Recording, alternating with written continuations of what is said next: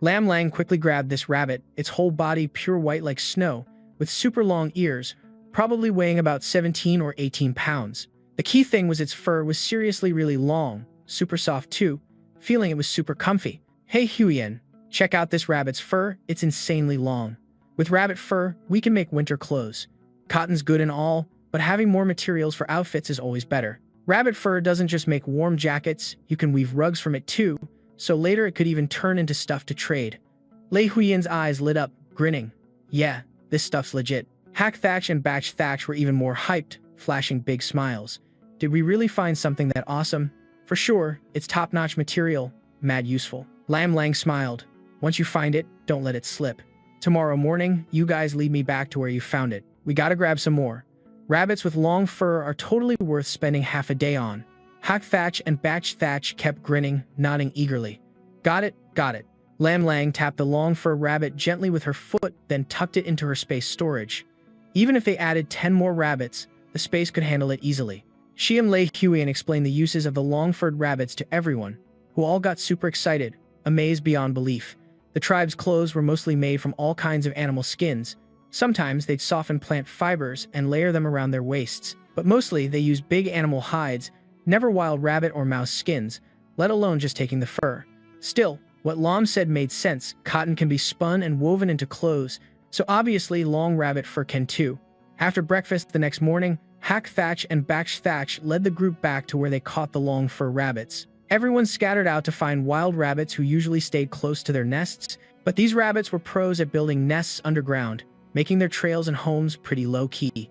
This stealth was only sorta tight though, because time and energy for hunting were super precious. No one wanted to obsess over catching every tiny wild rabbit or digging up their nests for real. Still, if you tried hard, you could find them. Sure enough, after just half a day within about 6 or 7 miles, everyone scored some wild rabbit burrows.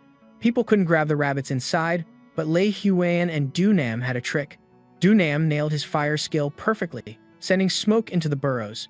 Rabbits caught in the smoke didn't even get a chance to dash before Lei Huyen trapped them. Real traps Hack Thatch, Back Thatch, and Fan Thur immediately dashed in, relentless, grabbing them with everything, tying up their legs and handing them over to Lam Lang to stash in the space storage. The whole process flowed smooth like flowing water and drifting clouds. TNT at first didn't get what they were up to, acting all noble and cool, walking next to them, watching calmly. Then after a bit, it clicked. After that, Tian jumped in to help. Being a spirit animal born from a powered fighter, its benefits went both ways. It helped Lei Huyen and was a win for Tian too. Its senses were way sharper than normal animals. No wild rabbit move could slip past its keen ears. With Tian's help, the crew moved smooth and unstoppable. In the end, tallying up, they caught a total of 42 rabbits big and small, plus the one from yesterday made 43 in all mostly pure white, with 12 gray ones and 7 mixed color ones. Lam Lang stroked the long, soft fur of a long fur rabbit, totally satisfied. With fur that long, once stored and spun into thread, it'd yield a decent amount. And mixed with cotton, they could try weaving something cool. After tying up all the long fur rabbits, she stored them into space. As she activated her energy, the space instantly expanded again, leveling up from over 40 square meters with a height over 4 meters, doubling to a roomy 80 square meters, 8 meters tall. Lam Lang was beyond hyped, sharing the awesome news with everyone. Man, this is like a dream. Someone just gifted us a pillow. Traveling just got way easier. Right away, she gathered everyone into the space, and Lei Huyen insisted on riding Tian with her. At Tian's speed, if they pushed a bit tonight, even if they didn't get home before dark, they'd be back shortly after nightfall. Tian never let anyone down. Sure enough, just as darkness fell, they arrived home. Tian let out a roar, making Tung Fong, Don, and the others rush out from the big yard. Everyone was stoked seeing them back, lighting 2 more oil lamps, and the room instantly brightened. They cooked rice, stewed soups, boiled water, hustling and laughing non-stop. Life finally had some serious purpose. The vegetable oil stored in her space could also be used for lighting, and once they harvested another big batch of peanuts and soybeans, they could press more oil. No worries about running out, no guilt in using it. But of course, the hottest topic was still salt making. When asked, their voices shook a little, unsure but hopeful. So, what's the deal? Did you guys really make salt? For real? Before they could finish, Ko and the others excitedly nodded, all eager to spill the tea. Totally real. I cooked the salt myself. Yeah, It's crazy legit. I made salt too. They brought back big baskets, saying their batches of salt were enough to last through several winters. Those who stayed behind jumped up and down, hyped beyond words, cheering and admiring, wishing they could have gone too, just to make their own pot of salt by hand. Lam Lang smiled bright as a sunflower, calming everyone down. Don't stress, trust me, everyone's gonna get their chance. One wild night of hype later, next morning they built a big rabbit pen to raise the 43 long fur rabbits. The long fur rabbits already had crazy long fur, so they had to shave it before putting them in the pen. The scale of raising them grew a bit bigger. Those who accepted the idea of farming smiled, feeling a bit more at ease inside. Dai Mao and Tiu Mao were super happy, treating the new long fur rabbits like royalty, thinking it totally justified to prepare some nice grub to welcome them. Ben picked tons of vines, feeling a bit more chill inside too. Big Mao and Little Mao were hyped, totally digging the new long-haired bunnies showing up, thinking it was worth hooking them up with some tasty snacks to welcome them. Ben grabbed a bunch of vines, feeding them fresh, young, sweet potato vines. The long-haired bunnies looked kinda down after their fur got trimmed, keeping their heads rubbed up against me like they weren't used to it. But once they got a taste of those sweet potato vines, boom, they were hyped up, ears perked, chomping away with their little tri-flat mouths. Seriously, they looked super happy and stuffed. Big Mao and Little Mao were grinning like crazy. All right, they're definitely getting used to it. For sure, those sweet potato vines are bomb. Gotta feed a couple dozen more mouths though. Besides feeling stoked, Big Mao and Little Mao were a bit worried about running low on food. Sis Lamb, let's grow way more sweet potato vines, yeah? Totally. I'm thinking at least 2 or, 3 acres. Lam Lang laughed. Cool. Then my hubby can call Fan to get some spiky fruit, and the crew can help out. 3 acres won't take more than half a day. Never a shortage of anything, right? We got tons of land. Duh, we can plant whatever we want. Not just sweet potatoes. Once the weather cools a bit, not this hot crap. We'll grow Napa cabbage, bok choy, all sorts of greens. We can squeeze in like 2 harvests before winter hits. Your space is upgraded now. No worries about space to stash stuff. In a few days, we're gonna hit the tribe bazaar for trading. But those wild tribes don't like dealing much with outsiders. They only let certain people trade Lam Lang Lehayan along with Tung Fom and Dang. Same 4 are going again. Let's plan a bit besides bringing salt. Maybe grab some big clay pots and see if they want to trade. But let's hold off on showing all our good stuff for now. Gotta keep the good stuff on the down low. Before we head out, Lam Lang wants to fix up her space. She's got a plan. The area is over 80 square meters, but the ceiling's like 8 meters high. It's basically like a house, but can't do any farming or ranching here. No magic springs either, it's only for storage. The cool thing is you can keep alive creatures here too. So she figured, since it's like a house, why not turn it into a 2-story crib? Otherwise, that huge space is just wasted, right? She talked it over with Lei Huiyan, who thought it was worth a shot. Lam Lang closed her eyes, zoning in, imagining splitting the space into 2 floors in her head. No luck, so she jumped inside the space and tried the mental visualization again. Still nothing. She even dragged La Huiyan into it, but no dice. Feeling bummed, Lam Lang threw her arms out. No guidebook or anything. This guesswork is way too tough, especially when the ceiling's this tall and we're not splitting it up to maximize space. That's just low-key frustrating. La Huiyan thought hard, then suddenly had an idea. Maybe you're missing materials? How about bringing in some proper building stuff to try? Lam Lang's eyes lit up. Right, how'd I forget that? To build a house, you obviously need materials first, but honestly, it kinda sucks. Why even have this space if we gotta do everything ourselves? She decided to give it another go, dragging La Huiyan and Qian into the forest. Li Haiyan used his saw to chop down 2 massive pine trees that were way too big to hug, stripped the bark, cut off branches, and sliced the trunks into pieces over 4 meters long. Lam Lang piled them all into the space, sat cross-legged with her eyes closed, focusing her mind to control and activate the space. Her body quivered slightly and a smile curled on her lips. We actually did it. Lei Haiyan saw it and smiled back, standing by relaxed. Looks like it worked. At that moment inside Lam Lang's space, a transformation was taking place. The pile of wood she'd stacked began shifting silently under her mental power, turning into neat columns and planks. Before long, the second floor in the space was built. Lam Lang kept both floors' heights around 4 meters each. Once done dividing the floors, she added a staircase with handrails against the wall. The second floor was split into 4 rooms, each about 20 square meters. Then materials ran out and Lam Lang had to pause. Eyes still closed, she happily tugged Lei Huiyan to go chop more wood. We need more timber. Let's cut down 2 more big trees. Wait, 3 would be better. Lei Huiyan laughed while working. This time it's for real. Lam Lang nodded, beaming. Once it's done, I'll show you inside. Sounds good. Steel saw blades ready. Kite and knife joined in. Soon, 3 massive trees were down. Lam Lang repeated the process while Lei Huiyan and Qian Qian stood guard nearby. For the 4 rooms upstairs, Lam Lang planned to make one the bedroom for her and Le Huiyan. Yeah, the bedroom needs a bed, bedside table, wardrobe, desk, vanity. So if we crash here, it'll still be comfy. If the space keeps expanding, we can add living room, study, treasure room. The other 3 rooms will have built-in closets on 2 opposite walls reaching the ceiling for storage. When I tuck in, I can use mental power to manage stuff, so tall closets won't be a pain. The first floor will just have a big wooden rack against the wall since it usually stores wood and stone.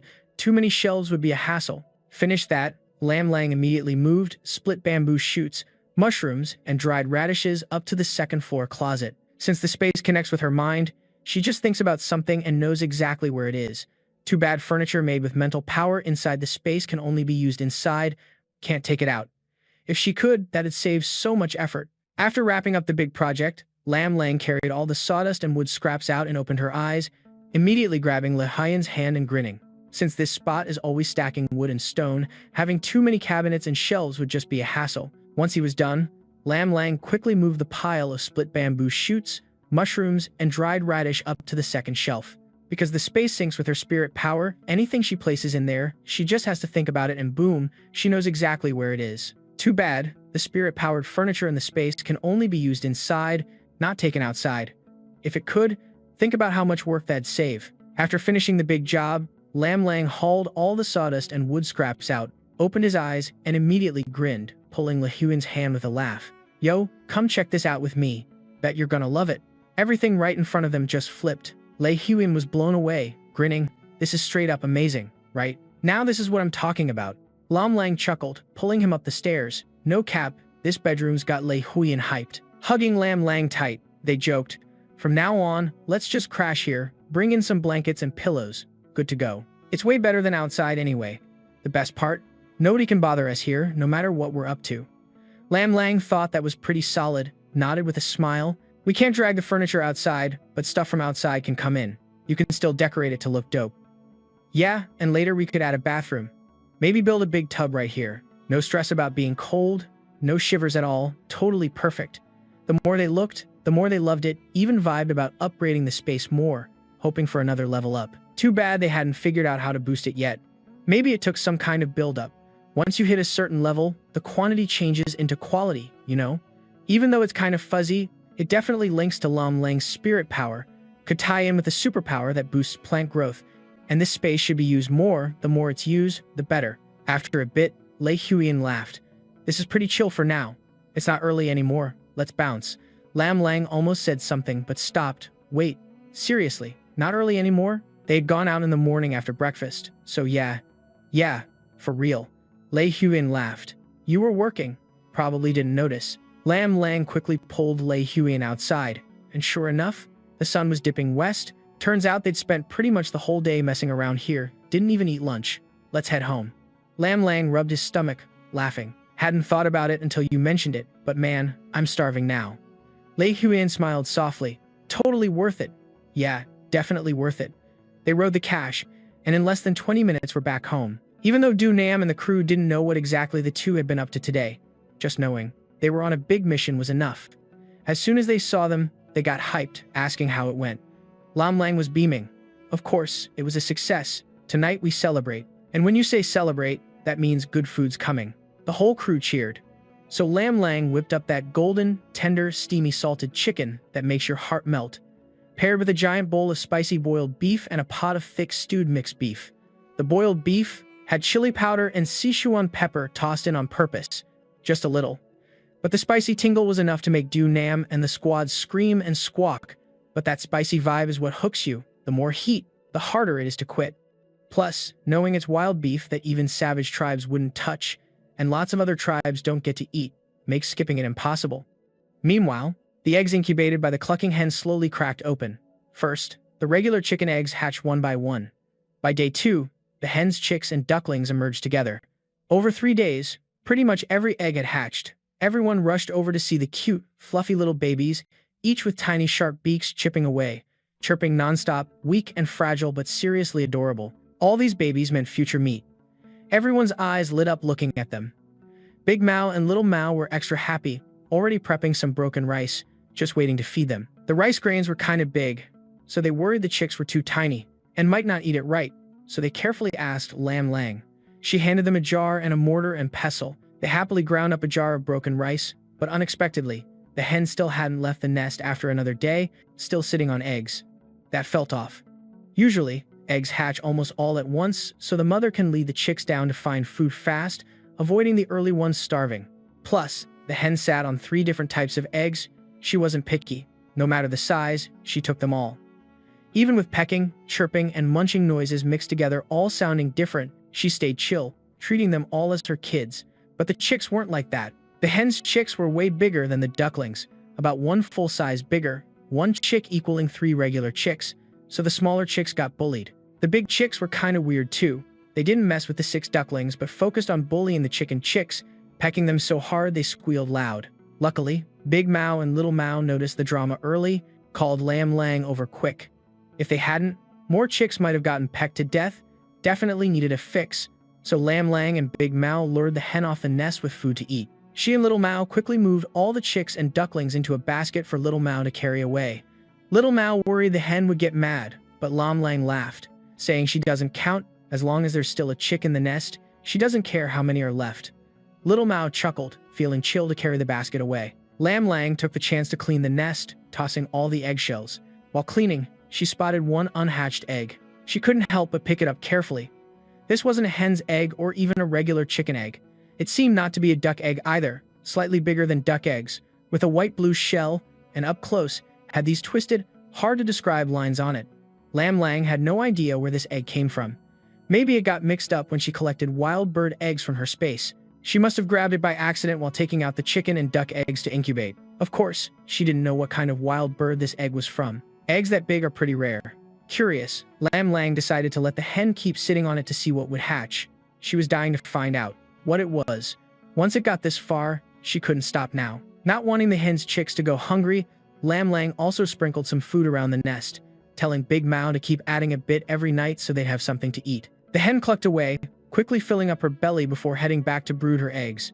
Her little chicks happily munched away, too. When they saw their mom coming back, each of them let out a soft, baby cluck, flapping their tiny wings as they dashed back to the nest, snuggling under her belly. They were so cute and well-behaved it softened even Lam Lang's gaze. Who would have guessed these little dudes were actually tough troublemakers, bullying other chicks like pros?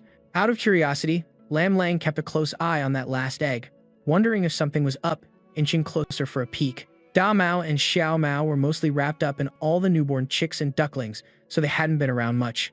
The chicks and ducklings were kept in the yard, tucked inside a tall, round basket about a yard high, lined with a soft layer of straw. They were super tiny and delicate. Lam Lang figured it'd be smart to keep them in the basket for about 5 or 6 days first. After that, they could be let loose to roam the yard. Even if they pecked at some veggie leaves, no biggie. They were way too small to get into trouble. Once they grew to about the size of a fist, she'd see if they could hang with the hens.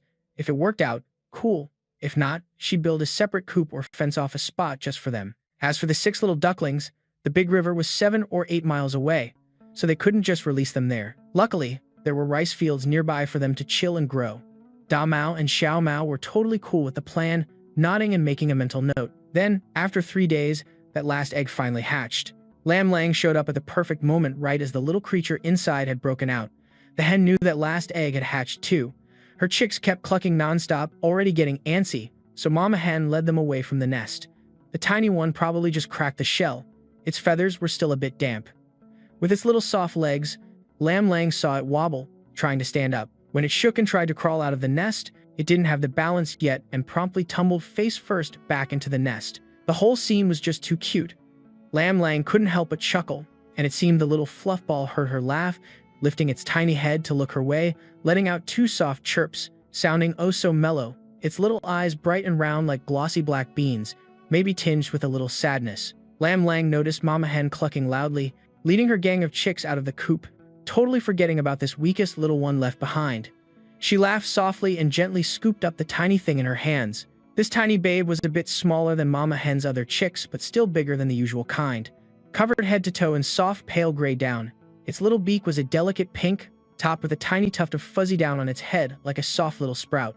It had just hatched and couldn't crawl out on its own, yet that made total sense. Lam Lang carefully lifted it, quickening her pace to catch up to Mama Hen, softly setting the little one down in front of the flock and sweetly saying, "Come on, let's go." But the tiny chick had zero interest in following Mama Hen or its siblings. Instead, it turned around, wobbling unsteadily as it clung to Lam Lang, stepping with a trembling gait, softly calling out, "Chirp, chirp, chirp, chirp." A fluffy ball of fuzz, eyes wide and shiny like two sparkling black beans, looking at her with pure innocent trust, calling out while trailing after her. Who could resist this kind of cuteness? Lam Lang sure couldn't, her heart melting like wax dripping down. "Oh my god, baby, you're mine now. Gotta follow your mom. Don't follow me. Come on, let's go." She bent down, reaching out to stroke the soft fluff and planned to put it back with the flock. But the instant her hand touched that soft downy body, the little creature burrowed its head into her palm, snuggling and chirping joyfully. Chirp, chirp, chirp, chirp, like it was playfully teasing her, making Lam Lang feel like fireworks were exploding inside her chest. Her heart blossomed like 1,000 soft flowers. She couldn't resist its adorable charm, not caring one bit about Mama Hen anymore. After all, Mama Hen already had a whole bunch of chicks, missing one wouldn't matter. Lam Lang gently cradled the little fluff ball in her hand, smiling warmly and saying, "Sweetie, if your mom doesn't want you, I'll take care of you from now on." The little fluff ball looked up at her with glossy, teary eyes. Chirp, chirp, it was soft and obedient. Lam Lang giggled softly, feeling her mood lift big time. "All right, baby, I'm gonna name you. How about Chip Chirp? Chip Chirp sounds cute, right? Haha, that's a done deal." She laughed even more happily. After bringing Chip Chirp home, Lam Lang told Da Mao and Xiao Mao that the last egg had finally hatched. Mama Hen had already let her dozen chicks out to forage, so it was cool to feed them now. Da Mao and Xiao Mao were stoked. "Ah, finally hatched. We're heading over right now." They both glanced at Chip Chirp in Lam Lang's hand. This little thing was seriously adorable. Those big, shiny eyes made anyone's heart go soft. Lam Lang felt like a proud mama showing off her baby, gently stroking the soft feathers. This was the last chick to hatch, really connected with her, so she decided to raise it herself, and she named it Chip Chirp. How's that sound? Da Mao and Xiao Mao nodded nonstop, a bit jealous. So cute. You can tell just by looking, it's super sharp. Those words made Lam Lang beam with satisfaction and laughter. Ha ha. Da Mao and Xiao Mao checked out Chip Chirp a bit longer, then turned to tend the big gang of chicks Mama Hen had. Suddenly, Da Mao asked, "Hey Lam, do you want us to return the chicks we've been raising?" His voice sounded reluctant. Lam Lang laughed. "No need, just take good care of them. Even if you bring them back, Mama Hen probably won't take them in anymore. Birds are like that if they hatch their own baby. No matter how it looks, they accept it. But once it's taken away, bringing it back won't work. Don't even say it's not her own chick. Even its own kid wouldn't take it back." Big Mao and Lil Mao heard that and got super hyped. "All right, for sure, Sis Lam, no worries. I got this, we'll take real good care of those little chicks and ducklings." The two grabbed the jar of leftover rice, packed up some chopped fish and shrimp, all happy and bouncing as they ran off. Mom Hen was healthy as heck, easy to raise, leading her brood to scratch around the grassy patch for food. The chicks were hopping all over, constantly clucking, their tiny feet digging the dirt hard, way stronger than usual chicks. Big Mao and Lil Mao grinned ear to ear, glad to see them thriving.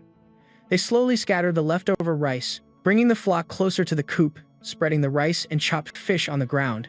Normally, food was put in 2 long wooden troughs, cleaned regularly, and all. But the chicks were still too little. The troughs were too deep for them to reach unless they jumped in completely. So the food had to be laid right on the ground. The chicks had to eat plenty and well to grow fast, and the mom who just finished brooding needed extra fuel to bounce back. The two brothers saw their food was gobbled up happily, both chicks and mom making joyful clucking sounds, and they couldn't help but crack up, feeling super satisfied. Chick was all excited, scurrying behind Lam Lang, its tiny head curious as it looked all around, its little beak never stopping, constantly chirping, chick, chick, chick, chick. This little one was seriously impressive. Just an hour earlier it was trembling, stuck in the nest, now it was darting after Lam Lang everywhere. Lam Lang was proud as heck, even bragging to Lei Huoyan. Lei Huoyan wasn't that interested in the fluffy little thing, but hey, if she liked it, they'd keep it. Dunam and the others trickled back, all curious about the tiny fluff following Lam Lang, wondering out loud. Everyone felt this fluff wasn't just some ordinary critter otherwise. How did it catch the tribe leader's eye? It might be small now, but there's no way it'll be average when it grows up, so folks couldn't stop praising Chick Chick. Their gazes were sprinkled with respect. This was definitely something extraordinary in the making. Chick Chick stuck to Lam Lang like shadow, barely leaving her side. Even at dinner time, it was glued to her feet. Lam Lang grabbed some rice, tore tiny bits of meat to feed it. The little fluff ate happily, then looked up and chirped back, so she fed it some more. Lam Lang didn't even realize how much she fed Chick Chick or how a newborn, barely a day old, could chow down that much. At night, when it was time to sleep, Chick Chick still refused to leave Lam Lang's side. Worried it'd get cold, Lam Lang planned to let it sleep with the chicks and ducklings in the basket for warmth. But Chick Chick wasn't having it once put down. It flapped its tiny, downy wings, chirping nonstop in a pitiful tone, sounding like it was crying because someone ditched it. After all, it was a kid she'd raised herself, and Lam Lang was soft-hearted toward her own little one. No way could she stand this. So she scooped Chick Chick right out of the basket. Honestly, even if she hadn't grabbed it, Chick Chick had enough strength now to just hop out on its own. What a clingy little thing. Oh man. Lam Lang cradled it in her palm, lightly poked its fuzzy head with her finger, laughing helplessly, then turned to Lei Huiyan, saying, "Maybe no?" Lei Huiyan didn't even hesitate to shut that down. The bedroom was just for him and his wife. No third wheels allowed, not even a tiny fluff ball.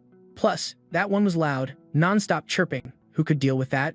Any guy chilling with his girl at night, even if just chilling, wants some privacy. But when you try to get close and all you hear is non-stop chirping, no way, can't indulge that. Lei Huiyan added a sarcastic jab.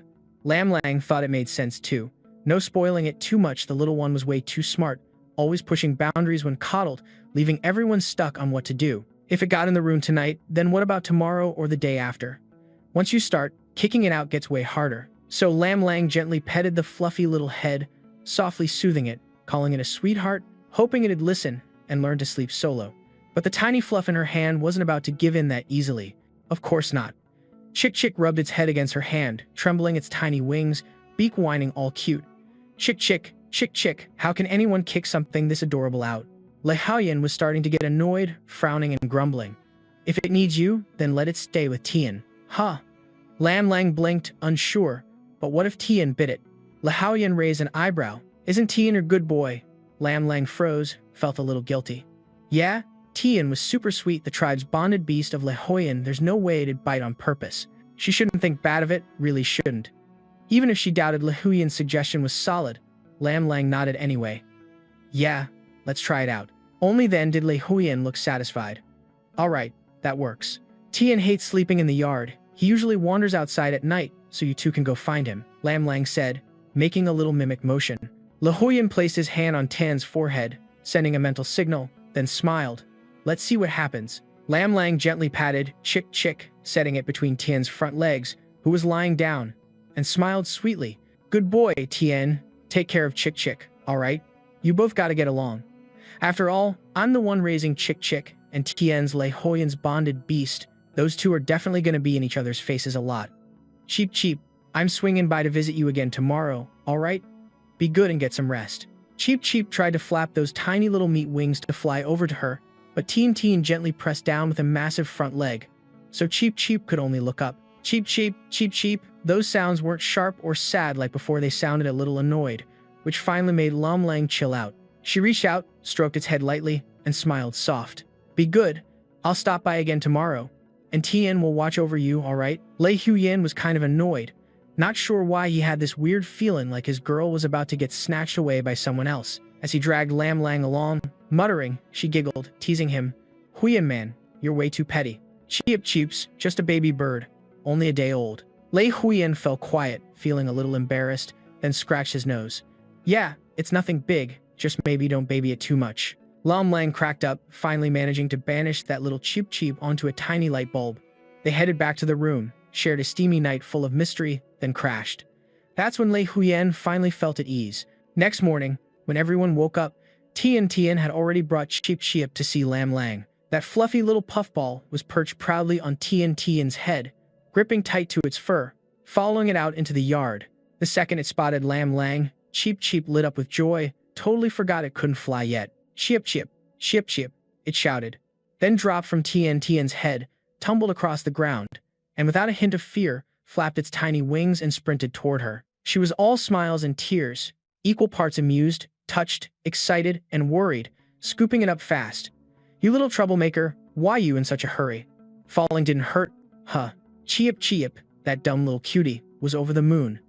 Eyes sparkling with pure excitement, not the slightest bit hurt. Lei Huan stood off to the side, watching Cheep Cheep then Tian, feeling kinda weird inside. His spirit buddy couldn't even calm down a small bird. Look, Lam Lang even bragged. Huyan, isn't Cheep Cheep just adorable? Lei Huan gave a wry chuckle. Yeah, super cute. Right then, Du Nam and Fan Lai caught sight of the scene, froze in place, then dashed over all at once. Sis Lam, bro Huan. Lei Huan raised an eyebrow. What's up? Fan Lai swallowed hard, stuttering. So, what the heck kind of bird is this Cheep Cheep? Like, really? Lam Lang loved Cheep Cheep but wasn't blind to reality. Teased it a bit and then put it down.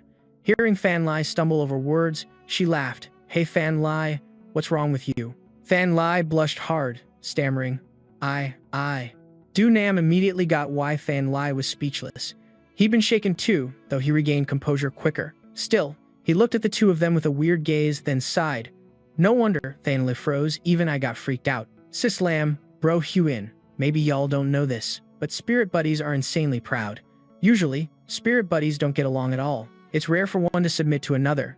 Meeting without throwing down is hella rare. Even same tribe spirit buddies, which are super rare themselves, hardly chill. But Tian lets Cheep Cheep chill right on its head. That's straight up wild. Yeah, Fan Lai nodded hard. Props to Sis Lam and bro Huan. Didn't expect your spirit buddies to be anything but usual. Lam Lang and Lei Huan looked at each other, both kinda confused now. Lei Huan asked quick. Alang, don't you feel anything special about Cheep Cheep? Lam Lang thought a bit, then shook her head. Honestly, nah.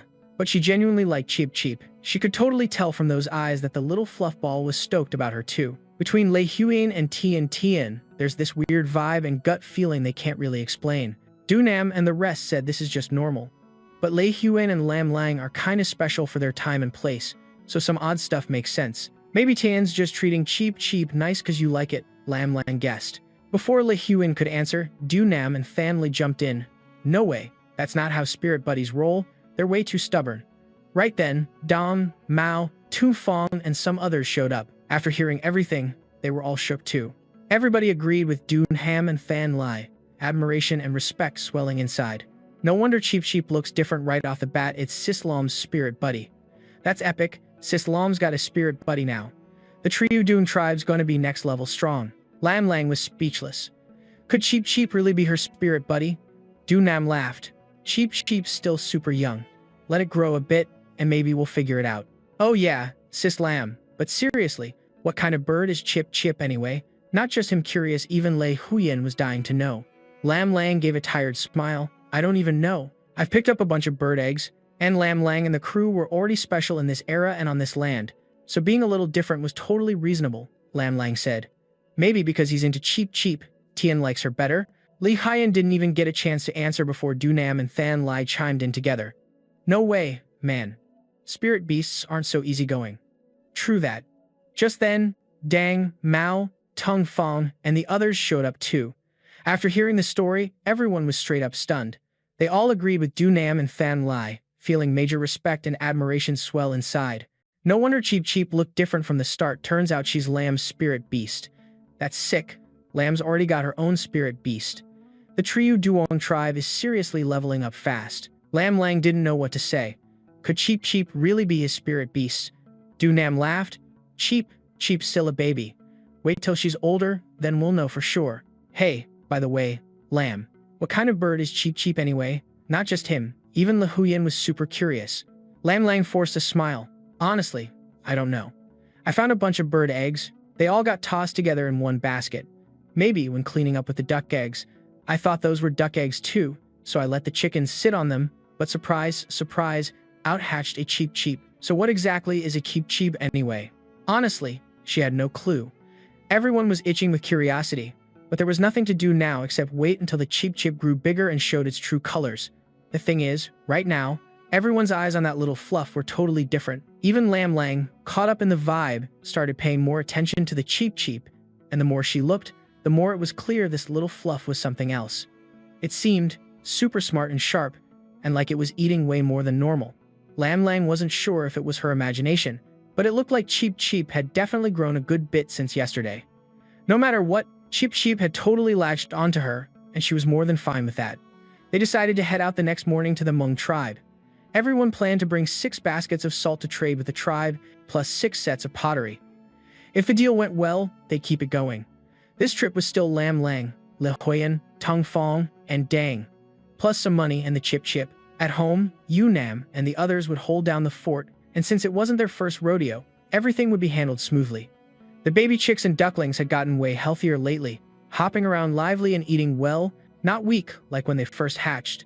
Lam Lang gave a few pointers and felt relieved. The 2 yarn spinning frames were done, so folks at home could start spinning from rabbit fur, and by the time they got back, they could try making a weaving machine. When their next cotton harvest came in bigger, the spinning and weaving work was going to get even busier. Plus, the wet rice was nearly ready to harvest. Da Mao and Tu Mao had some news for Lam Lang. One broody hen seemed ready to sit on eggs but didn't have enough yet and was asking if they could give her more eggs. The 2 boys' eyes sparkled. Sis Lam, hey Sis Lam, how about we look for another egg like Cheep Cheep's? It might stand on the backs of bio-ability warriors' fellow beasts.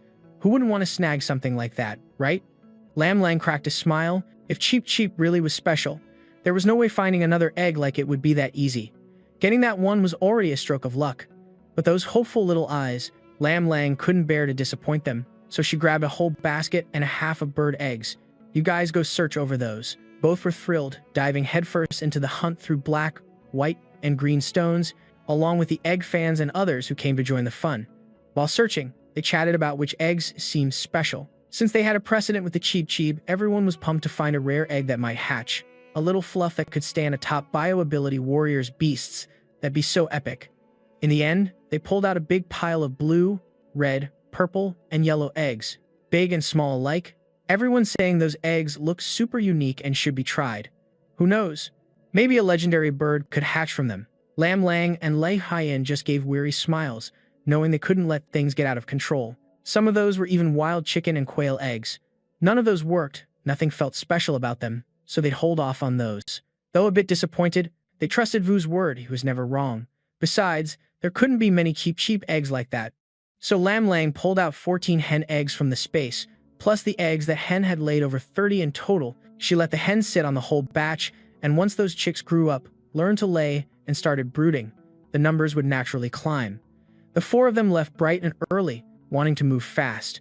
Since Lam Lang knew the route, they didn't need Tung Fong and Dang guiding them, so she just popped those 2 into the space. The main reason they still brought them was to keep the chatty vibe going. The Hmong tribe was strong, and the more people from the Triu Duong tribe who had ties there, the better. The Hmong tribe didn't allow anyone who'd never been before, so bringing those 2 along was chill. Since the space was newly upgraded and Lam Lang worried they might get lost or not know where to chill, Le Haiyan also stepped in with them. At first, they planned to let Cheep Cheep in too, but the little fluff refused, kept chirping non-stop and rubbing against Lam Lang, so she just let Cheep Cheep ride on Tien for the trip. The little fire critter cuddled up tight in her arms, claws gripping Tien's fur, eyes twinkling with energy as it called the Cheep Cheep happily, acting all cute and chill. Inside the space, Le Haiyan led the 2 upstairs into a storage room, and the 3 all sat on the floor. Of course, Lam Lang and Le Huiyan's bedroom was absolutely off-limits to outsiders. The space was super clean and comfy, just sitting on the floor was cool. If anything went sideways, Lam Lang just had to think about it, and she could wipe everything dirty out of the space in a snap. Tung Fong and Dang were dumbfounded the moment they stepped in. The place was way bigger and even taller, plus tons of big cabinets. Whoa, it's got 2 floors now. Going up with Lei Huyan, entering the storage room, they were even more shocked. Each step felt deeper and more surreal, their minds all over the place. Lam's sister was seriously powerful, and her space could morph like this? That was just insane. Judging by how things looked, it'd probably keep evolving. How it changed next was anyone's guess. No doubt, that was the Triu Duong tribe's work. Le Huyan just gave the rundown to the 2, reminding them that they couldn't enter again after the afternoon. More than that, he felt even more like sticking close to Lam Lang. With Tien along, their travel speed was nearly 3 times faster. Before, the trip took over half a month, and in the afternoon, she's not allowed back in. Compared to that, she wants to hang with Lam Lang even more. With Tien tagging along, they travel nearly 3 times faster. Before, it took over half a month, now it only takes 4.5 days to get there. They took the same old route to the Mang tribe. When the warriors guarding the valley entrance caught sight of them, they asked what their deal was before someone went to report it. It didn't take long before Bak and Dong showed up with a few tribe members, hyped to greet them. Seeing Qian right there, every Mang tribe's person was straight up, wide-eyed and jaw-dropped. Bak himself was both amazed and impressed. Beast buddies really are some next-level allies. Lihayan smirked softly and said, "That's Qian, and yeah, he's seriously something else." Everyone burst out laughing, super chill vibes. The Mang tribe's attitude toward Lei Huiyan and Lam Lang shifted, naturally becoming a bit more respectful and friendly. Any tribe with beast buddies is not one to mess with. Even if they're not top dogs yet, they're gonna level up fast for sure. Especially since Lei Huiyan's beast buddy is a cheetah one, insanely fierce predator. When it bonds with a power warrior, it just gets even deadlier. The tribe always shows mad respect to the strong. They've never looked down on anyone. As for the little chirp clinging to Qian's head, the Mang tribe was just as stunned as Yunam and Thon Lai when they first saw it. Like, can beast buddies really get along this tight? Plus, Chirp is way weaker compared to Qian. Qian, how is it casually chillin' on top like it owns the place? Normally, Qian would have tuned it to meat patties in no time. That means Qian's no average Joe. So Bak Hyukai straight up asked, "Yo, what kind of fierce bird is Chirp exactly? It looks all fluffy and soft now, but it's gotta grow up to be a savage predator, right? For real, it's gotta be a beast buddy too. Mad props for that." Lam Lang had no clue but kept hoping. Since the Mang tribe lived deep in the Thuong Sun Mountains surrounded by birds and beasts, maybe they could spot Chirp's origins. But if a power warrior like Bak didn't know, odds were no one else would. Upon hearing that, Bak and the others got even more hyped. If no one could ID it, it's definitely some next-level creature. Yo, Chief Vu Lam, if you ever figure out what kind of fierce bird Chirp is, you gotta let us know. We want to expand our knowledge. For sure, if we find out, we'll spill the tea to everyone. Haha, while chatting, they headed up the mountain. Bak took Le Huyen and Lam Lang to meet Chief Vu and the Mang tribe's hunting captain. Meanwhile, Dong and the others strolled around the tribe with Tung Fong and Dang. The Mang tribe's productivity was on point. Last time, they promised to make stone tools and weapons, and the tribe's artisans nailed it all. After tallying everything, Lam Lang and Li Haiyan sealed the deal from before. But the big bosses from the Mang tribe clearly wanted to see Lam Lang and Lei Huiyan this time for salt. The salt trade with them was straight up profitable. Even though the odds seemed slim, Lam Lang and Lei Huiyan showed up nearly 10 days early, making them think twice. Did they seriously find salt? The Mang tribe's big chief didn't beat around the bush. "Big Chief Le Vu Lam here. You guys got salt left to trade with us?" Lam Lang and Lei Huiyan exchanged smirks. "If there is, we wonder what other stuff besides stone tools the Mang tribe might want to trade with us." Everyone's eyes lit up and spirits soared, so they really did find salt. Bak, being closer with them, couldn't help but ask straight up, "Yo, you really found salt?" Honestly, nothing to hide here. Lam Lang and Lei Huiyan didn't believe the Salt tribe could keep acting all high and mighty forever. The Salt tribe's elders might have pulled off some stuff, but they've gone way too cocky. There's always a limit, and pride bites back. Lam Lang got pretty annoyed on their last visit to the Salt tribe. How long could other tribes just sit back and tolerate that? Not all, but bigger tribes would find other paths, and someone's bound to hunt down salt sooner or later. Lihayan nodded firmly with a grin. "Yeah, we got lucky and found a spot where we can mine salt." The Mang tribe folks breathed a relieved breath and got even more pumped. Awesome, seriously awesome. So salt ain't just the Salt tribe's game anymore. Finally, breaking their monopoly means no more getting looked down on by them. For sure, that's a huge win. In no time, all the Mang tribe's gazes at Lam Lang and Lei Huiyan heated up with excitement. Another hunting captain named Mok chimed in. "We got all kinds of game: wild boars, deer, antelopes, goats, even horned beasts. Chief Vu Lam, you've got that storage power, right? We can trade you tons of game." Lei Huiyan and Lam Lang shared smiles. Vu glanced at Mok and calmly replied, "We actually don't need game. We found this incredible herb that, when mashed and applied on wounds, stops bleeding fast and heals scars quick. We haven't even told the Salt tribe about this." Mok's a beast in battle and a sharp hunter with razor-sharp spear throws, but a bit blunt in chit-chat. The Tai Duong tribe has Chief Lei, a power warrior, and they ain't ever short on game. Vu Lam's got that storage space, backing him up with Lei and the tribe. Every hunt they go on brings back a jackpot of animals, no sweat. We got tons of game like wild boars, deer, goats, even some curved horned beasts. Vu Lam, you got that psychic ability to store words, right? Then maybe we can swap more hunting stuff. Lei Huiyan smiled. Lam Lang grinned too. Vu from the tribe glanced at Mok and casually said, "No need for game. We found some dope medicinal herbs that if someone's bleeding, just crush and apply to the wound. It stops blood fast and helps scars heal quicker. We haven't even told the Salt tribe about this good stuff yet. Mock's a beast in combat, mad, experienced in hunting, and super sharp with his spear throws, but he's kind of blunt when chatting. The Triu Duong tribe's got a big boss leader, a mighty psychic warrior, so no worries about not catching game. Vu Lam's got his personal space to stash things, working with Commander Lei and the tribe squad. Every hunt brings back tons of fresh kills.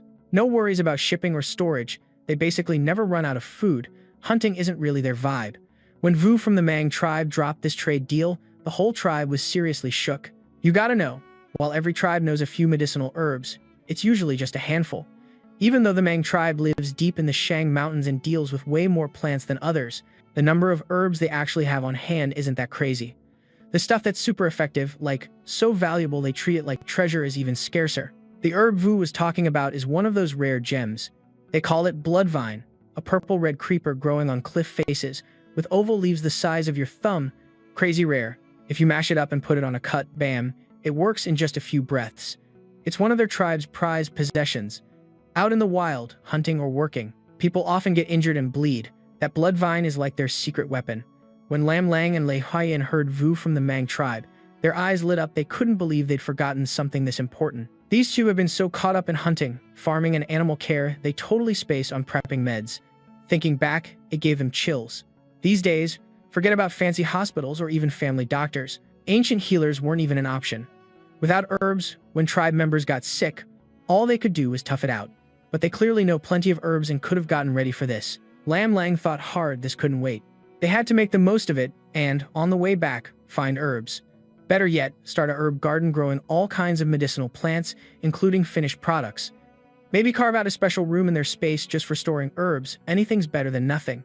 When it comes to herbs, usually the tribe's shaman handles that. So, naturally, Lam Lang looked up at the Mang tribe's Vu and flashed a grin. That's awesome because our Chiu Duong tribe seriously lacks medicines. Can the Mang tribe hook us up with some?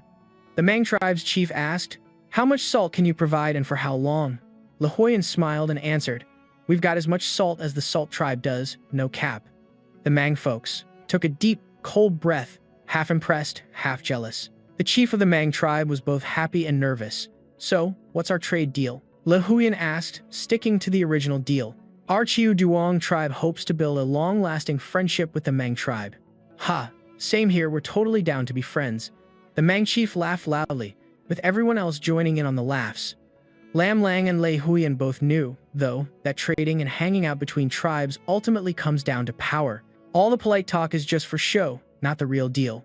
Right now is when you've got to prove you've got what it takes. Actually, the Chief Vu and the three Mang hunting captains are pretty honest compared to all the shady, low-life creeps roaming the end times. At least if you've actually got the goods, they'll trade fair and square. So Lam Lang pulled out all 6 baskets of table salt they packed for this trip. Snow-white salt packed tight, each basket overflowing. One basket weighed about more than 100 pounds, 6 baskets combined to almost 700 pounds. That bright white salt totally knocked the Mang tribe's socks off. "No way, is this really salt?" Vu from the Mang tribe jumped up, hyped beyond belief, and everyone else stood up too. Couldn't resist crowding around. Vu lightly flicked some salt from the top, tasted it, and his eyes instantly lit up with shock and joy. "Chief, this salt's not bitter at all. It's even better than the salt our Salt tribe has." The Mang chief didn't know what salt without bitterness tasted like, so he cautiously scooped some up too, and his eyes sparkled brighter than Vu's. Even happier. Seriously, 0 bitterness. "Way better than Salt tribe's salt. This is too much stuff. Haha." They exchanged a knowing look. With salt like this, who even cares about the Salt tribe's stuff? Especially since Salt tribe's trade terms are super harsh. Plus, Chiu Duong tribes got powered-up fighters who have beast buddies. The Mang's chief and Vu could immediately tell these weren't just basic folks. They realized the Salt tribe's glory days were numbered. Man, this is seriously the kind of deal that makes you want to lose it from excitement. The Mang chief and Vu were over the moon, generously showing that the Mang tribe is all in on a long-term friendship with Chiu Duong. This time, they could trade 6 kinds of herbs, including bloodvine. Besides just 1 basket of bloodvine, there was 1.5 baskets of the mind-soothing grass used for venom from bugs and snakes. The rest came in 2 baskets each. Each herb's uses would be clearly detailed. When they said this, the Mang chief Vu and the 3 hunting captains all looked like they were biting on metal. They were devastated deep down because these were the sacred healing herbs their tribe painstakingly gathered and never shared. These were their tribe's treasures. To bond with Chiu Duong tribe, they truly showed massive goodwill, which Lam Lang and Lei Huyen confirmed seeing the herbs in person. Big Chief Vu and the 3 hunting captains looked like they had a serious toothache. So bummed, since these healing herbs were hard-earned, ancient treasures of their tribe, never shared outside. They're real gems to the tribe. To build ties with the Chiu Duong tribe, they really showed mad respect when Lam Lang and Lei Huyen saw those herbs in person. Besides the tourniquet and this herb called heartleaf that no one's ever seen before, the other stuff, even though they go by different names, were all familiar to them. 7-leaf 1-branch flower, southern star, silver lotus from blue root. If these two had known earlier, they would have totally said no right from the start. Swapping that for weapons or farming tools would have been way better, right? They could have totally hunted down these herbs on their own. If it weren't for seeing the real regret in the wild tribe's eyes, they might have thought they just got played by some legendary BS artist. But then again, it makes sense after all. The wild tribe's knowledge is super limited in this era. For most tribes, these things are legit treasures. You could tell the wild tribes seriously wanted to connect with them. Plus, getting salt for them was no sweat at all. Even if they recognized the herbs, tracking each one down wouldn't be a walk in the park. All in all, it was a fair deal. So everyone was hyped to finalize the trade and work together. Then Lam Lang pulled out literally dozens of jars and pots, all shapes and sizes, asking if the wild tribe was down to trade. The wild tribe's big boss and crew lit up again. They knew how to make pottery too, but theirs were super basic, just cooking pots and basins. But the stuff Lam Lang showed off had all sorts of kinds: bottles, medium-sized containers, pots, stoves, bowls, plates, teapots, cups, jars, and even carved wooden pieces. Bach couldn't help but ask nonstop, "What's this? What's it for? This big thing? How do you even fire a ceramic piece this huge?" That water jar was taller than half a person, a total monster. The wild tribe and the lone tribe used the same pottery firing techniques, so it's impossible for them to make something that big. They did have big water containers almost that size, but those were stone jars, not ceramic. Carving a huge block of stone into a container like that is no joke. Only the big boss View and a few rare families had those big jars. They tried firing large ceramic jars before too, but no surprise, they always failed. Getting those from the Morning Sun tribe through trade would be awesome. Obviously, Lahayan and Lam Lang weren't about to spill how the big stuff was made. They needed to keep that secret for trade leverage. The wild tribe was super pumped too.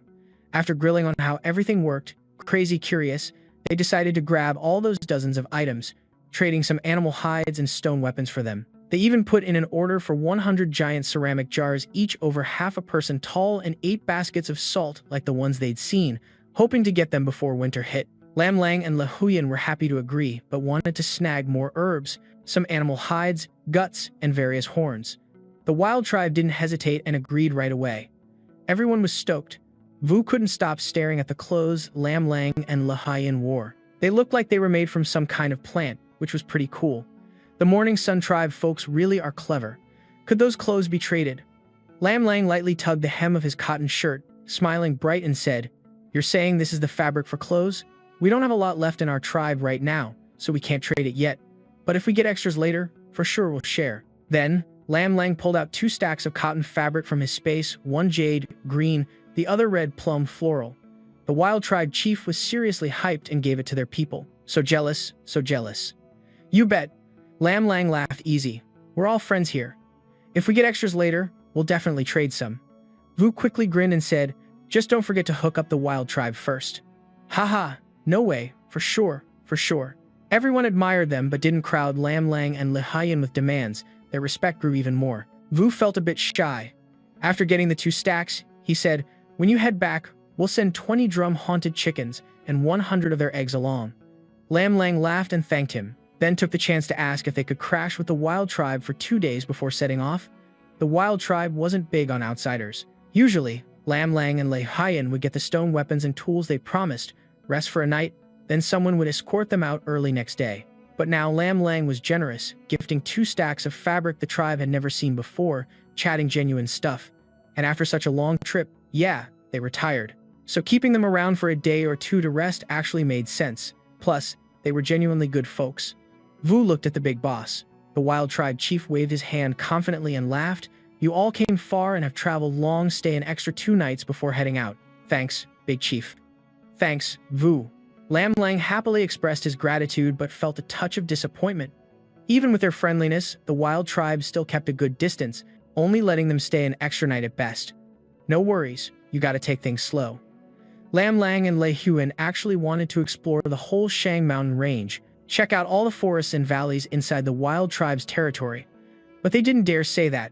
Saying so might have made the wild tribe flip, and who knows if they'd ever be welcome to mention it again. The wild tribe chief handed over their care to Bok and Kaklai, who immediately obeyed, respectfully inviting the pair to follow. Kaklai is the eldest son of the wild tribe's big boss. Besides Kaklai, the chief's got two daughters, Nam K and Nam Tuo. Lam Lang and Lei Huan hadn't met them yet. The chief personally assigning Kaklai to host means they were seriously respected guests. Besides Kaklai, the chief's got two daughters, Nam K and Nam Tuok, who Lam Lang and Lei Huan haven't met yet. The fact that the chief let Kaklai personally host them shows how much they're valued. By now, it's dark out, and ain't no way to roll anywhere. Bok told you to hit up Tung Fong and Dang, get him to come back, and invite him over to crash and have some grub. The four Lam Lang crew didn't even bat an eye, cause Bok's girl is like the head honcho's main daughter. Nam K stands tall and slim, with thick eyebrows, big eyes, and a vibe full of swagger. She's chill and open, too. Even though Nam K ain't some supernatural warrior, she's still one heck of a top-notch hunter in this savage tribe. Her fighting skills? Way better than most dudes in the village. She knew the Lam Lang folks were special guests, and went all out roasted the best fresh deer, simmered a big pot of wild meat stew, and even called up the whole tribe to turn up and eat together for a livelier scene. Lam Lang and the crew were pumped to hang and vibe with more folks from the savage tribe, just what they wanted. Too bad they didn't have any booze yet.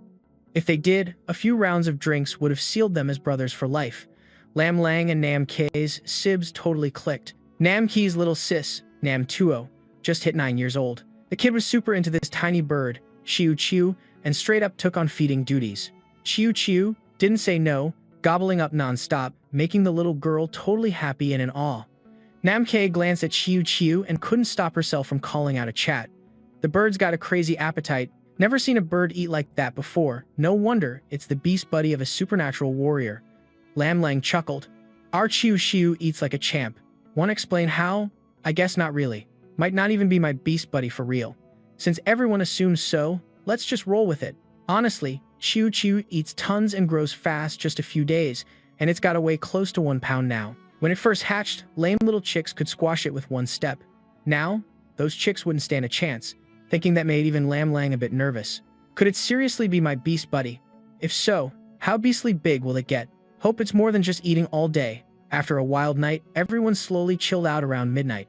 Nam Tuo, not ready to leave Chiu Chiu, asked Lam Lang, "Can I come back tomorrow to feed Chiu Chiu again?" For sure, totally cool. Lam Lang laughed and agreed without a fuss. Nam Tuo beamed and sprinted home happy. Chiu Chiu stayed curled up by the door all night. Bok and Nam K hooked up rooms for the 4 guests. Seeing these 2 beast buddies so tight, everyone was shook. Remember, Nam K's dad, the tribe's big boss, usually acts all high and mighty, ignoring both tribe folks and animals alike. Early next morning, Nam Tuo bounced over, and Dong showed up too. They all had breakfast at Bok and Nam K's spot. Then, Lam Lang's squad and Lei Huan went out for a stroll around the tribe's turf. The mountain views were lit. This savage tribe's home got mad nature blessings. Lush green peaks, winding rivers. Plus, the years of care and tweaks by generations before them. Front yard, backyard, both sides of the path were packed with tall trees, fruit plants, and wildflowers that looked seriously pretty. Lam Lang and the gang couldn't help but genuinely admire the scene, dropping mad compliments. Bok, Nam, K, and the rest were hyped and proud to hear that. Their savage tribe's crib really was one of the flyest. This tribe's got a lot going for it. Too bad Lam Lang and crew held back from asking to grab all the goods straight up that might have come off weird. They picked ripe fruit like peaches, pears, apples from the trees and were generous, giving some to Lam Lang. Le Huyen and the rest enjoyed the fruits, which weren't huge but packed great flavor. Lam Lang felt mad respect for the tribe's potential. If this savage tribe ever amped up farming and animal raising, man, they'd be blessed for real. Their future growth would outshine today for sure. Clearly, lots of the plants came from somewhere else originally, brought here by the tribe. Since Lam Lang didn't want to sound pushy, they just played around near a patch of wild land by the village and spotted 3 to 5 wild sesame plants. Lam Lang's eyes lit up instantly, turning to Bok and Nam K. Yo, that's sesame right there. Toast the ripe seeds and sprinkle them on grilled meat. straight up heavenly. Grind them even finer, and the aroma blows your mind. Sesame's super rare. Where I'm from, can I snag some to take back? Sesame, huh? Namke peeped the scraggly, tall wild greens, nearly as tall as a person, kind of thick stalks, looking curious. Lam Lang stepped over and grabbed 2 pods, peeled them, and tiny sesame seeds, like little ants, spilled out. Namke and the crew had been staring at Lam Lang's hands, but once they saw the tiny seeds, they kind of lost hype. But Lam Lang, straight up stoked, the seeds were fat and top quality. Don't judge by looks. Once dried and lightly roasted, the scent's fire. Grind it up, and it gets even better, like those spicy fruits you guys know. Sprinkle on grilled meat, and boom, unmatched flavor. Only bummer is there's just a handful of plants. Taking them back would be just enough to plant, no eating for a while. But maybe if we plant soon when we get home, we can still get a crop this year. Real talk, that good? Yeah, super rare, but if you want, just take some. Bak and Namke didn't care much at first but got a bit curious because Lam Lang was hyped. Too bad there's so little, though. Just enough to spice up a few grilled meat pieces, right? Yeah, keep an eye on the soil here next time, maybe more will pop up next year. They still hadn't started farming on purpose. Namtuo molded over and then randomly said, "So this stuff's called sesame? Seriously that good? I heard there's a spot packed with it. Like, in the Maple Valley, past those 2 mountains east of the tribe, they've got a whole area growing sesame. Let's roll over there and check it out." Dong suddenly remembered. "Ah," he exclaimed, then quickly nodded. Yeah, I just recalled. No wonder this sesame looks so familiar. For sure. Nam Tuk was pretty proud. Chuckling. "Told ya. I'm not just making this up. Hey, Vu Lam, how about we hit the Maple Valley? Tonight, we can grill meat with this sesame. I want to see if it really smells as good as they say." The moment they talked about dinner, Tung Fong and Dong got super hyped. "Sounds awesome. Let's go find that sesame. Our Vu's never wrong when she says something. For real, I want to go too." Lam Lang and Lei Huan were buzzing inside. Could it be their lucky day? Maybe they'd finally get to see the mountain wilds around Mang tribe. Even crossing just 2 mountains felt epic. The 4 clueless ones kept getting more pumped, chatting excitedly and planning nonstop. Bach and Nam K exchanged cautious looks though. Lam Lang caught on and hesitated a bit before saying, "I really want to grab more sesame for the meat, but if it's inconvenient, we can skip it." Saying that made Bach and Nam K feel kinda awkward. Why would it be inconvenient? Nam K blurted out with a laugh, and right after she felt a little regret, but the words were out. As a tribe member, she couldn't just go back on her word. Besides, these were friends from a different tribe after all. Nam K forced a smile. "No worries, no worries. Since it's like this, let's go check it out. If we find it, we can totally try some tonight." Batch couldn't change his mind either. He glanced at Tung Fong and Dong, and they honestly didn't seem like they were scheming. Probably just like Dong and Nam Tuk, not thinking on any other vibe. Lei Dai Thu Lin and Vu Lam were measured folks for sure, wouldn't act without thinking. "Alright then, cool, let's move. I'll lead the way." Tung Fong, Dong, Nam Tuk, and Dong cheered and dashed ahead, not waiting a sec. Bach smiled. "Let's roll too. After you." Lam Lang grabbed Lei Huan's hand, happily joining the crew on the move. Tan Tien followed behind, strong legs, moving smooth, with a little round bird perched on her head, looking all fancy and icy but kinda adorably clueless now. Less than 1 watch later, they reached the valley like Dong and Nam Turk said. Along the way, Lam Lang spotted plenty of mushrooms, herbs, wild berries, ancient trees, and small animals. Tons of nature, but nothing that truly caught her eye.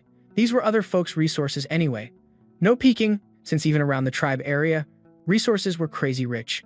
No wonder the Mang tribe folks were chill, low-key, and kept mostly to themselves, not into mingling with outsiders. If not for needing salt, they probably wouldn't trade with the outside world. Lan Lang figured they'd be like hidden clans, spending decades never stepping out, right here. Whoa, Dong and I weren't tripping, there really is tons of sesame. Sis, y'all gotta come check this out. Nam Turk and others who ran ahead spotted the huge sesame field and couldn't help but shout in excitement. Lam Lang smiled. "Let's hurry up too. Tonight we're in for a treat." Nam K perked up, curiosity getting the best of her. "Is this sesame really that good on grilled meat?" Lam Lang answered. "Yup, you'll see for yourself tonight. Tonight's gonna be lit." Sesame isn't just for sprinkling on grilled meat, you can use it in sesame-filled cakes, sticky rice cakes, spicy chili oil, and the best part, press it for oil. But none of that really matters to the Mang tribe, so she kept quiet. They don't farm rice or wheat, and they don't fuss about sesame oil either. Pretty soon, everyone saw a massive stretch of wild sesame covering half the valley slope. Trees packed close, some taller than a person. Thick, sturdy trunks holding clusters of sesame pods. That's hella loads. Lam Lang was amazed, didn't expect that much. Namke said, "Too bad we forgot baskets. We probably can't pick much." Lam Lang smiled. "Baskets? I got that covered." In a blink, she pulled out a few baskets and 2 big hampers from her space, definitely enough to stuff the 2 big baskets full. Namke was stunned. At first, she was kinda relieved there were no baskets, since everyone could only grab a little and call it a day. The Man tribe really wasn't used to outsiders roaming their lands, and little did Nam Tuk and Dong know about Namke's feelings. Dong had seen something like this before, but for Nam Tuk, it was the first time witnessing Vu Lam's special skills, so he admired her and shouted, "Awesome, super awesome." Then grabbed a basket, ready to hunt sesame with full excitement. Namke just smiled helplessly and let it slide. Everyone started picking together. Actually, the best way to harvest sesame is cutting the whole stalk, drying it under the sun, then pounding with a mallet. The seeds crack open, and you sweep them into piles, using a sieve to separate out the dry grass and impurities. But since conditions weren't right now, they had to pick the pods by hand. Plenty of sesame clusters meant picking was super quick. Mid-afternoon, with many helping out, they already filled 2 big baskets. Still, less than a fifth was taken, tons more left behind. Lam Lang quietly showed Namke the better harvesting techniques and steps. Namke was surprised, didn't expect Vu Lam to be that helpful, and felt grateful, listening carefully and nodding to remember everything, growing even more fond of Lam Lang, and even a little shy inside since at first she hadn't wanted to bring them here. Vu Lam could have kept quiet, but instead explained everything in detail. Vu Lam seriously got a heart of gold, but thinking he's times kinda perfect? Nah, doesn't feel real. Namke just vibes naturally friendlier with Lam Lang. Lam Lang drops 2 big baskets of sesame into storage and stacks up the basket covers too. Nam Tu clutches that basket cover tight, can't help but ask Lam Lang, "Yo, Vu Lam, this basket is sick. Mind if I snag it?" Nam T's caught off guard, quickly snaps, "Nam Tuk, no way." Lam Lang cracks up, "For sure. Actually, this thing is hollow inside. In our Triu Duong tribe, we call that kind of hollow wood bamboo. It's like a woven cover basket. Y'all got covers like this around here. I can totally hook you up with one of these, and even teach y'all how to weave them." Without Nam Tuk, those guys wouldn't have even had a shot at collecting sesame today. It's just a tiny basket cover, what's the harm in gifting it? Vu Lam's too kind, Nam Tuk's hyped beyond words. Namke feels both thrilled and shocked. Seriously, can Vu Lam actually teach us? Truth is, it's not only the basket covers. Namke is super into those big sesame baskets Lam Lang brought along too. Not just pretty, but super sturdy. Way better than our jungle woven vine baskets. Of course they can learn. Lam Lang nods happily. "Thanks, Vu Lam." Vu Lam's legit the real MVP. Our Mang tribe will totally be tight buds with the Triu Duong tribe forever. Yeah, we're all about that generous vibe. Totally, haha. Both laugh bright, feeling pumped and connected. It's clear the bond of friendship just leveled up big time. Lei Huyen and Bak share a glance. The whole crew heads back, all smiles. Namke's thinking to herself, "Gotta tell Dad to send some more gifts to Triu Duong when we get home. This friend's for real worth the bond." Didn't expect to score something so valuable on the way back either. That familiar buzz sound with tiny busy little critters got Lam Lang stoked to the max. Honeybees, doesn't that basically mean we got honey coming? Namke, Bak, Tung Fong, and Dang are all pumped, ready to make moves.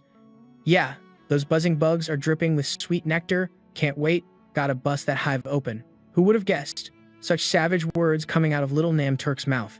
Just shows how insanely addictive sweet honey is. No one can resist. Nam Hee licks her lips, grinning. Vu Lam and Chief Le are hella lucky.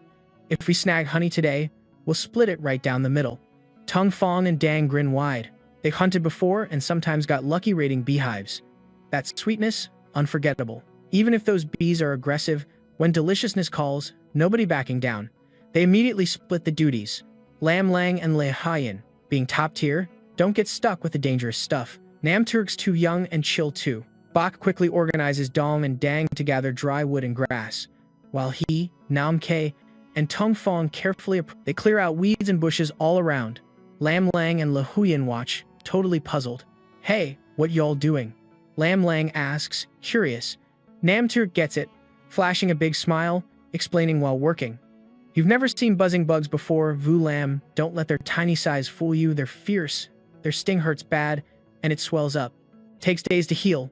No joke. Sisters and bros, we're about to light a fire, smoke that buzzing hive until the bugs come out. Then we rush in to snatch the hive and bounce. But fair warning, those buzzing bugs will chase us. Vu Lam, when that happens, make sure you and our crew hide real good. Clearing the area first is just to stop fires from spreading. Living deep in the mountains, the Mang tribe is super careful about that. Lam Lang takes in Nam Turk's words, eyes wide.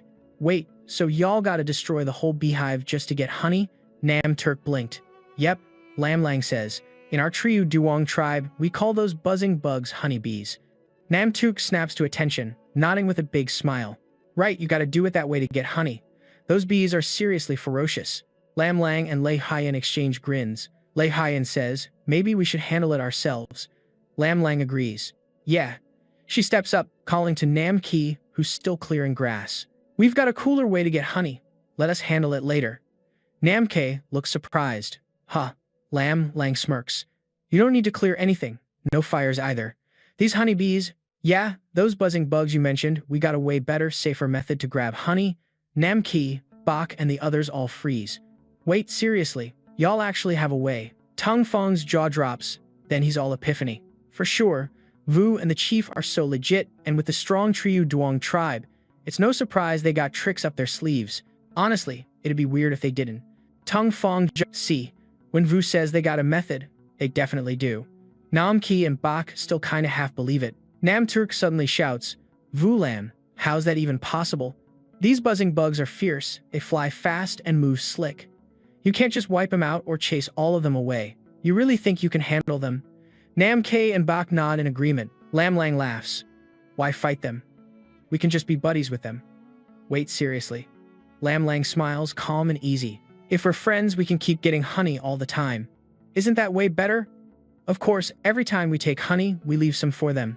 After all, honey's their food too. No food, no bees. Bak, Nam K, and Nam Tuk are still kinda struggling to get it.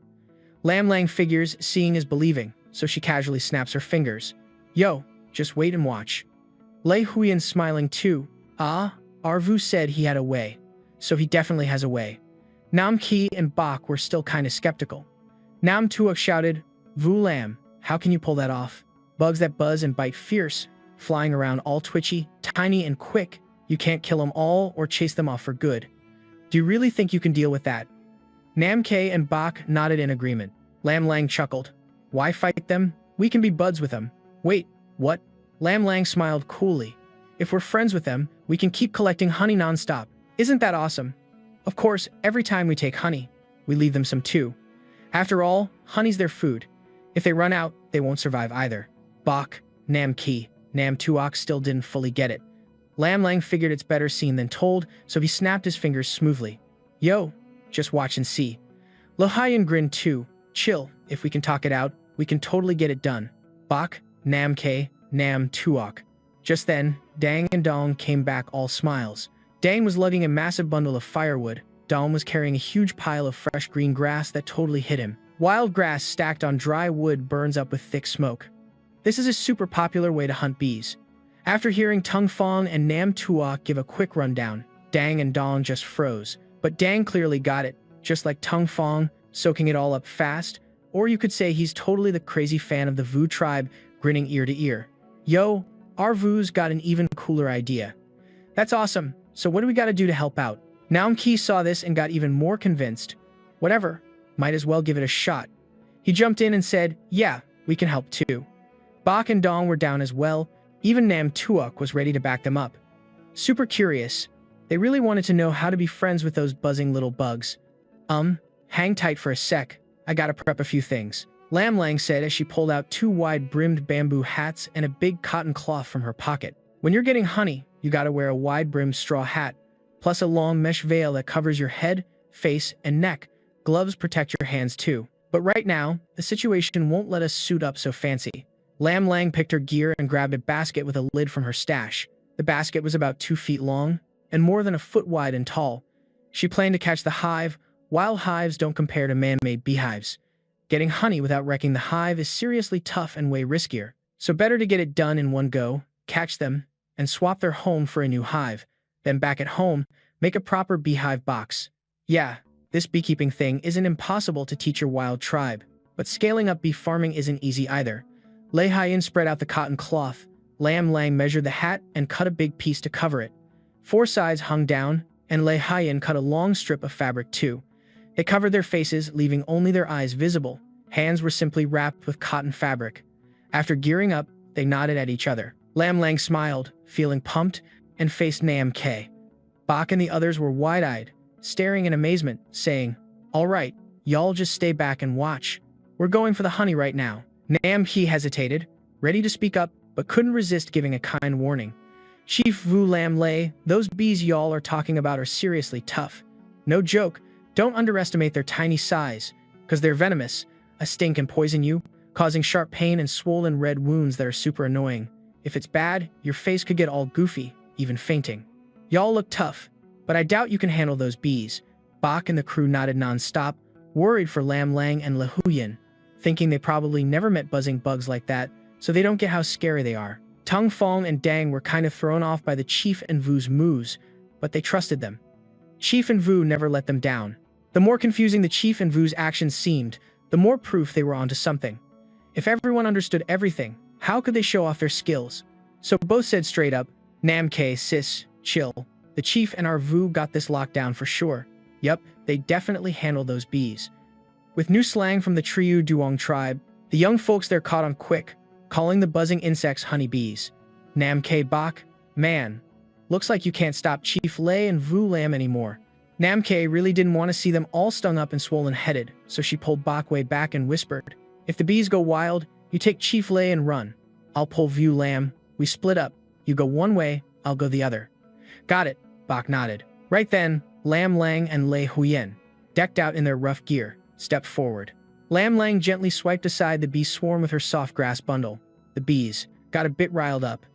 The buzzing sound buzzed heavy enough that Nam K, Tung Fong, and others, standing not too close but not far, started sweating cold. But fast, the bees chilled out again. Still a bit upset like annoyed, but no attack on Lam Lang and Lei Huyen.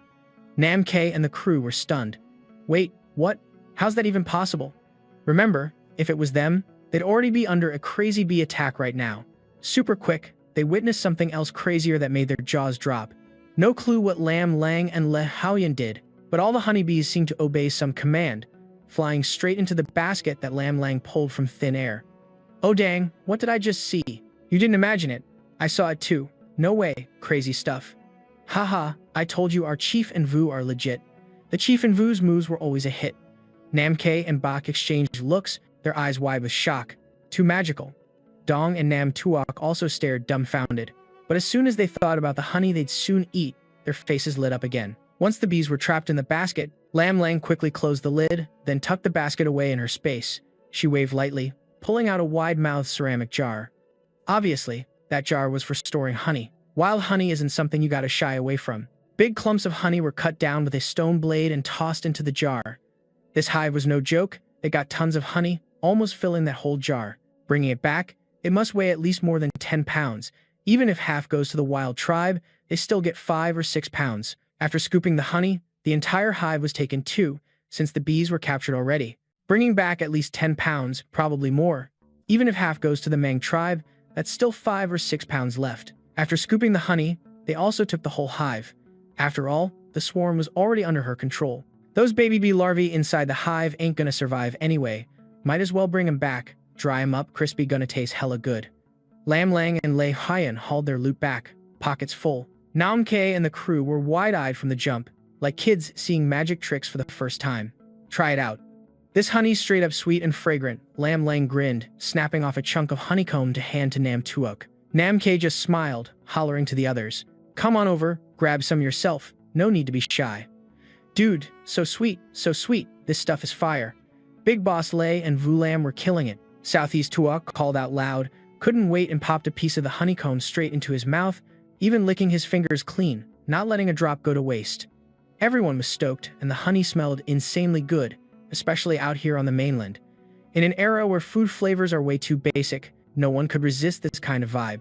Even power soldiers like Bak couldn't hold back, snapping off a small honeycomb piece, totally lost in the sweetness. Everyone knew this honey was pure gold, mega prized. But after just one bite, even though they wanted more, No one asked for seconds, everyone was hella respectful, saving the rest so the whole tribe could enjoy. Just a little taste was enough to make him super happy, totally satisfied. The whole squad bounced back hyped. Tung Fong's southeast Tuok was buzzing off the walls. On the way back, he kept hyping up Lam Lang and Lei Huiyan like crazy. They're legit amazing, seriously, top tier. Don't even know how many times he said it. Bak and Nam K glanced at Lam Lang and Lei Huiyan, wanting to respond a few times but holding back. Lam Lang and Lei Huiyan knew exactly what they were thinking. The two of them exchanged looks, and Lei Huiyan smiled. Yo, this honey harvesting method ain't really that rare. If y'all want to learn, we can totally teach ya. Ah, obviously we want to learn.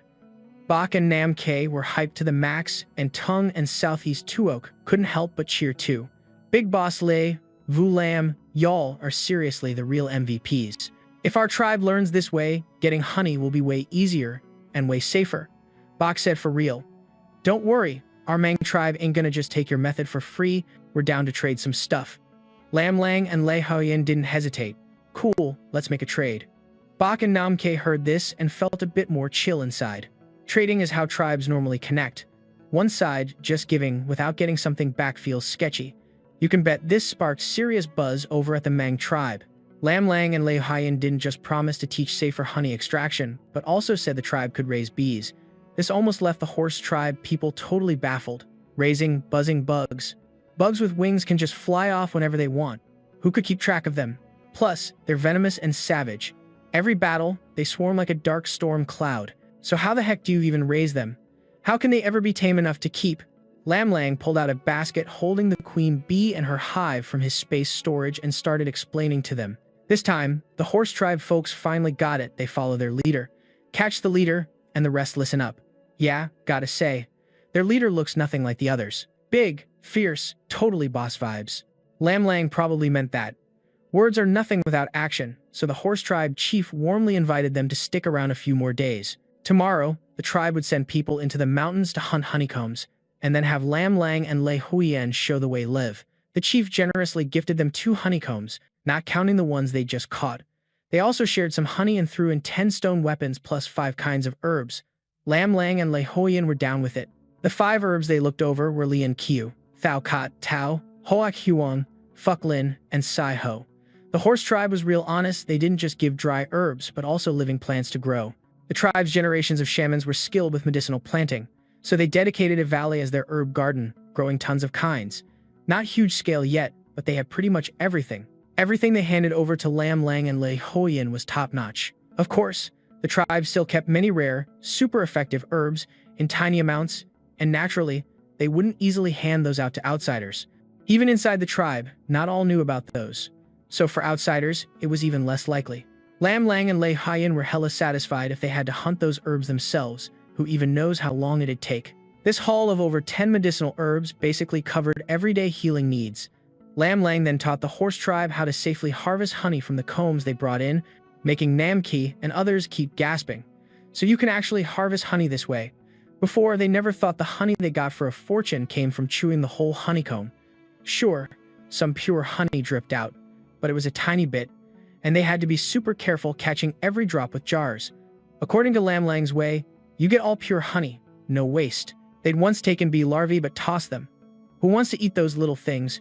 Just looking at them was enough to be grossed out, definitely not tasty. Tossing them wasn't seen as waste, cause the chickens would gobble them down. But when Lam Lang melted animal fat, dropped peeled bee larvae into boiling oil in a ceramic pot sizzle, the oil bubbled and popped like fireworks, spreading a crispy, mouth-watering aroma that made everyone drool. Dang, that smells insane, gotta be delicious. Not just the little kids like Nam Tuok and Tung, even Nam K and Bak couldn't stop swallowing and were itching to taste it. When those golden fried bee larvae got dumped onto the big plate, tons of eyeballs locked onto it. C noticed someone swallowing hard, and then another one too. Everyone was all about tasting it. Lam Lang Jack sprinkled salt and pepper, smiling like he was inviting them in. The crazy good smell had everyone hooked instantly, and with a swoosh, hands flew out trying to grab it first. Oh man, this is insanely tasty. Smells amazing. Crunchy. Seriously crunchy. Whoa, I can't even explain the flavor, but it's like endless deliciousness. Never had anything this tasty and fragrant before. Aw man. We were so dumb. Like seriously dumb. From now on, we're definitely never tossing this stuff again. For real, no joke. The big boss, Vubok, Namke, and the others all gave it a try, and their faces lit up with surprise. Yo, these bugs are seriously fragrant, like off the charts good. This dish is straight up amazing, dude. Vu licked his lips with a complicated look, eyes fixed on Lam Lang and Lei Huiyan. The Triu Duong tribe really is something else. They've always been all about that sweet flavor. Early the next day, the wild tribe split into teams to hunt for beehives everywhere. No way they could wait much longer. Lam Lang and Lei Huiyan already showed the wild tribe how to build bee boxes last night. Lucky for them, the bee boxes were pretty simple to make. After checking this morning, the finished products looked totally usable. The wild tribe was hyped. Over 30 bee boxes, just like Lam Lang and Lei Huiyan suggested, got set up right at the base of the mountain where the big boss stayed. Namke would lead some tribe women to take care of them, but no one found any hives yet to report. So while Lam Lang grabbed the wild sesame seeds from yesterday to smash and dry, she chatted with Namke and the crew about beekeeping tips and bee behavior. Everyone was still buzzing off the honey from yesterday, totally zoned out and forgot about the sesame.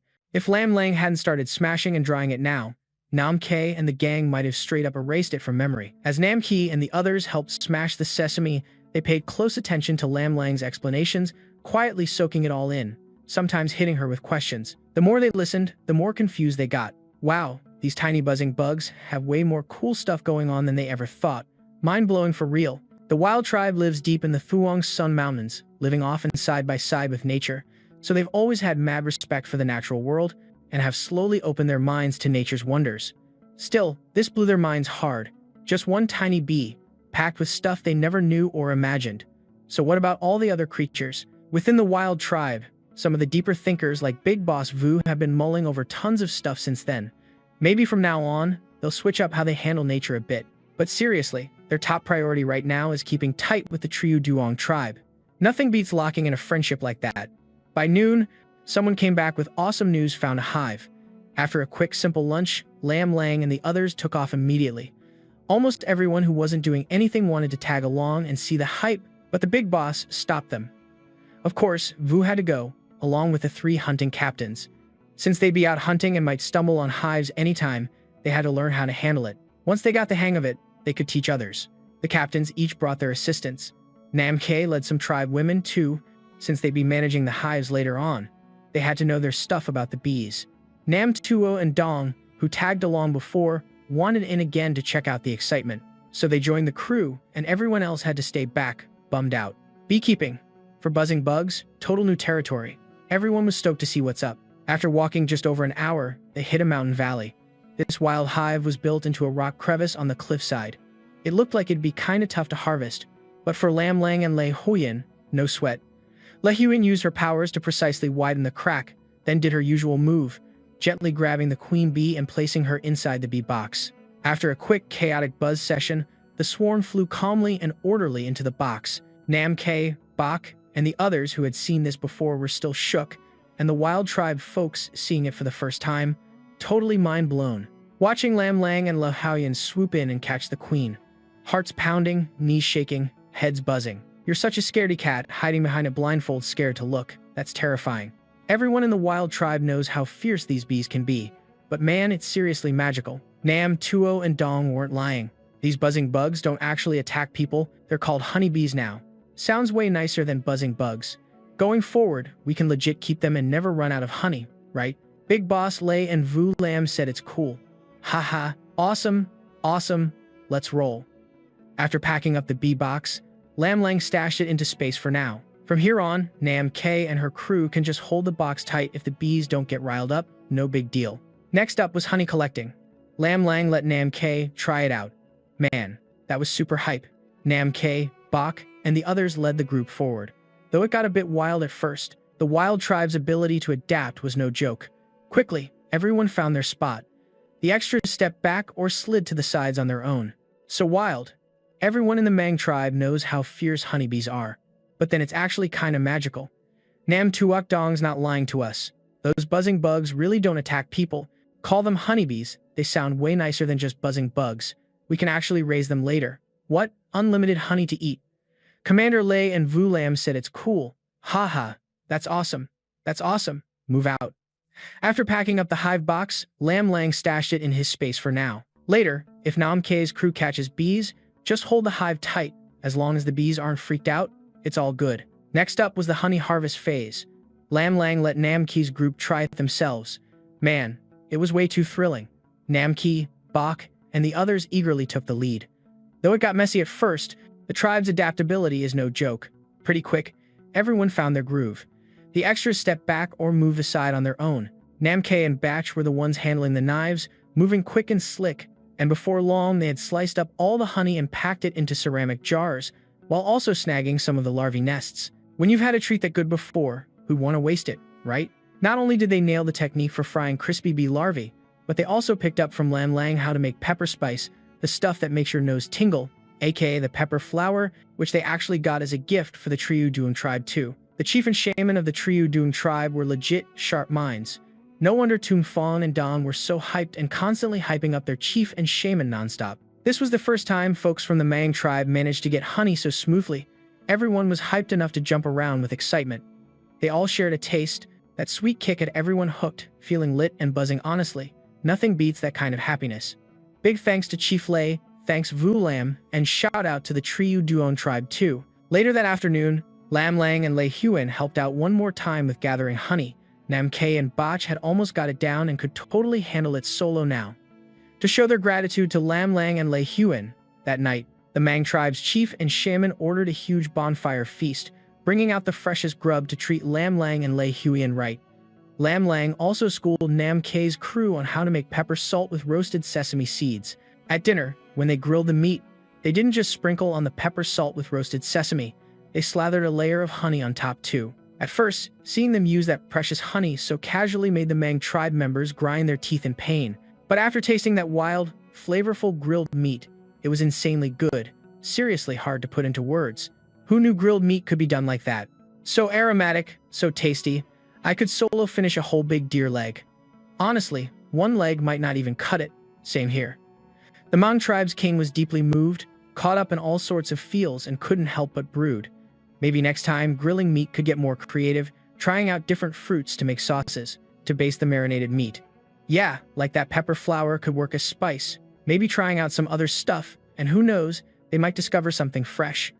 In the Mang tribe's mountains, there's got to be a ton of hidden gems they just never knew how to reach before. The next day, the four of them, Lam Lang, Lei Huan, Tung Fong, loaded down with harvest, got seen off by Batch, Nam Ke, Nam Tuk, Don, and the crew as they left the Mang tribe. Y'all better come back again soon for reals. Nam Ke raised an eyebrow, flashing a big grin. Next time you roll through, I'm hooking you up with grilled meat. By then, our grilled meat might even get a glow up, turning into some next level tasty stuff. Lam Lang nodded. Yeah, gotta come back and try it for sure. They both burst out laughing. Lam Lang had zero doubt about Nam Ke's words. The Mang tribe's grasp on the forest and mountains was something other tribes couldn't come close to. They just hadn't thought it through fully before. But after the Triu Duong tribe's push, things would definitely switch up. No one stays cold after getting hit with the magic of epic food. The chief and shaman of Mang tribe weren't rigid stuck in their ways, types either. Their tribe's chill vibe around outsiders just came from not feeling the need or wanting the hassle. On the way back, they weren't always cruising inside Lam Lang's space. He didn't always ride atop Tien either. When they hit tougher spots, steep mountains, dense forests, the four would pause, leading Tien, and Chiu into the woods to scout around. Chiu had grown a lot, at least 4 or 5 pounds heavier now, even bigger than a grown domestic chicken. Its sharp beak and claws were gray-toned, fur mostly gray with splashes of silver, black, and some dark spots. Overall, it looked like a big, shaggy gray furball.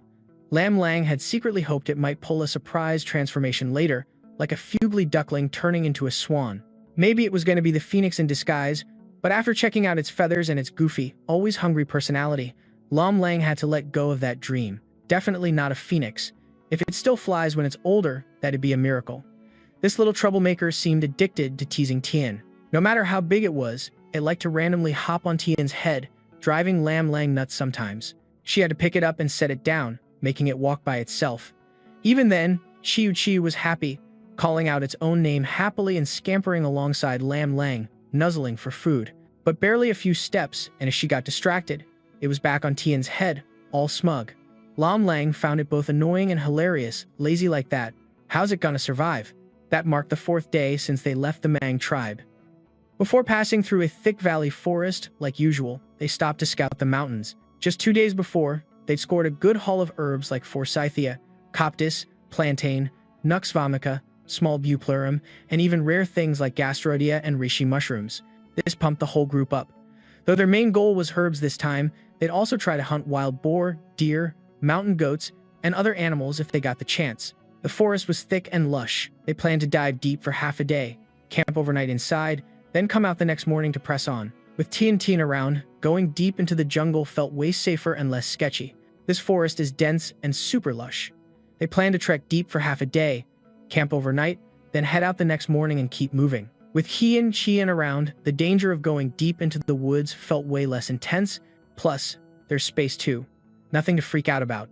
The usual herbs, once Lam Lang and Lihuyan spot them, they just yank a bit to take home. Tung Fong and Dang already learned to ID some herbs under their guidance, but their main focus is hunting wild beehives, hoping to find a few more, to bring back for that sweet honey. Xien's not always with them. She's tagging along with Zhao Zhao, disappearing 1 minute, then popping back up right in sight the next, sometimes standing, sometimes chilling on a big rock ahead, just lazily watching them. Today, luck finally hit Tung Fong and Dang big time. Sis Lam Ka Huyen, hurry up and look over there. Looks like a beehive for real. Yeah, not many had the guts to get close and mess with a hive, steal honey. Sweet honey's tempting, but if an angry swarm chases and stings you, it's straight up nightmare fuel. Not everyone can tough it out. But now it's a different story. Their Sunrise tribe got a boss-level leader and some wicked magic skills who can not just calm the bees down but actually bring the hive back to keep producing honey. Of course, Lam Lang and Lei Haiyan wanted more beehives. It wasn't easy finding just one this time, so both were buzzing with excitement. Lam Lang laughed loud. Yo, today's our lucky day. You guys want to give it a shot? For real? We really can? Tung Fong and Dang were hyped out of their minds. Lam Lang chuckled. Duh. We down for this. At first, Tung Fong and Dang were kinda shook, but after Lam Lang taught them how to catch the queen bee in the hive box, their confidence shot through the roof, victorious vibes all around. These dudes had actually caught bee swarms before, no joke. Then quickly they scooped up the honey into jars, smelling that sweet goodness nearly had them jumping for joy. Tonight, we're grilling meat with this. Everyone was stoked gathering honey when suddenly a furious roar thundered through the valley from way off. All four froze instantly, smiles wiped off. Lam Lang sharply looked over at Lei Haiyan. Lei Haiyan met her gaze and nodded. It's Qian, probably in some trouble. Tung Fong freaked. What? Qian could get hurt? That's bad. We gotta get there fast. Dang, move it. Lam Lang quickly sucked the hive and honey into her pocket dimension. Li Hoyan took the lead. And all four sprinted off chasing Qian. The spot where Qian was just a valley away. Flying over there, they already heard battle noises, screams of the beast, cracking trees, Qian's angry roars, and even Zhao Zhao fighting alongside her. Choo-choo's going nonstop. Her voice wasn't the usual cute whining when clinging to Lam Lang, but super fierce. The four charged. Lei Huyan launched a powerful move, dropping 3 or 4 enemies in a flash. The terrified screams stunned. Qian, come back. I pray. At Lei Huyan's shout, Qian roared back loud and fast, agile and massive. She leapt right to Lei Huyan's side in a few bounds. Her eyes, like a stalking tiger, locked onto the foes, while Zhao Zhao flapped her tiny wings and darted to hide at her feet. Lam Lang looked up at her, calling out Zhao Zhao. Zhao Zhao. She even caught a hint of sadness in those calls, so she half sat, half kneeling down, gently stroking and comforting her. It's okay. I'll get you back later. Don't cry, all right?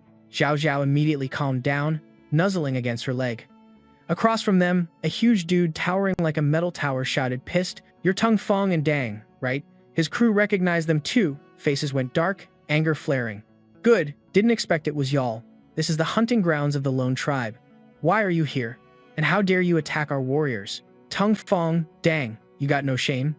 The tall guy glared cold with suspicion and fury. Why the heck are you here? This ain't your spot. Tung Fong and Dang looked mad, mixed with embarrassed. Sis Kahuyan Lam, that big guy is Hazy, one of the hunting captains of the lone tribe.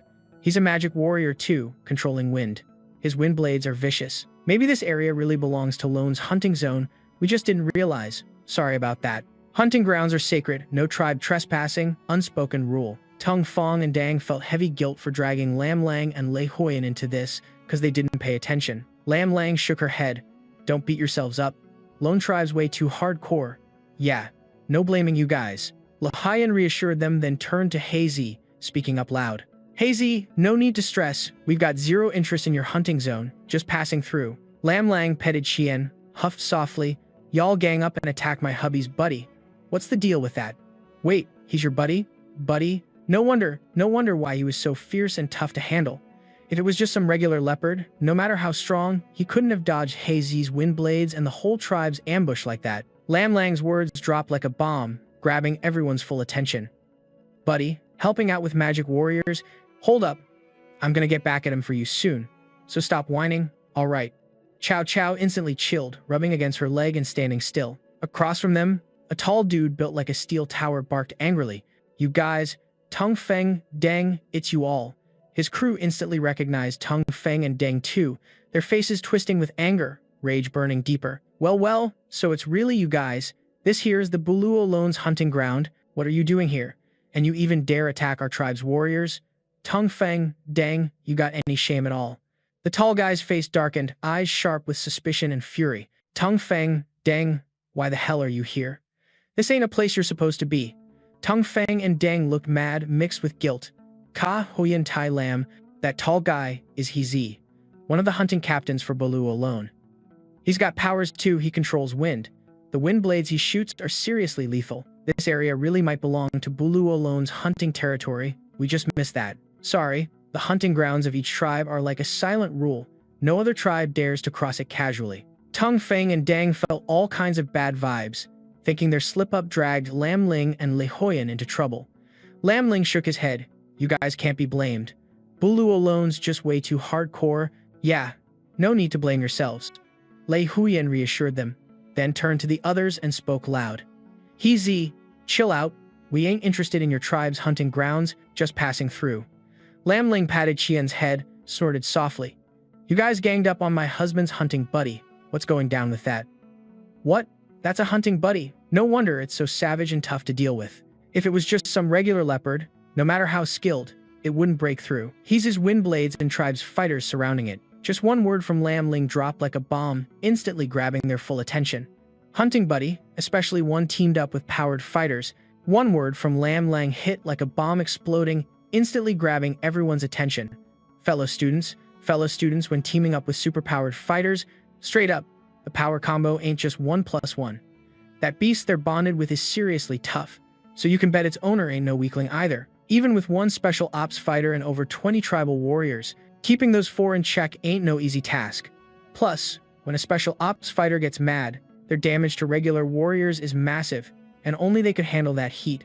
But the other warriors, they definitely take hits, and that's just not worth it. Blackie's like the right hand to the big boss of the lone tribe, planning to kill it first, but now he's got to back off quick.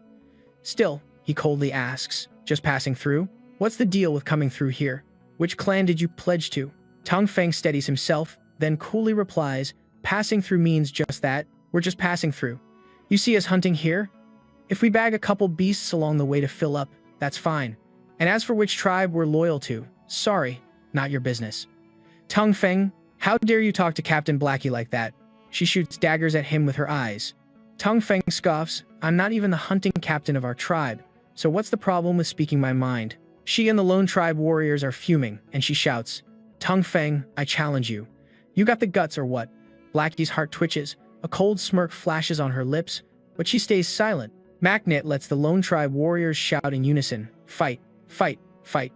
Somehow, Chirpy had climbed up on Top Fairy's head, fluttering her little wings and loudly chirping nonstop. Lam Lang laughs. Dang chuckles but quickly holds it in. Across from them, Blackie and the others are stunned stiff, like they got frozen in lava. Tung Feng's never seen that either, and Lam Lang can tell exactly what they're thinking. Yeah, just think of those two as bonded beast buddies. If that freaks them out, even better. Lam Lang snorts. Fight, whatever. Whoever's down can fight. We gotta get moving, ain't got time. Neither she nor Le Huyen wants beef with the lone tribe right now. Those guys might not be scary one-on-one, but with 7,000 strong in the lone tribe, making enemies would be a huge hassle. No way they want to mess with that. She sneers, cocky as ever. Tung Feng, you scared or what? Lam Lang replies, scared. Come on, didn't I say we gotta hit the road? Been walking for days, dead tired. You picking now to start a fight. What a brilliant plan. You want to fight? Fine, plenty of time later. If Tung Feng agrees to this fight today, How's the rematch gonna go? Tung Feng's never scared of her. She's always stirred up trouble but never won. Even now, if they duel, Tung Feng's confident he'll win. Doesn't really get why Vu said what he did, but he knows Vu didn't lie. So Tung Feng steps up. Yeah, we're pressed for time, no messing around. I'm not scared. This fight's on record. Next time, we duel. She's fuming, eyes wide, angry and hurt. But since the other crew said they're wiped from all the walking, pushing a fight now would just be taking advantage. Even winning, it wouldn't be anything to brag about. Instead, it'd look lame. She's dead sure she could beat Tung Feng, so she hates being looked down on. Fine, next time then. Don't you dare make excuses. Lam Lang smirks cold. Excuses? Ha. People in our tribe don't need that. If you're so set on fighting now, whatever. She chokes on her words. Lahayan snickers quietly.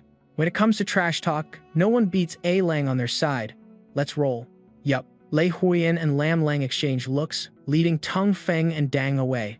Top Fairy shoots a cold look back at the others, growling a warning before turning classy and walking off.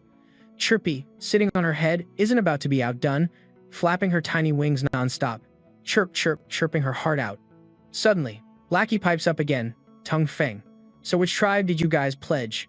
Lam Lang spins around, flashing a sly grin, eyes twinkling with mischief. How about you focus on keeping your lone tribe in check? Our stuff ain't your business. Blackie's face darkens, teeth clenched deep inside. Who's supposed to care about you guys? Just curious. Can't ask one question, still feels off to him. Tung Feng's situation was way worse than expected. Usually, when you leave your tribe, especially the first few seasons after, life's rough. Even with help from others, you start as an outsider. But Tung Feng and Dang are doing way better than when they were in the lone tribe. Weird. The lone tribe warriors who La Huiyan shoved into a pit are finally crawling out. Everyone notices and quickly pulls them up. One guy spits out dirt and mud, mad as hell. They're so unfair, always whining about being tired from days on the road, like we don't get tired after days of hunting. We're all the same here, no one's got it easier. I think Tung Feng's just straight up scared. Leaving our tribe turned him into a total coward. Blackie, you and your crew feel me on this, right? Everyone's worn out equally, no one gets a free pass. It's straight up shady. She grits her teeth, especially since Lam Lang mocked them for exploiting Tung Feng's fatigue for gains, and she couldn't fire back then. Frustrated beyond belief, she's got to find Tung Feng and settle up. No way she's letting him slide. She's fired up, ready to chase after them, but freezes when Blackie snaps, frowning. They got special ops, fighters, and bonded beasts. Even if we show up, we won't gain squat. She blew up with rage, ready to chase after them, but stopped. He barked, frowning. Those guys got powered warriors and hunting buddies. Even if we come, we can't get any gain. Hunting comes first. Gotta report this to the big chief, then figure out what's next. Since we met today, for sure, we're gonna cross paths again. She had to hold back, snapping. Next time we meet, I swear I'm gonna knock that punk Tung Feng out cold. Another tribe warrior named Tae Tho couldn't help but blurt out, jealous as hell. No way. That Lahayan dude actually woke up his powers, and he's even got a bonded beast with him.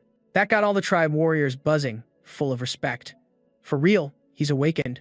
Both him and the chief are earth power types, and they're pretty damn strong too. How could they not be? Just look at that crater there. Even the chief throwing down might only manage that much. I feel the same. She caught those words, which felt like straight-up praise for Lahayan. Jealous and pissed, she couldn't stop glaring at the instigator. What are y'all even talking about? That filthy bastard Lahayan's possessed by some evil spirit, and you're comparing him to our chief? Yeah, right. Who knows if he really awakened powers or just pulling some dark tricks. Captain Black Tie, we gotta report this to the big chief and Vu as soon as we get back. Black T nodded. Yeah, this needs to be laid out clearly. Everyone else quieted down and kept on hunting. As for Lam Lang, Le Huiyan, and the others, after meeting those from the lone tribe, they didn't want to stick around either and took off on horseback right away. After riding nonstop for over 2 shifts, the group finally stopped to rest. Tung Feng and Dang still seemed worried. Sister Lam, Ka Huyen, Black Tea, and you all are the big chief's trusted crew from Lone Tribe. They'll definitely report back. Does this mess mean trouble for our Triyu Duong tribe? Yeah, last time when we swapped salt with those guys, we ran into Lone Tribe people then too. Now again this is. Lam Lang smiled softly. Don't stress, it's not that bad. Our Triyu Duong tribe is way out there from Lone Tribe. They probably can't even pinpoint where we're at. Even if they find us, what can they really pull off at such a distance? Lahayan chimed in, exactly. Even if they catch wind of us. I doubt Lone Tribe cares enough to mobilize the whole squad for some faraway spot. If just a few show up to stir stuff, we can handle it. Hearing that, Tung Fong and Dang relaxed a bit. Well, that's a relief. Lam Lang chuckled. Still, it's true. Our Triu Duong tribe needs to step up and grow stronger. Kahuyan. During this year's trade meet, we gotta figure out how to pull in more people, so we better start stacking up on supplies. If we've got the supplies, no worries about not attracting folks. Lihayan laughed out loud. For sure. Tung Fong and Dang got pumped hearing that. Our Triu Duong tribe's that's solid. Only fools won't want to join. Exactly. Lam Lang. Lihayan and crew stuck to the plan, heading back towards their tribe. Meanwhile, Black Tie's side rushed back to Lone Tribe with the spoils after 2 days. Once back, she and Black Tie quickly reported every detail about meeting those 4 Lam Lang, Lei Hoyan to the Big Chief. She even filled in on the last encounter. The Lone Tribe Big Chief wasn't happy. You met them before. Why didn't you report it? She quickly explained. Last time, they weren't really on our radar, didn't seem important. The Big Chief's face turned serious. Those guys are possessed by evil spirits, bad omens. If you see them, you gotta tell us right away. Who knows if they've got plans to hurt our tribe? Yes, Chief. You said that Lihuyan awakened earth powers and even has bonded beasts. Black Tea answered, that hawk is definitely Lihuyan's bonded beast, not sure about the other one. She snorted, full of disgust. That bird's got barely any feathers, chubby and weak, wings not fully formed, can't even fly. But somehow it perches on that fierce. The Lone Tribe Chief's voice dropped low. I've never heard of awakened warriors having friends like that to stand on their heads, nor anyone with 2 bonded beasts. You ever heard that? Both shook their heads. Never. Well, that settles it. The Big Chief smirked coldly. Vu's words check out. Lihayan and crew are definitely backed by some dark force, not true power awakening. That hawk and beast aren't actual bonded spirits, they're probably dark magic tricks. Should have never let them leave alive last time. Black T.I. and she shuddered, their hearts pounding harder, thinking more and more that the chief was totally right. This was the real deal. Chief, Lei Huyen, Lam Lang, they're not good folks, and they hold grudge against us. If anything goes wrong. She trailed off, but everyone got what that meant. Black Tea smiled coldly. No matter what dark tricks they pull, I'm not scared anymore. Last time they tricked us, but next round, I won't let them slide. The Lone Tribe Big Chief's eyes darkened. You're right, we can't just sit here. So, here's the plan, Black T.I. You work together to send trusted scouts to neighboring tribes, find out which tribe they're hiding with. Also, where did Vunam and Fan Li disappear to? Why did only Tung Fong and Dang show up both times? You gotta investigate quietly, don't let them catch wind. And don't spill anything inside our tribe. Yes, Chief. Black Tea and she answered in unison. This was a big vote of confidence from the chief, making her feel super hyped inside. Plus, she already hadn't liked Vunam and Tung Fong's bunch. Now with the chief ordering the search, if they find them, they won't show any mercy. That leopard and bird definitely ain't hunting buddies. For sure, he used some dark magic or something shady. Should never have let them live and get away before. Hizi and she both got shook and scared, their hearts pounding, thinking more and more the Big Chief was totally right. That was the real deal, no doubt. Big Chief, Lei Haiyan, Lam Lang, and the others aren't good people, plus they got beef with our tribe. What if? She left it hanging, but everyone caught the meaning. Hizi sneered. No matter the dark arts he uses, I ain't scared. We got tricked last time, but next time, I swear we won't let them slide. The Bulu alone Big Chief's eyes darkened. You're right, we can't just sit here doing nothing. So, Hizi, you and your crew talk it over, send trustworthy scouts to nearby tribes, check which tribe they're hiding with, and where are Vunam and Thane Lai. Why did only Tung Feng and Dang show up twice? You gotta send people to quietly investigate, don't let them catch wind, and keep it secret within our tribe too. Yes, Big Chief. Hizi and she replied together, feeling honored to be trusted by the big boss. She was super pumped inside. Also, he never liked Vunam and Tung Feng anyway. Now with the Big Chief ordering a search, if they find them, there won't be any mercy. This just pumped him up even more. Yeah, get going, got it. The big boss of the Black Tea clan and the girl just took off, and the top chief of the Lone Tribe's face immediately went dark. He slammed his fist into the wall hard, grinding his teeth, cursing under his breath, burning with jealousy that was basically driving him nuts. Who the heck is Lei Huyen that she can awaken a power too, and it's an earth element just like his? Even though Black Tie and the girl didn't spell it out, that vague vibe only made it clearer that Lei Huyen's power wasn't some joke. Plus, he's got a spirit beast friend like a hunting dog, which is one fierce beast. Having that kind of wild buddy seriously amps up your strength. Even he wouldn't dare underestimate it. But what does Lei Huyen even have going for him? Bloody hell, He should have never gone soft on those guys, and it's all Vunam's fault. The lone chief's anger was getting tighter in his throat. Anything linked to that twisted Vunam never ends well. That dude was born to be his rival. The chief's eyes gleamed with a killer glare. If he ever tracked them down this time, there's absolutely no mercy going down. But what neither the lone chief, Black Tea, the girl, nor anyone in their tribe expected was Lin Lang. Lihayan and his crew aren't depending on any tribe at all. They actually went and started their own. Creating a whole new tribe, that's no small feat. Especially since Lihayan and Lin Lang only have 13 people total. Trying to form a tribe with that few sounds like flat-out madness. The lone chief didn't expect that Lin Lang and Lihayan would try so hard to get away from the lone tribe to level up on their own. So the folks Black Tea and the girl sent out to hunt for them. Ain't no way they'd find any trace of Lei Huyen's group. Their people only made it about a 10-day journey from the lone tribe base. That's already super far. They looked all over the big and small tribes within that radius, and didn't hear a single word about anyone excepting Lihayan and his crew. 2 entire months of searching just came up empty. Black Ti and the girl were out of options, but she looked on the bright side and smirked. I bet no tribe took them in. They probably ended up as wanderers. That's definitely possible, Black Tea agreed. I feel the same. People like Lihayan, Lin Lang, and Vunam are way too complicated. No tribe wants the trouble. The lone chief slowly nodded, totally on the same page. So, forget it then. The chief sighed, cracking a cold smile. If we run into them again, no more talking, take them out on the spot. Got it. The Black Tea chief and the girl took the order, and inside she was pumped as hell. To him, the chief's order was basically a death sentence for Lihuyan's gang. Lin Lang, Vunam, some tribeless drifters. What threat are they against the lone tribe? So she laughed. Being a drifter's no joke. They might have already become dinner for some wild beasts. No wonder we haven't seen Vunam around lately. Maybe they got ripped apart. Those words hit the lone chief right, and he burst out laughing. Ha!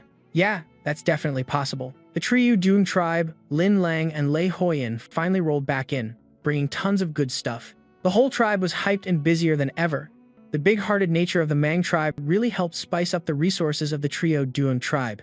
This time, Lin Lang came back hauling 30 full-grown Dok chickens from the Mang tribe.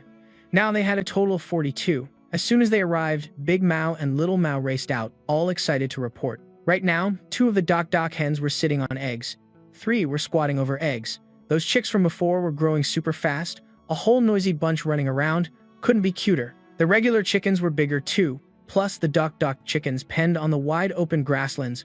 Water from the river didn't mix with the well water, and 6 ducklings were growing up. They played in the rice paddies by day and came home to the coop at night.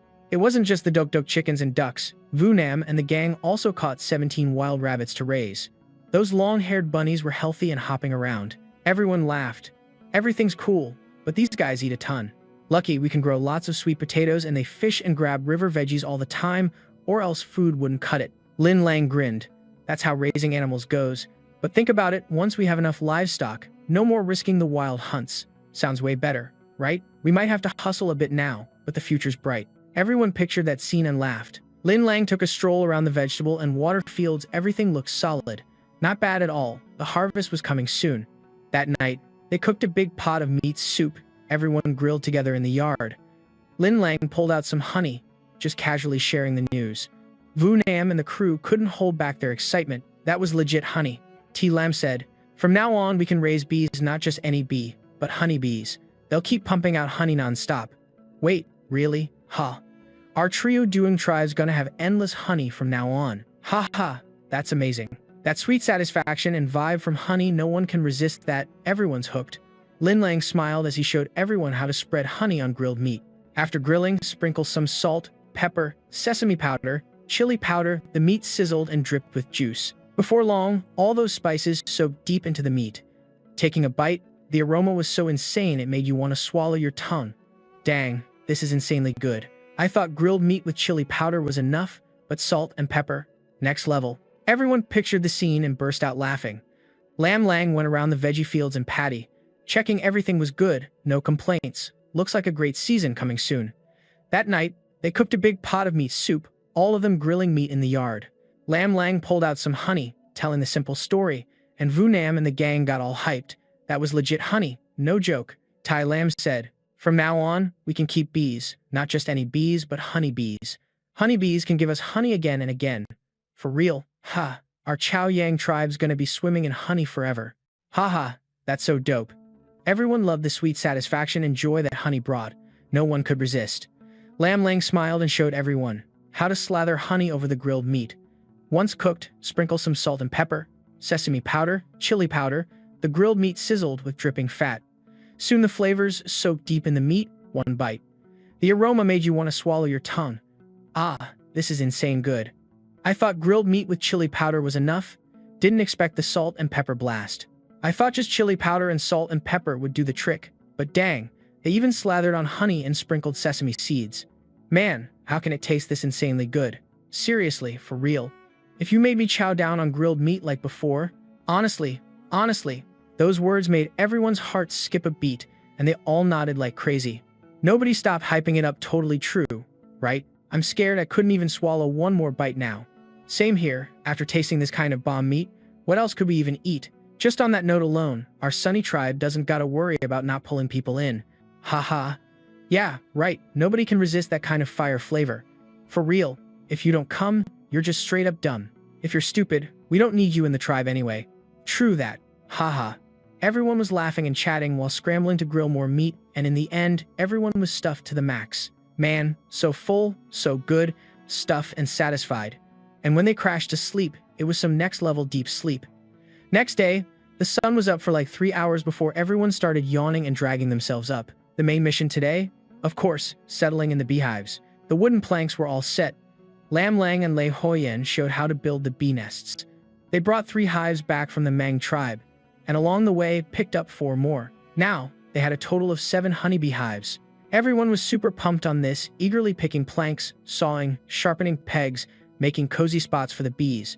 Just thinking about it made them feel badass. Gotta remember, these bees aren't chill, they sting if you mess with them. Du Nam and Tung Fong Dang were busy making those nests, while Lam Lang and Lei Huyen took Mao and Thu Kwao to the fields to water the crops.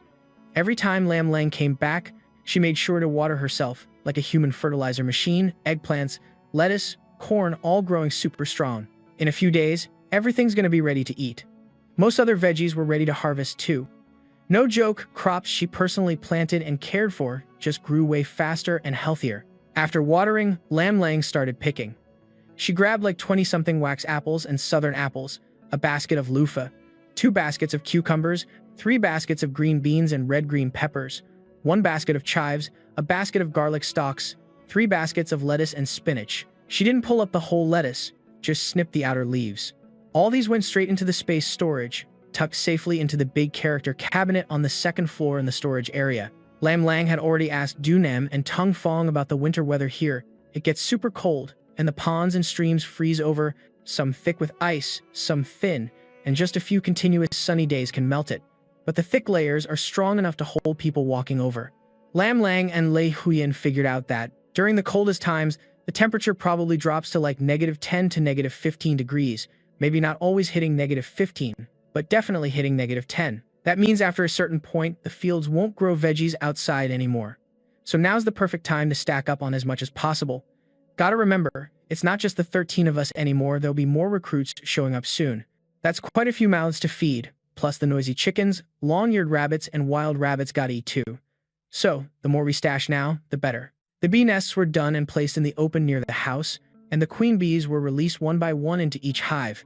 Bees buzzed around, cruising the air, searching for their queen, then quickly flying back inside.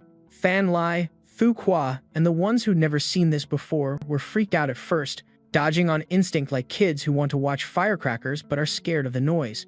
But they quickly manned up, since the bees just wanted to find home and had zero interest in chasing or stinging anyone. The whole crew was totally dazzled and pumped, like, whoa, this is insane. Seriously magical. For real though, honeybees that don't sting? No way. Never thought I'd see bees not chasing or attacking people. Haha, these bees must be too smart. No chance they mix up their queen? Well, can you imagine mixing up your own big boss? Yeah, that too.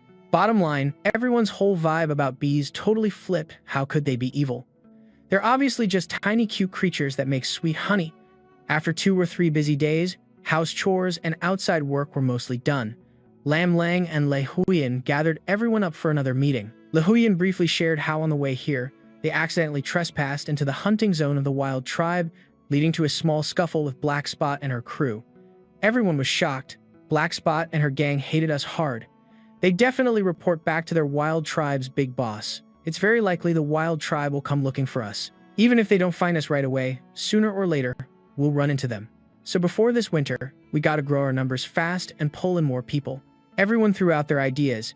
Anything for the Sunny tribe was up for discussion, and the whole place went wild. But things quickly derailed, turning into a rage fest, throwing shade on Black Spot and her crew for bullying us way too hard. How dare they gang up on us like that? We were just passing by, and they wouldn't even let us through? What kind of bossy nonsense is that? And acting tough with those cat scratch moves against Tung Fawn? Seriously, doesn't he deserve a beatdown? Lam Lang and Lei Huiyan had to step in to get the conversation back on track before it turned wild like a runaway horse. Thinking about the wild tribe's power compared to our tiny crew of 13, everyone finally calmed down. This is definitely a problem we need to fix fast. To recruit more people, our biggest hope is the annual trade meetup for all the tribes.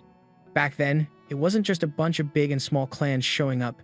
Tons of wanderers rolled in too. Every year around this time, small tribes and roamers hunted for a bigger tribe to lean on, so it was the perfect chance to pick up new people. Lam Lang and Lei Huiyan didn't really get the whole trade fair thing, so they hit up Dunam for the deets, then let him spill everything he knew about the other tribes and the wanderers. Plus, every year, the trade meet was packed with all sorts of goods to swap. They hashed this out all day, and Lam Lang with Lei Huiyan started catching the vibe of what was going down. Looking ahead, everyone had to hustle to stockpile supplies big time.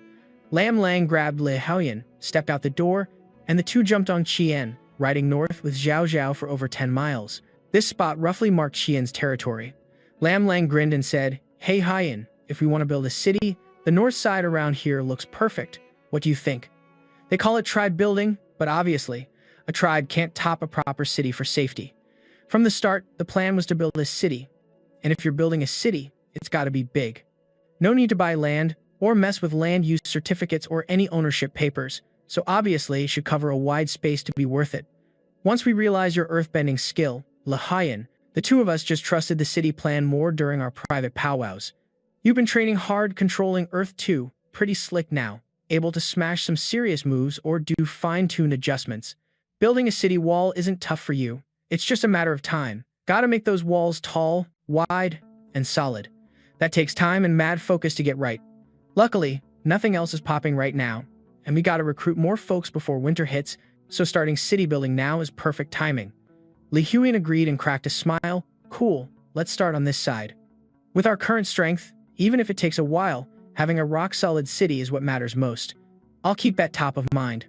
Lam Lang smiled smooth and kept nodding like, of course, take your time, Huiyan. They finally locked down the city size. Walls running about 15 miles north-south, 10 miles east-west, 14 meters tall, with a 7-meter thick base, tapering off until the top is 5 meters thick. Lei Huiyan planned to kick off building along the east-west line. To the north, beyond the city walls, the mountain range stretches on. This massive, sturdy wall would keep any lurking threats from those distant peaks at bay. Lei Huiyan wanted to use local materials and even dig a moat alongside the wall, killing two birds with one stone. He jumped into action with chill but no delay. Lam Lang swung by every now and then for company, and Qian with Zhao Zhao showed up from time to time too. Ifeng patrolled his turf like the boss of the wild forest. Lam Lang wasn't slacking off either. After days of trial and error, he finally cracked the code on a weaving machine.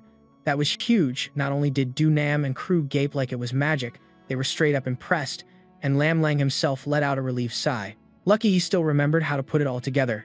Still, Dunam and the others all tried their hand at it and failed. No talent, no luck. Time to recruit some new blood. A few days after finishing the loom, cotton was ready to pick. If Lam Lang had actually been tending the crops from the start, they'd probably be growing even faster. But this setup was already solid. Apart from Lei Huiyan building the walls daily, everyone else was busy picking cotton, separating seeds, spinning yarn. With 30 acres of cotton fields, each patch yielded around 7,800 caddies. In this day and age, that kind of yield was thanks to Lam Lang considered top-notch. Harvest time was crazy abundant. The white cotton blooms looked like snowy clouds hanging on the branches, and from afar, it was like a white fog blanketing the fields. Lam Lang planned to turn part of that cotton into fabric, the rest into filling for quilts and warm clothes. Winter's no joke. Those thick quilts and jackets would beat animal skins by miles. The cotton needed sun drying too. Luckily, the weather had been on their side with clear skies, and their spot was roomy enough 3 days was all it took to fully dry everything. After tidying up the cotton, before even starting to spin it into thread, Lam Lang stored it all in the space dimension. Rice was almost ripe, and since rice directly meant food, everything else had to wait. The mix of hope and nerves, especially with past experiences, made it even tenser. Even Lahoyan had to pause the city wall work. Everyone had to band together to guard the upcoming harvest. And it was over 30 acres, no joke. The rice plants looked awesome, thick and lush, with big stalks. If harvested right, this would be another smashing season. The key was bringing it all in safely. Last time, just 3 acres almost wiped them out from stress. They hustled hard, day and night, chasing off birds trying to steal the crop, barely protecting their food stash. But this time, dealing with over 30 acres was a whole different beast, both exciting and nerve-wracking. A bittersweet load but full of hope. This time, Lam Lang and Lei Huyan even built a simple threshing machine powered by a foot pedal. Way more efficient than before. Everything was set now, all they had to do was wait for the rice to ripen and harvest it. The one thing that gave everyone a bit of peace, having Lam Lang, the Earth Shaman, around. The pedal runs sideways to power the rice threshing shaft, way more efficient than last time. Everything's ready, now we just wait for it to ripen and harvest. The only thing easing everyone a bit was having Lam Lang oversee it. They mostly need to keep watch for about 3 to 4 days, then they can start harvesting. Even if the guard duty isn't perfect and a few birds sneak in to steal some grains, most of it still stays safe. Everyone prepped hard and even hyped each other up. But there was one thing they didn't see coming. Zhao Zhao, nobody expected that just having Qiandian stand by the rice field would change the game. Zhao Zhao was perched on Qiandian's back. Now that Zhao Zhao had grown quite a bit, weighing at least around 10 pounds, Qiandian's neck couldn't hold up the weight anymore. It stretched out its neck and let out a loud cheo cheo cheo cheo call, scaring off all the birds that were about to sneak in and peck at the grains. At first, Lin Lang and the others had no clue why the birds all flew off, but then they realized it was thanks to Zhao Zhao. Even though punching the air felt kinda weird, they were super hyped. Oh man, Zhao Zhao is seriously awesome. Duh, how could a Vu's rare pet not be a total boss? So, what kind of bird is Zhao Zhao, really? There's no way it's just some ordinary bird. We just didn't get it before. Sis Lin definitely knew Lin Lang. She opened her mouth and honestly apologized because everyone would be bummed, but she didn't know. Plus, she really didn't feel any magical connection between her and Zhao Zhao like the one between Xuan and Qiandian. To her, Zhao Zhao was just hungry and clingy because it was bored, and now that it's grown, it's even wilder. All day long, it goes nuts with Qiandian causing chaos. But no matter what, having Zhao Zhao around made everyone breathe easier. Even Le Huyan took a quick spin and then went back to building the wall. Zhao Zhao caught everyone's praise and seemed to totally get it, looking super smug, calling out chow chow chow chow all proud, then jumping on Lin Lang asking for some tasty treats. Lin Lang was so caught up that he couldn't think about anything else. Zhao Zhao was cute as heck and had done a huge favor, so of course it deserves some delicious food. Zhao Zhao loves rice and meat too, everything got served up just right. With Zhao Zhao's fierce presence, everyone was way less stressed. They harvested 30 mu of wet rice super smoothly. The only snag was they only had one threshing machine. It threshed kind of slow, especially since they didn't have any metal, and the gears were just made from hardwood, making it bulky and sluggish. No time to delay though, because if they waited too long, the rice would over-ripen or spoil in the field, so they had to work from dawn straight through until the moon was bright at night. Luckily, plenty of people meant shifts kept changing, so it was doable. After grinding through nearly 4 straight days, they finally finished harvesting all the rice. There wasn't enough drying space, so Lin Lang stored some in the space dimension and laid the rest out in batches to dry. Somehow, more than a month had passed since they came back from the wild tribe, and the change in weather was obvious. The sun still blazed bright up high, but the air had cooled down big time. The sunlight didn't feel as harsh as before, and the breeze was no longer hot and heavy like summer, it was way fresher now. Over a month gone, Lei Huyan finally finished building the north side of the wall as planned, though the watchtower on top wasn't done yet. That day, Lin Lang and Lei Huyan took the squad to check it out. Le Huyan didn't want anyone bothering her while building, except Zhao Huyan. Nobody else had ever been there. Plus, that spot was out of the way and far from home, so everyone else was busy with other stuff. This was the first time everyone got to see the entire wall, stretching east to west for 15 miles, huge, solid, imposing, unbreakable, looking like a massive, majestic dragon, with a giant main gate and 2 big side gates right next to a giant arch, all hella solemn and intimidating. The gates weren't installed yet, but the vibe was still fierce.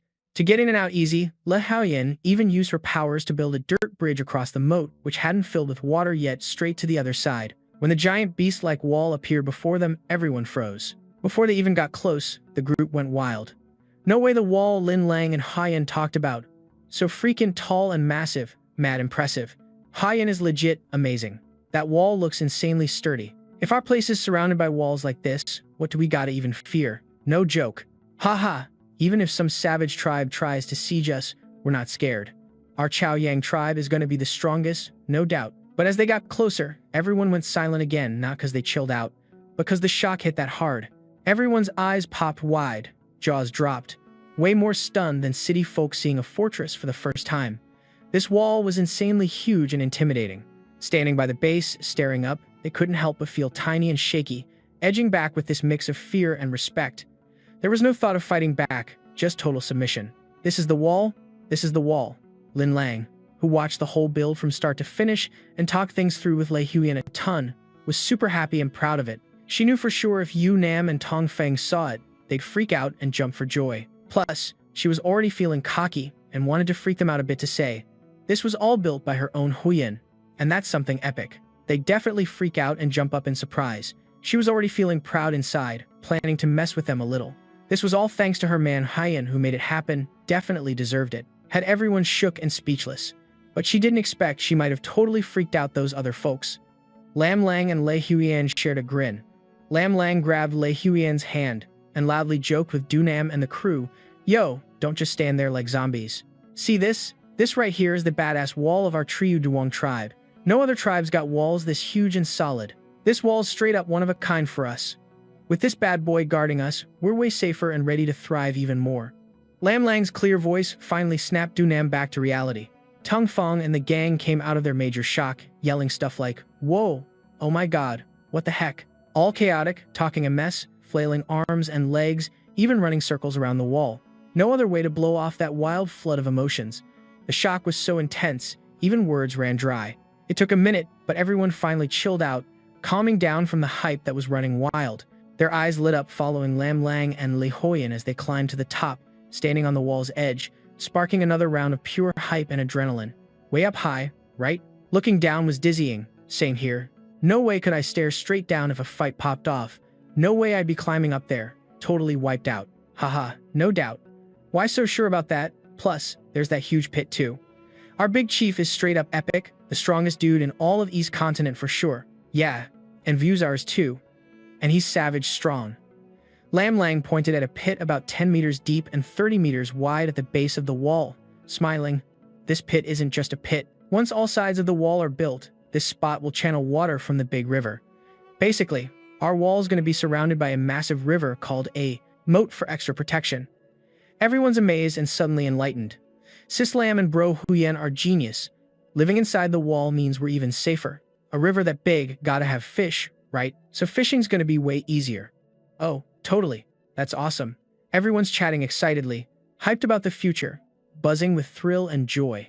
This is legit amazing. Can't wait to see that scene for real. Gives us mad motivation. Roar.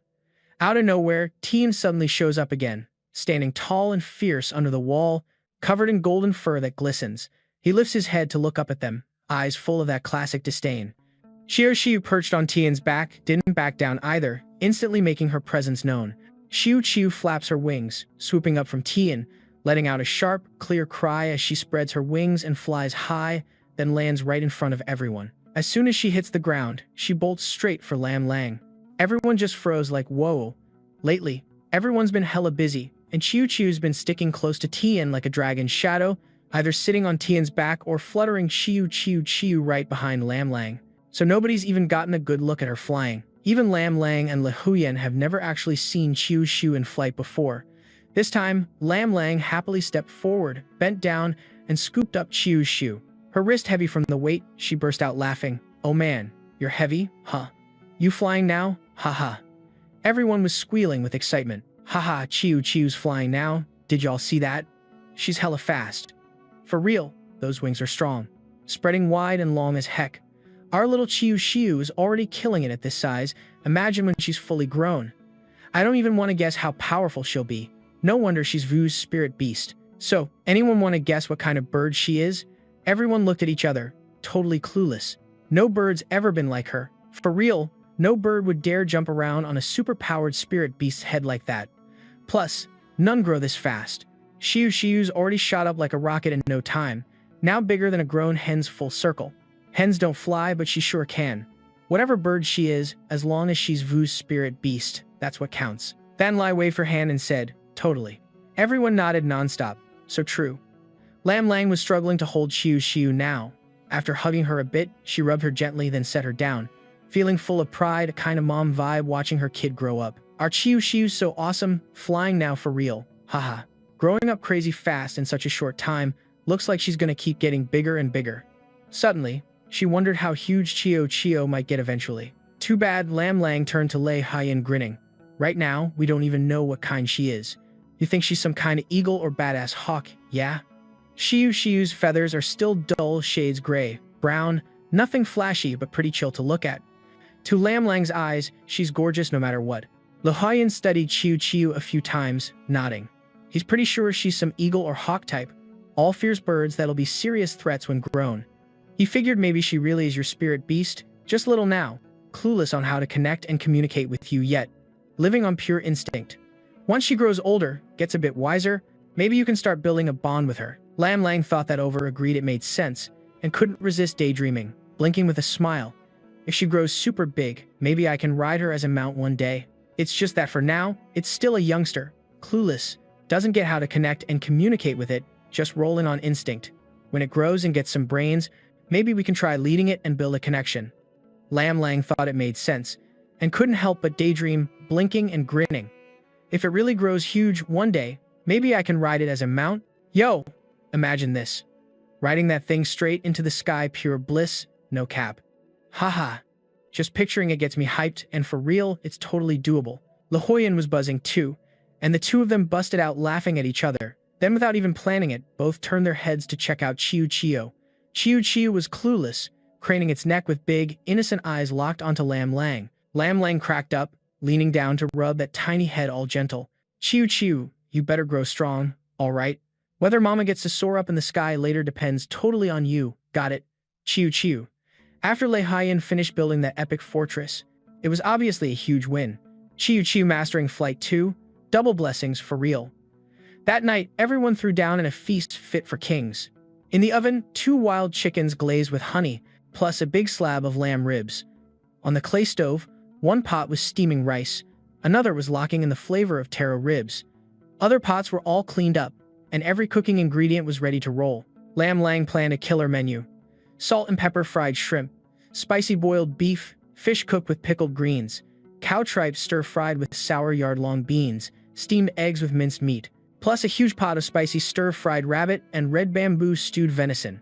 Since everyone was used to heat, Than Lai even taught them to toss fried chili oil with rice. Adding some spicy dishes to the victory feast? No biggie, the crew would absolutely dig it. And sure enough, as soon as a table loaded with colorful, flavorful food hit the scene, that spicy aroma hit everyone's nostrils and made mouths water hard. Let's eat, for real. Once the chopsticks start, ain't no stopping. Spices got mad pull unless you're born hating heat. Nobody can fight that fire. No one hates spicy food, just some peeps can't handle it. Whether it's lamb ribs dusted with salt, pepper, and chili powder, or tender boiled beef, or the tangy, spicy stir-fried tripe with beans, or that fiery rabbit stir-fry, everything kept them hooked. After going all in on spice, they'd sip some sweet winter melon bone broth, scoop up soft steamed egg, total next level feels. Living's gotta be like this, that's what life's really about. Du Nam and the gang were pure satisfaction vibes, mentally thanking their luck like 100 times plus 8. Seriously, mad lucky, sticking around with Sis Lam and Bro Huyen to restart the tribe. The Triu Duong tribes hands down the best, the absolute best, no cap. Chiu and Tien and all the others scored a primo dinner too. Lam Lang hooked Tien up with a fresh venison leg and a chunk of tender wild beef. Tien usually hunted solo, sometimes dragging home a wild goat or deer, so food wasn't ever a worry for them. But getting fed by Lam Lang or Lei Huyen now and then, Tien was all smiles, accepting that with pure joy. And Chiu, no contest, Lam Lang dropped wild beef and venison into its bowl, and man, it chowed down like a champ. eating 6 to 7 pounds in one sitting, no sweat. Lam Lang used to stress about it getting a tummy ache, but later he realized Chiu wasn't that dumb, so he chilled out and let it eat its fill. She's a beast when it comes to food. Once she's given, she hoards leftovers even if she can't finish. After digesting, she grabbed the saved meat and snacked more to refill. Lei Huyen was planning to build the next wall on the east side, so she was back on her grind. Meanwhile, the annual trading meet between tribes was just about 2 months away. The Triu Duong tribe didn't lack good goods, they had way too many top-notch items to bring out all at once. That kind of move wouldn't do them any favors. So they all sat down, sorted out what to take to the trade meet, starting with ceramics. Ceramics were a hot item every year at the trade meet. That's because successfully firing ceramics was super rare. Duh. People just shape clay and toss it in the fire. Mass production? Straight up unheard of. Especially big pieces, practically none existed. If the tribe needed water containers, they'd only use stone jars. But making stone jars was brutal, carving out a huge rock-solid chunk. Even skilled artisans packed with experience had to pour tons of energy and time into it. Stone jars weren't for everyone, but for Lam Lang's crew, that was zero problem. Then there was cotton fabric and raw cotton. Yeah, Lam Lang's squad planned to bring some cotton fabric and rough cotton to trade, and if asked, they'd just say it's from some kind of plant, and folks might get jelly and want to hunt it down themselves. Who cares? Whether they find it or not their issue. Another item was salt, pepper, and Dijoang wood. The tribe was seriously generous, hooking them up with a good stash of pepper, dried in clay pots and crushed with water mortar mixed with fine salt and roasted. That's like legendary spice, addictive to anyone who's tasted it. Right now, they had 30 pepper plants booming. Looking at how things were going, flowers and fruit by next year, no doubt. Plus Lang knew pepper plants could be cloned by cuttings, so next spring they'd have a whole patch, way more down the line. Using some now for trade. No regrets there. As for salt, that's a touchy subject. For now, no big reveal, they'd watch and pick 1 or 2 big tribes for secret trades. With how the Diem tribe acts, who'd last? If there's another way to swap for needed salt, everyone would be hyped. They also had honey. Their bees were buzzing around hard every day. Sure, this year might be no honey haul, but next year? For sure. Currently, they stock over 60 pounds of honey, could easily trade some without sweating it. So right now, their move was to fire up 2 more ceramic kilns, gotta grab some extra salt from the salt mine, snag a few more cotton fabrics, and make a ton of seasoned salt. Also, while we're out grabbing salt, we might as well hit up that nearby hillside for a quick hunt and score some extra meat. No talk, just action. Lam Lang and Lei Huyen split up the tasks, and she took along Tung Fong, Dang, Thu Qua, O Van, and Dai Mao. Little Mao and some others who'd never been to the salt mine got busy making salt and hunting. Meanwhile, Dunam stayed home firing up the kiln for pottery and other ceramic stuff they needed. This time, Lei Huyen didn't tag along with Lam Lang but stayed back to keep building the fortress walls. Still, Lam Lang brought Qian with him, even though she was reluctant at first. Qian's Lei Huyen's bonded beast, so her instincts and that connection to her superpower made her not want to stray too far, especially for a multi-day trip. That's what Lei Huyen told her while they were chatting, but she flat out refused, even though she liked Lam Lang a lot and usually got along with her super well. Besides Lei Huyen, she only lets Lam Lang ride her. Dan Li and Thu Qua once tried to ride her to show off, but got snarled at and scared stiff, ending up begging Chiu to jump on her back for a bit. Add in Lei Huyen's sweet talk, and that's what finally got Qian to grudgingly agree to come with Lam Lang. Only Lam Lang and Chiu together could convince her. No one else could even dream of it. Lam Lang was half laughing, half tearing up, feeling bad for Qian. You can't really blame her though, she's Lei Huyen's bonded beast after all. So Lam Lang just patted Qian's soft, fluffy head and gave her a gentle smile. Good girl, Qian. Don't stress, okay? We'll be quick and back before you know it.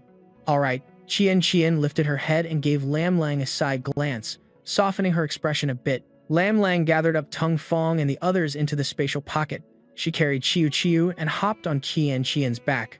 With Qian's speed, it took just a day and a half to reach the Salt Valley.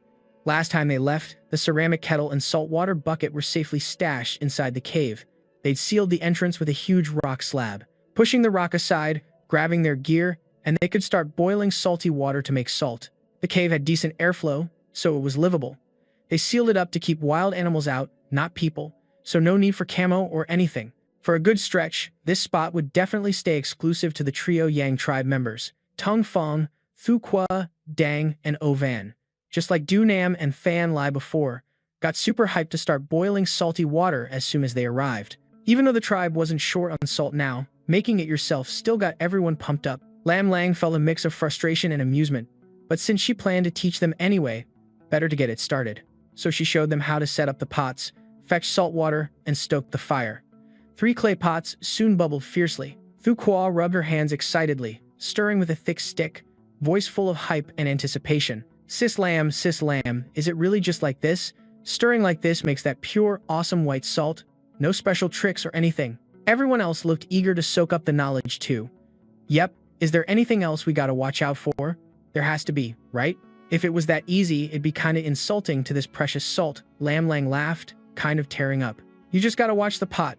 Once the crystals start forming, turn the fire down a bit, no scorching flame. Got it. We've always done it like this, no stress, it's just salt, and we've got tons of it anyway. Everyone burst out laughing, feeling legit hyped. True, just salt. We seriously have plenty. Lam Lang was thinking once the salt finished crystallizing, these guys would probably freak out and shout loud again. Definitely better to avoid being around for that scene. She'd seen it once already and wasn't keen on round 2. So she told everyone to keep cooking carefully and then took Kian and Chiu out hunting dinner. No stress, Lam Lang was already badass, plus Kian, the Mountain King, was with her. So Tung Fong and the others had no worries and gave their thumbs up. Lam Lang bolted like lightning. Kian, already familiar with the area, led them flying through the forest, super fresh and full of swagger.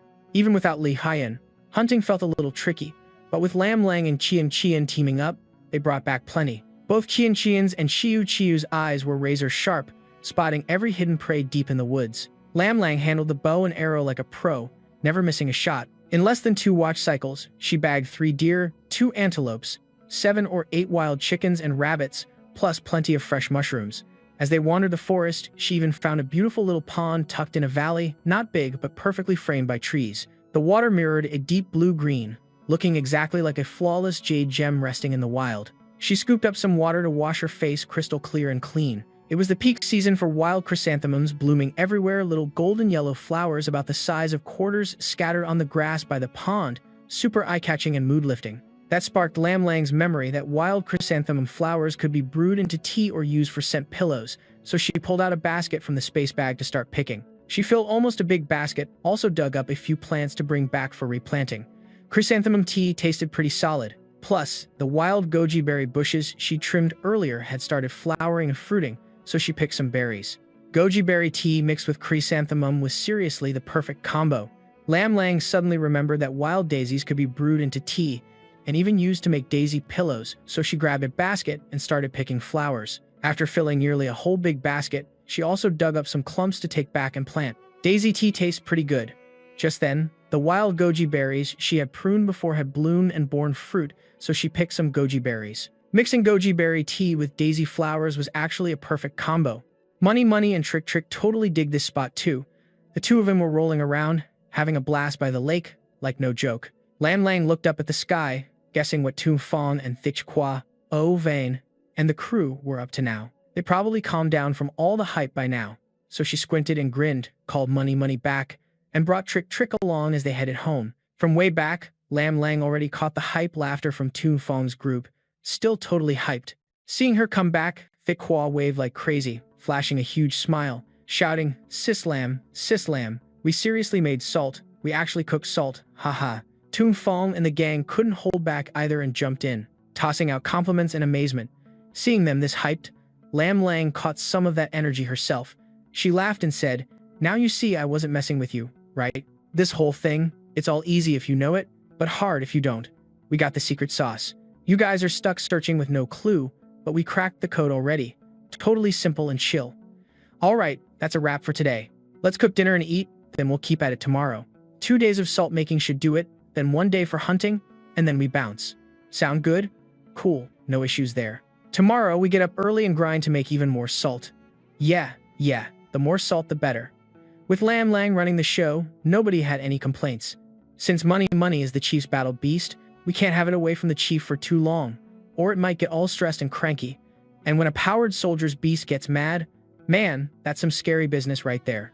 So Lam Lang hauled out pots, pans, and spatulas from her space stash, and everyone started dividing up duties to cook dinner. The next morning, just as the sky was barely lightening, Tung Fong, Thich Qua, and the fired-up crew got up early and jumped straight into boiling that salty water. The scene was buzzing with energy. At night, Lam Lang crashed inside her space pocket for some sleep, not bunking with the rest in the cave. Outside the cave, Money Money and Trick Trick stood guard, so safety wasn't a worry. By the time Lam Lang got up and called everyone to breakfast, they'd already cooked a huge pot of salt. This output was like firing 3 giant stone pots. At once, no sweat for Lam Lang. Over those 2 days, she strolled all around the forest with Money Money and Trick Trick. When heading up, she let Money Money fly her way out far and wide. They harvested all kinds of mushrooms, prey, and herbs like crazy. Lam Lang even found 4 wild beehives, didn't hesitate to grab the entire hive, planning to keep it back at camp. 2 days of salt cooking yielded around 12,300 pounds. For a tribe, that number's massive. That much salt, half can go towards trading at the market, definitely could score some top-notch gear. Tung Fong and the crew stared at the baskets of pure white salt, freshly made and tucked away into Lam Lang's space stash, feeling that rush of accomplishment, grinning ear to ear. This was seriously lit. Haha, nothing beats that rush from smashing your goals. The next day, the whole gang, along with Lam Lang and Money Money, hit the mountain slopes loaded with game to hunt. Tung Fong's crew had never been here before, couldn't believe the place was so huge and stuffed with different animals. Just a quick glance and they spotted wild pigs, white-lipped deer, moon-horned deer, long-twisted horned goats, half-gray, half-black furred beasts roaming around. This mountainside had tons of water, making it super lush. No wonder so much wildlife gathered here. Tung Fong joked, next year, when their tribe opens a hunting route, this spot had to be on the map. Lam Lang chuckled and said, no doubt, with vibes like this, we can't just sleep on it. Haha, let's figure out the game plan now. Everyone answered, nerves switched on. It was their first hunt without the powered soldiers Lei Huyen and Du Nam tagging along. Without those two, everyone knew they had to rely on their raw strength and skill. No fooling around, or they'd come back empty-handed. Luckily, they had money, plus sharp bows for long-range shots. Lam Lang realized how tough it was for small tribes without awakened powered soldiers to survive just by hunting. It's no cakewalk. They don't have money, no bows, basically no tricks or hacks to lean on. Even though everyone craved wild buffalo meat badly, seeing those beasts mass like mini mountains, they had to ditch that plan. If those buffalo got pissed, it'd be like dealing with wild lunatics. Too risky. Too few of us. Better skip it. Instead, they targeted a deer herd to the northeast with big moon-shaped antlers. O Van and Du Nam led the big dog, Dai Mao. Little Mao circled round quietly from afar, sneaky-like looping behind the deer herd, using prepared vine ropes to loosely tie off segments, making a half-circle trap. These vine ropes were just enough to trip the deer, but only for a little while. When the herd crashes through, they'd break it pretty quick. But the whole point was to cash in on that short window. After setting the trap, they paired off to cover all angles, spreading out to encircle the herd. Lam Lang and Tung Fong, the strongest fighters, stayed put at the tightest part of the rope. Money Money was right there with them. Sharp steel needs the right blade, and the second the deer got trapped and freaked out, that's their moment to strike and lock in the win. Easy. O Van and Thich Qua, your ace archers, stay close enough to back each other up. Dong took Dai Mao, Little Mao, and Trick Trick to hustle the herd towards Lam Lang and the rest lying in wait. Dong and the crew crept up slowly, every step getting closer to the deer munching calm and flicking tails. All of a sudden, something spooked the herd's alertness. One deer. The big grown-up suddenly lifted its head, stretched its neck, and scoped out the area, letting out a low, deep grunt. Its eyes were sharp, totally alert. That sound, it made the whole deer squad freak out instantly. Calls started popping off one after the other, rushing forward. Realizing there was no more waiting around, someone barked sharply and decisively, led Big Mao. Little Mao busted out too. The three of them spread out like a massive net being tossed, swinging sticks, shouting loud and charging ahead. The deer freaked and scattered everywhere. Their screams got sharper and louder. Boom! Big Mao and Little Mao pushed straight into Lam Lang's ambush zone. But the deer were way too many and way too strong, making it tough for the three of them to herd the deer where they planned. Suddenly, Chiu Chiu shot up quick, flapping wings like lightning straight at the lead buck. She cried out once and struck hard on its left cheek, making it yelp in pain, reflexively darting right. Then Chiu Chiu pecked its right cheek, making the leader deer roar madly, thrashing its head. But every time it tried to move left or right, Chiu Chiu was there, steering it back on track, finally forcing it straight toward Lam Lang and Tung Fong's trap. That lead buck, it was the top boss since the herd always followed it, especially when they were panicked. They'd blindly run after it without questioning. Big Mao and Little Mao were over the moon, pumped full of hype, hollering loud to chase from behind. The herd thundered straight at Lam Lang. Lam Lang chuckled. Those guys aren't half bad. Chiu Chiu's leveling up fast too. Now, are we ready to finish this? Tung Fong had his bow drawn, face dead serious, nodding. Lam Lang laughed out loud, shouting, "Then let's get it done." Tung Fong, O Vane, and the others knocked their bows simultaneously. Arrows zipped out, hitting their targets dead center. The deer got even crazier, screaming in panic. They moved faster than lightning. A second arrow flew right after, while Tian roared like a thunderclap tiger and burst out. He bit and snapped the neck of an arrow-hit deer, then charged at another. The snares set earlier kicked in hard. Some deer got tangled, trampled by the crazy rush from behind, getting hurt, mooing pitifully. The scene was total chaos. By now, bows weren't doing much. Lam Lang and the crew swung long spears, heavy swords, and axes, yelling as they went in, targeting those wounded to finish them off. The two-person team worked so smooth and tight, they were flexing hard to bring down their prey quickly. The strong deer broke the snares fast too. Soon the escaped deer disappeared without a trace, but their haul was still super solid. Big Mao and Little Mao teamed up with Chiu Chiu to bag one. They were pumped. Lam Lang and Tung Fong got 3, Thick Kwa and Ovan nailed 2, and Tian Solo took down 3, a grand total of 9 deer. Among them, Lam Lang, Tung Fong, and Tian took out the biggest and toughest adults. Thich Kwa and Ovan got 1 big and 1 smaller one. Big Mao crew got a mid-size one. Just with that crew alone, pulling off such a score was epic. Everyone was hyped beyond belief. Remember, past hunts needed at least 30 folks just to roll up, and even with that many, bagging 8 or 9 deer was a major score. These deer were massive. A grown buck weighed about 300 pounds. We that good. Ha! Gotta thank Lam Sis, Tian, plus Chiu Chiu, she's crazy smart. No doubt, that's Vu's beastie. I didn't think I'd personally bag a deer. Stoked to the max. And those bows, deadly, man. You got skills. If more people showed, like Lam Sis and Huyen Bro said, it'd be an all-out arrow storm. Just thinking about it gets me hyped. Everyone laughed and chatted, hauling the deer corpses to one spot, counting them over and over, smiles big enough to crack their faces. Lam Lang scooped up the loot into his space, raising an eyebrow as he grinned. See, with solid weapons, even without battle powers, we can crush it. Having Tian and Chiu Chiu help this round, but if we'd set traps earlier, the results would rock just as hard. Using bows as traps packs serious punch. Oven and Thich Kwa have seen that firsthand. Everyone nodded, spirits soaring. This hunt from tracking the herd to setting the trap to finishing took over 3 watch hours. All were wiped out a bit, so the crew headed back to the Salt Valley to rest up. That night, they stewed the fresh deer meat they just bagged, and it was fire. Lam Lang cleaned the deer guts and stomach with salt tea, cut them up, and tossed them into a clay pot with some pepper flakes and chili oil. The whole squad feasted like kings, pure joy on their faces. Next morning, after breakfast, Lam Lang gathered Tung Fong and the crew into his space, mounted Tian, and led Chiu Chiu to start their journey back. Chiu Chiu seemed to have grown again. Her wings were longer and stronger, no longer just chilling on Tian's back. She soared into the sky, calling out high above Lam Lang. In a blink, she vanished, but soon came back flying ahead to guide Tian.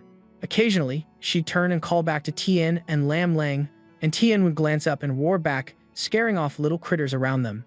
Lam Lang was speechless. About a day and a half later, they reached home again. The crew stayed busy for over 20 days straight. All their essentials were set, and they'd even gone on the big hunts twice. Lei Huiyan finished building the eastern wall stretch, running north to south.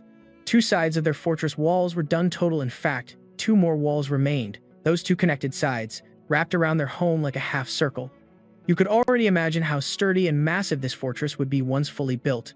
Long-term efforts pushed their power levels constantly, scaring off all the little critters around who scattered in a panic. Lam Lang was honestly speechless.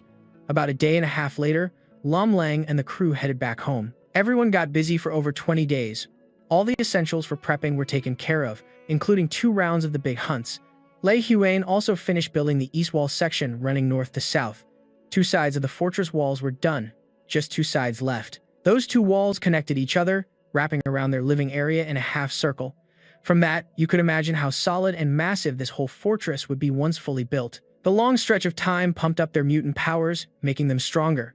Although being tall definitely gives a big boost to one's supernatural abilities, Lei Huiyan could totally feel it himself while building the fortress. His own powers got way stronger during this time, way more powerful than before. Even if he had to face the big boss of the lone tribe now, Lei Huiyan's pretty confident he'd win like 9 out of 10 times, leaving just a tiny 10% to luck or fate. Still, he's a humble dude, never one to claim 100% certainty. But hey, time's not infinite, and you can't keep burning yourself out all the time. Going non-stop isn't the move because that'll mess with your foundation. There's that saying, what goes too far will turn back, so Lei Huiyan decided to pause for a bit, recharge, and then keep going later. Plus, no need to rush the fortress building anyway. The walls already had their basic shape now. Dunam, Tung Fong, and the crew felt proud and totally into it. Everyone got straight up mesmerized by those massive, epic walls, and whenever they had free time, they'd just run up and chill on the ramparts, looking out over the land and cracking silly smiles. The more they stared at it, the more they loved it. With walls like that, who wouldn't be hyped? Everyone was buzzing, counting down till it's fully done. The weather was cooling down bit by bit, and the once green grasslands were starting to turn golden. Soon enough, the whole prairie would dry up and fade to brown. After that, winter would roll in before you know it. The annual trade fair between tribes was also gearing up. This era had no official calendar, but every tribe had their own way to mark time. When flocks of wild geese started flying south, right after the first full moon night, that's when the festival kicked off. That whole party would last from 5 to 7 days. Anyone who wanted in could still catch up. The event took place in a field just over 20 miles from the DM tribe's village, using it as the meeting spot, pulling in big and small tribes from all around. Usually, tribes within about a 5-day journey made up the main crowd. They'd bring tons of goods, but those tribes farther away had a tough time hauling stuff, so mostly came just to hang, bringing only a little, mainly to trade salt with the DM tribe. Like the Triu Duong tribe where Lam Lang and Lei Huiyan were from, it's more than half a month's journey away. Normally, that kind of distance totally made joining impossible. Way too far, a wild trip just wasted energy, unless you're just there to soak up the vibe. But Lam Lang and Lei Huiyan had the cash and the space, so that was a whole different story. This time, Du Nem chose to stay put. Most crops had been harvested, and veggies like Napa cabbage, radish, and lettuce had just sprouted from their seeds, so no worries about anyone sneaking a peek. But with the chickens running around, bees buzzing, long-haired rabbits, wild bunnies, and ducks, someone needed to watch over them. Letting them alone at home wasn't chill. Plus, Dunam and the gang always felt the fortress walls looked insanely epic and tall, so big you could spot them from miles away. Who knows, maybe some other tribe's folk might get curious and come snooping. And if someone showed up to check it out, thinking this place looks great, how could they not want to take it over? That was a hard no. After some talks, in the end, only Dang Mao and Fan Lai went with Lam Lang and Lei Huiyan. The others stayed back inside. As usual, Lam Lang brought everyone into the space dimension before setting out. It was pretty cold now, so she wrapped a thick cotton cloth around her head and face, covering half of her eyes. But since Tia knew the way, getting lost wasn't a worry. Xiu Xiu was even bigger now, almost as massive as an ostrich with wings over 20 feet wide. Still, her cries were soft and sweet, and she loved cuddling up to Lam Lang, still just a big old kid. She didn't ride on Tian anymore. She only flapped her wings and pounced on him when playing. But with her size now, Tian couldn't handle it for long. While traveling, Chiu flew alongside them. Tian moved fast. What would normally take 10 days walking, he did in under 3. Dang Yuok figured there were still about 3 days walk from there to the festival, so Lam Lang's crew ditched riding Tian and went on foot like regular folks. Lam Lang and Lei Huiyan also wanted to see if they'd meet other tribe members or travelers on the way. A little friendly mingling wouldn't hurt. About 3 miles west of the DM tribe's village, there were tons of tiny huts scattered around. Most of these huts were super small, built from all sorts of stuff: wood, stone, bark, and straw mashed together. Holes patched up with whatever was handy. Overall, it was ugly, clumsy, and looked cold and miserable. The folks living there were refugees hoping to join the DM tribe, almost 200 households in total. The DM tribe set aside land for these people to stay temporarily. Among them, some had been living there for 5 years but were still just temporary settlers, basically treated like servants by the tribe. Many others couldn't hold on and had passed away long ago.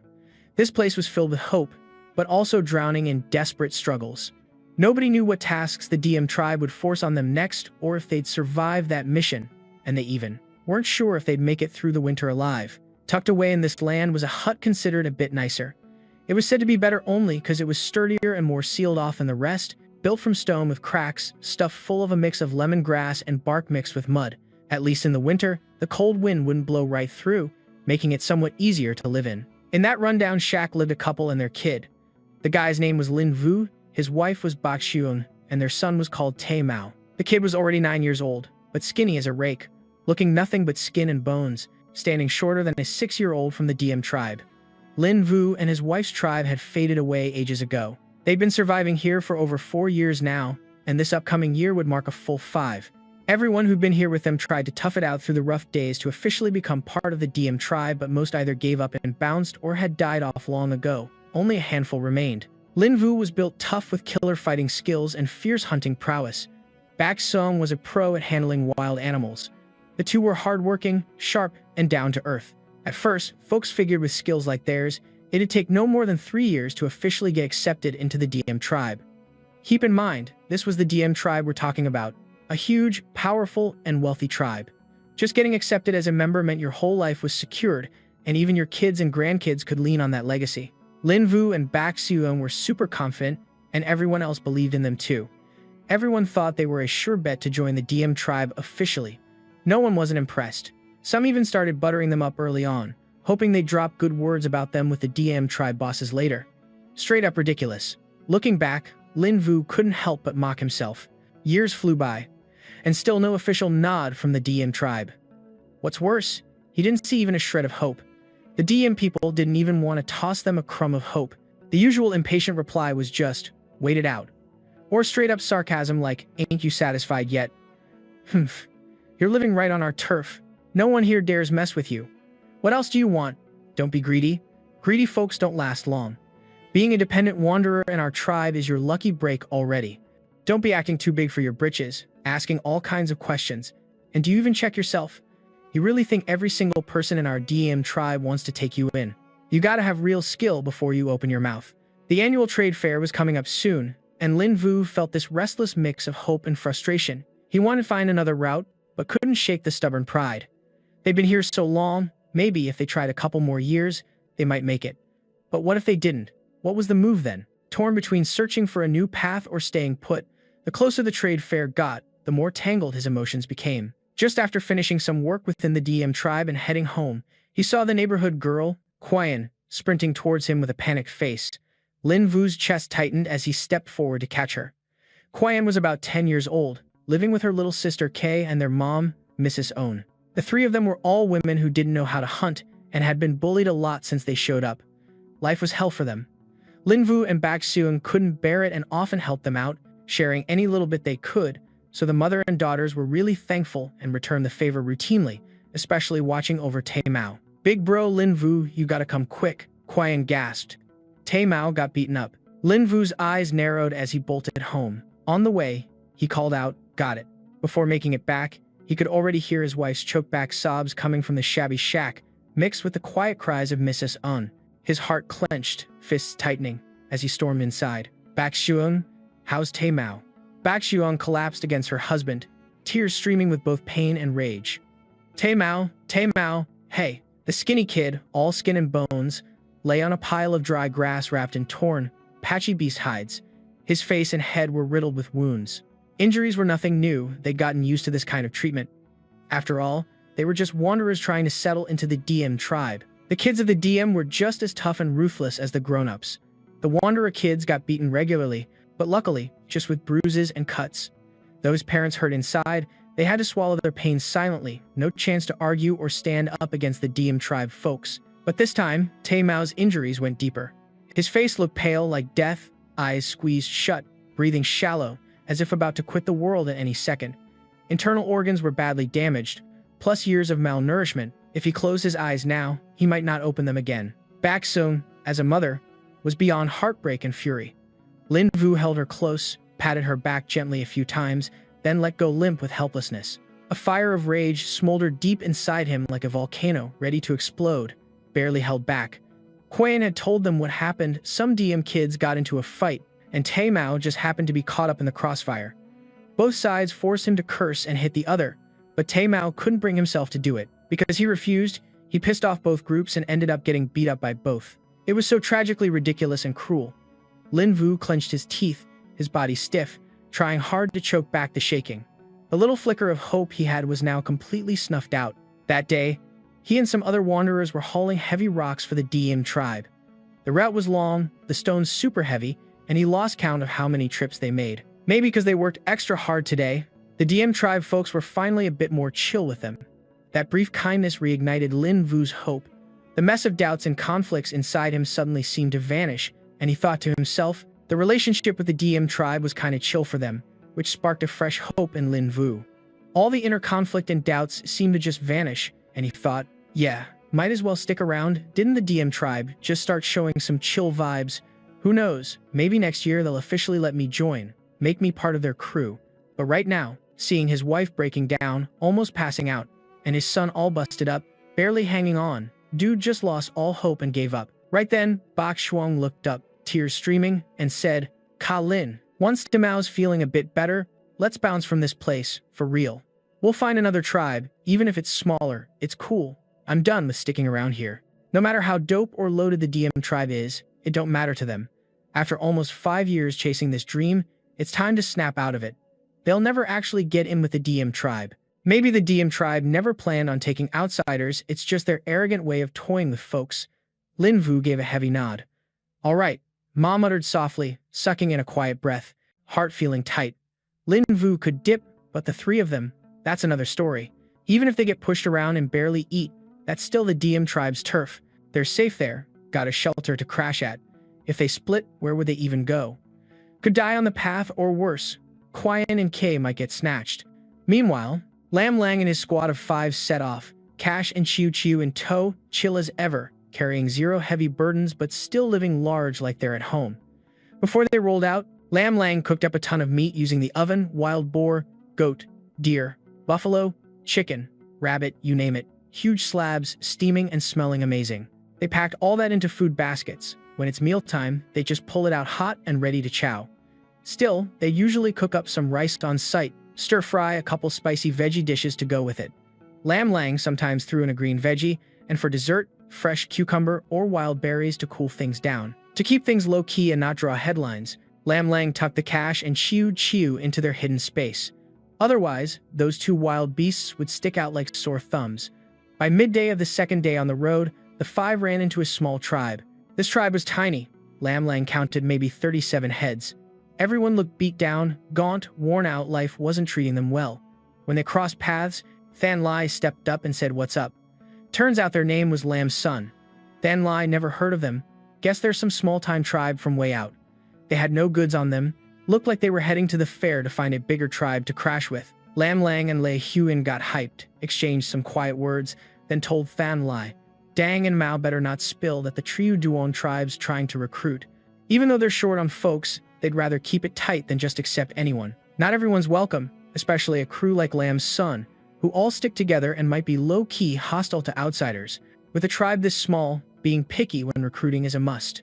That said, making some contact isn't a problem. Than Lai's the best at that. When everyone stopped for a break before lunch, Than Lai was already chatting up Lam's son tribe members, all smiles and good vibes. During the break, Lei Huan called Dang and Mao to the nearby river to catch fish, while Lam Lang and Than Lai scavenged dry branches to light a fire for grilling. Since they wanted to test Lam's son out, they had to play the part of the broke types. Fishing with Lei Huan was easy. The Lamson folks didn't see them since tall grass blocked the view.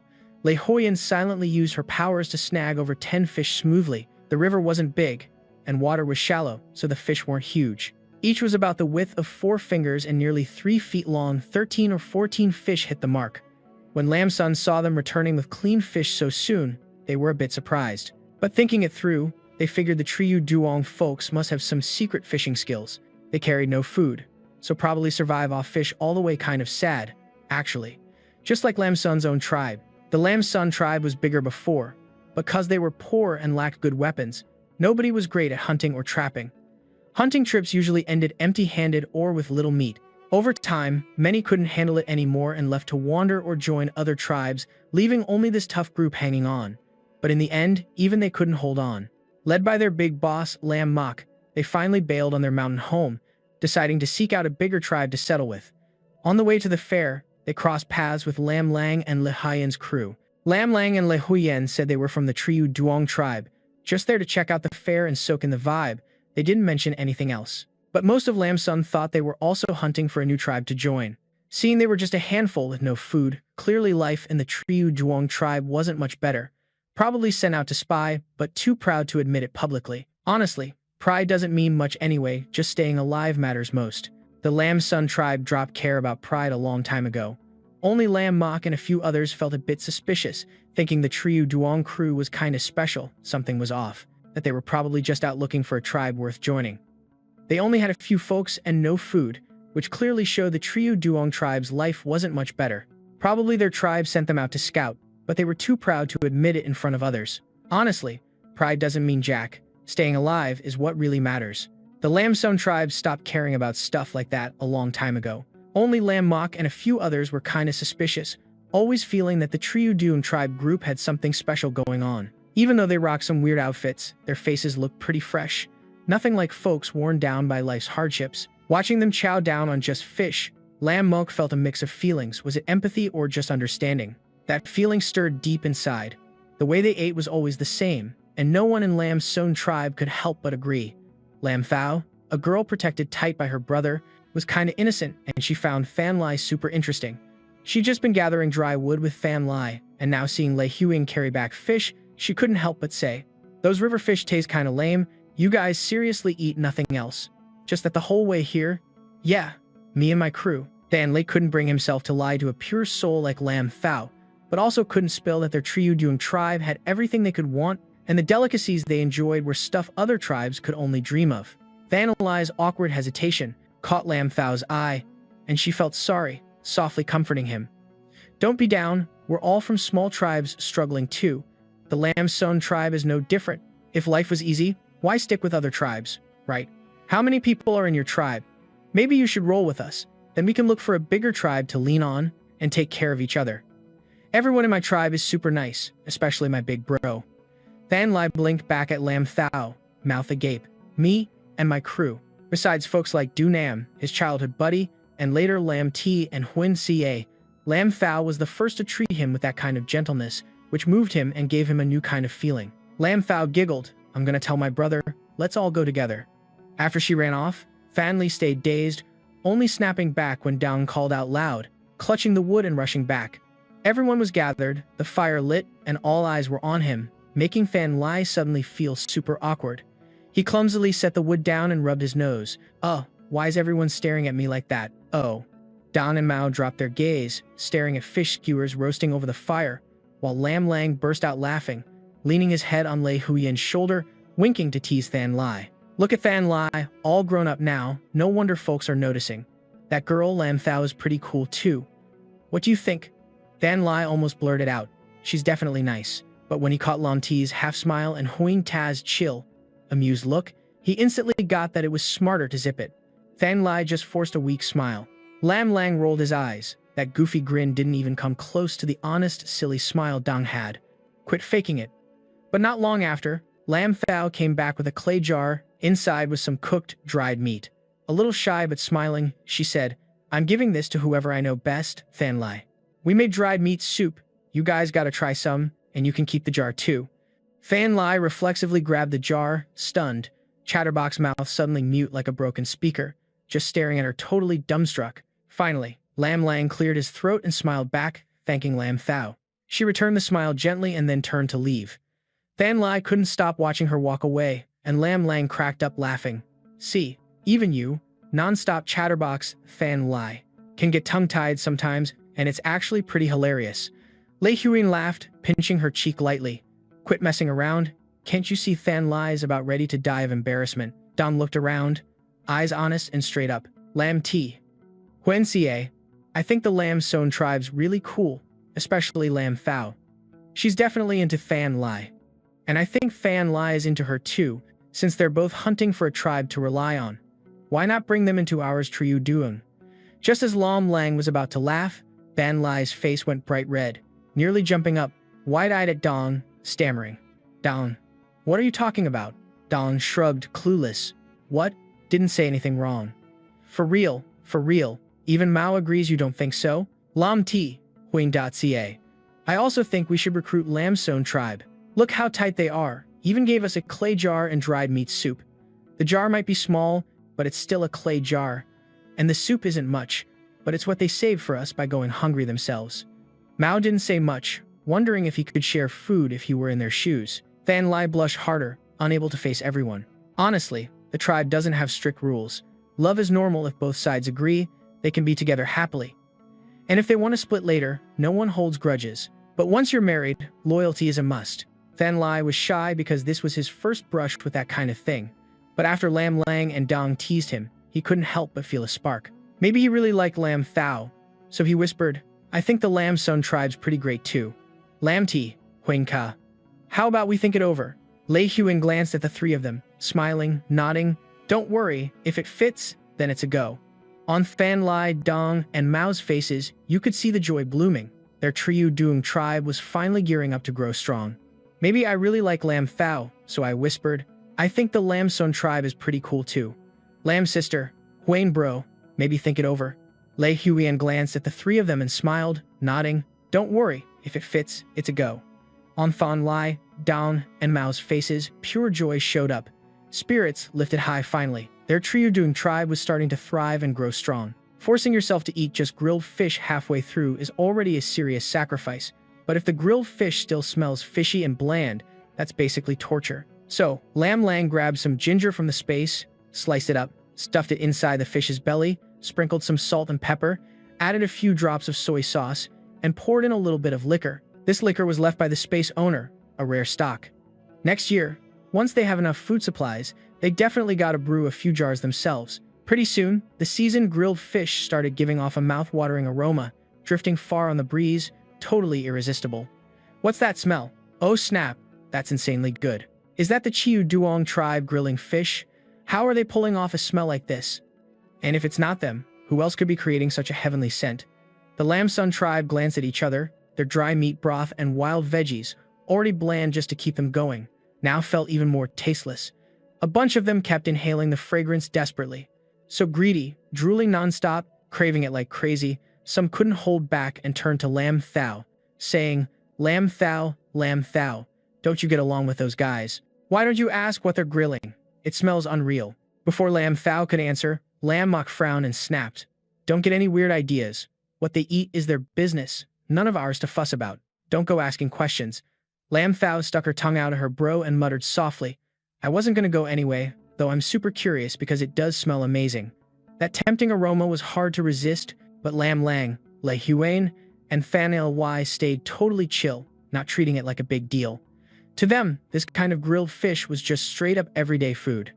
At first, Lam Lang and Lei Huan thought the Lam Sun tribe wouldn't be able to hold back from coming over to check out the scent, but nobody showed up. Still, Lam Lang caught a glimpse of them secretly looking super hungry. Lam Lang and Lei Huan exchanged looks.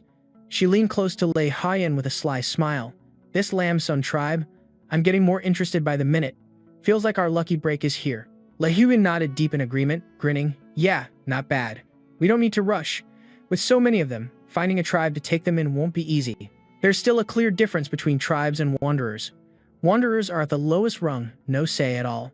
But tribes, when they want to join another tribe, they at least have some voice. They can talk with the tribe they want to join, discuss conditions like how long they gotta serve, what they gotta do.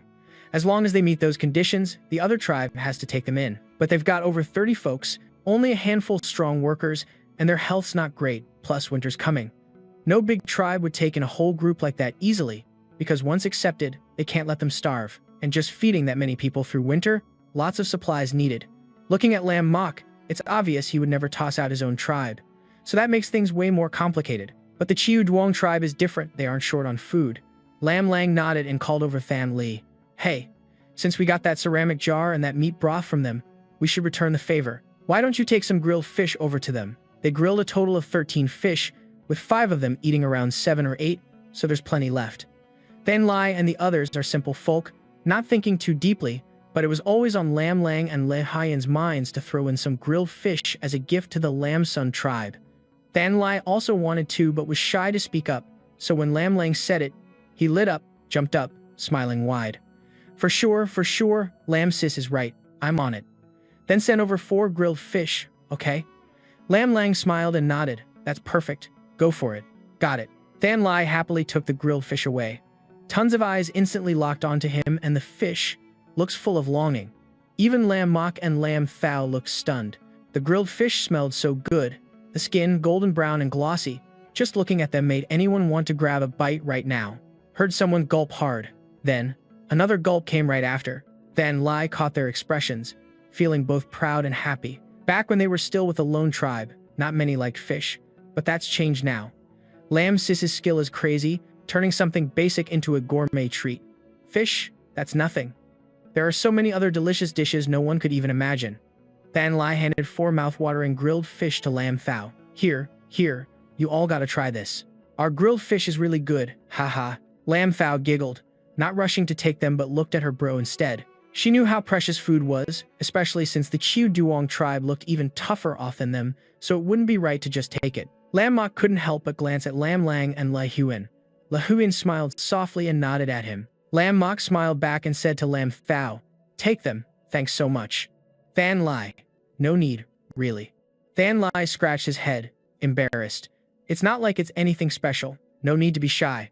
The Lam Sun tribe went totally silent, thinking if this tasty-looking, fragrant stuff isn't special, then what is? This dude's from a poor tribe and still talks big, just trying to get on Lam Thao's good side. Lam Thao clearly didn't completely buy Van Lai's words, winked at him, then made a teasing face like he was bragging. She asked Van Lai to cut the 4 fish to share with the whole tribe. Over 30 people, 4 fish not huge, so each person only got a bite. Many parents and strong folks either didn't eat or only nibbled a little, giving the rest away. All the little kids under like 12 or 13 were done eating. Lam Mok didn't eat either.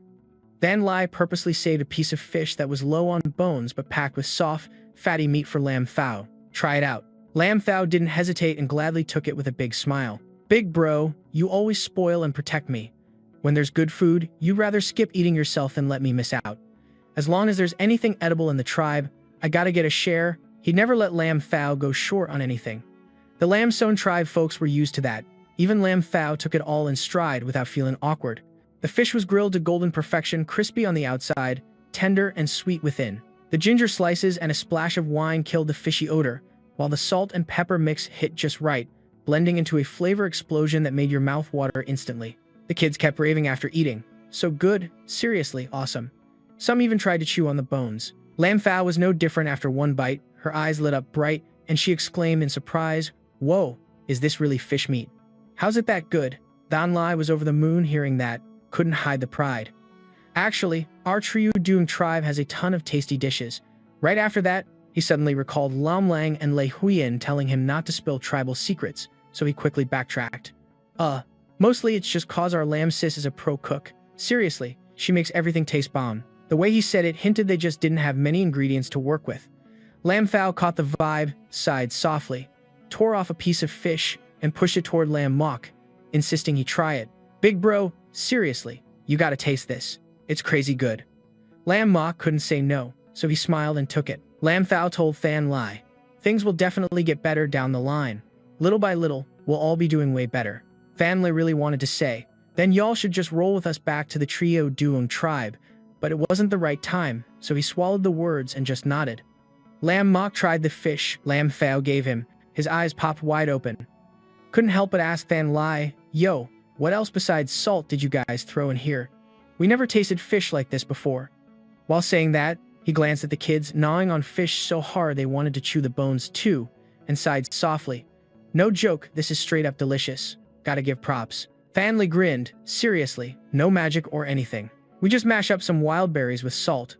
Our Qiu Duong tribe's basically legendary at cooking tasty stuff, and Lam Sis is a straight-up wizard in the kitchen." Lam Mok nodded, clearly impressed, but didn't ask what kind of wild berries they were.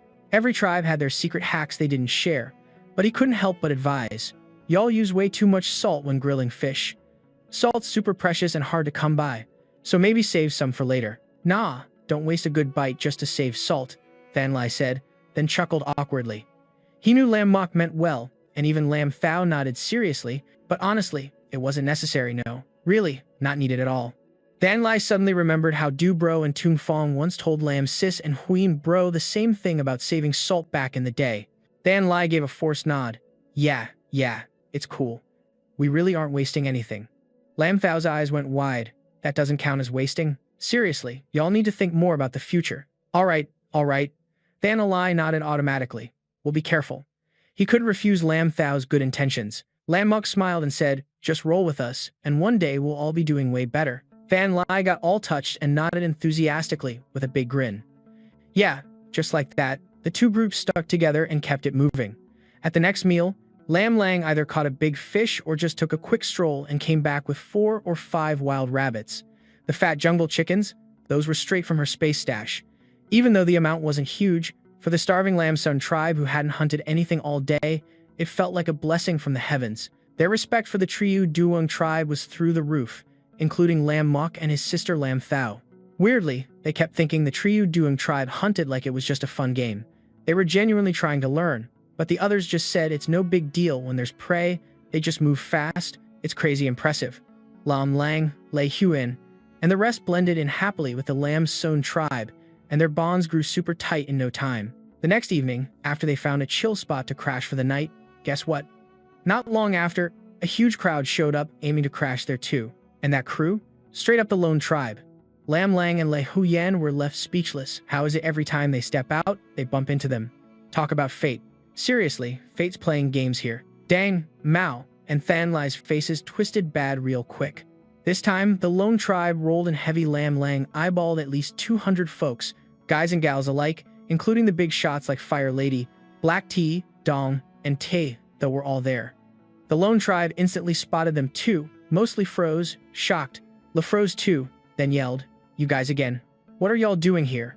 The Lam Sun tribe was low-key hyped, thought having backup would be safe and easy, but something felt off. Hearing that, Lam Lang got annoyed, shot her a glare, said all tired, yo, what you saying? This time's your time's turf or what? For real? If not, why you care we here? Why can't we stay? Lei Huyan had to stand up for her girl, no way she backed down. Yeah, so what if we're chilling here? She fired daggers at them, then shot looks at Dang and the crew, finally locking eyes with the lone tribe's big boss. Big boss. The lone tribe leader and Black Tea exchanged dark looks, both boiling inside but couldn't make a move with so many people watching.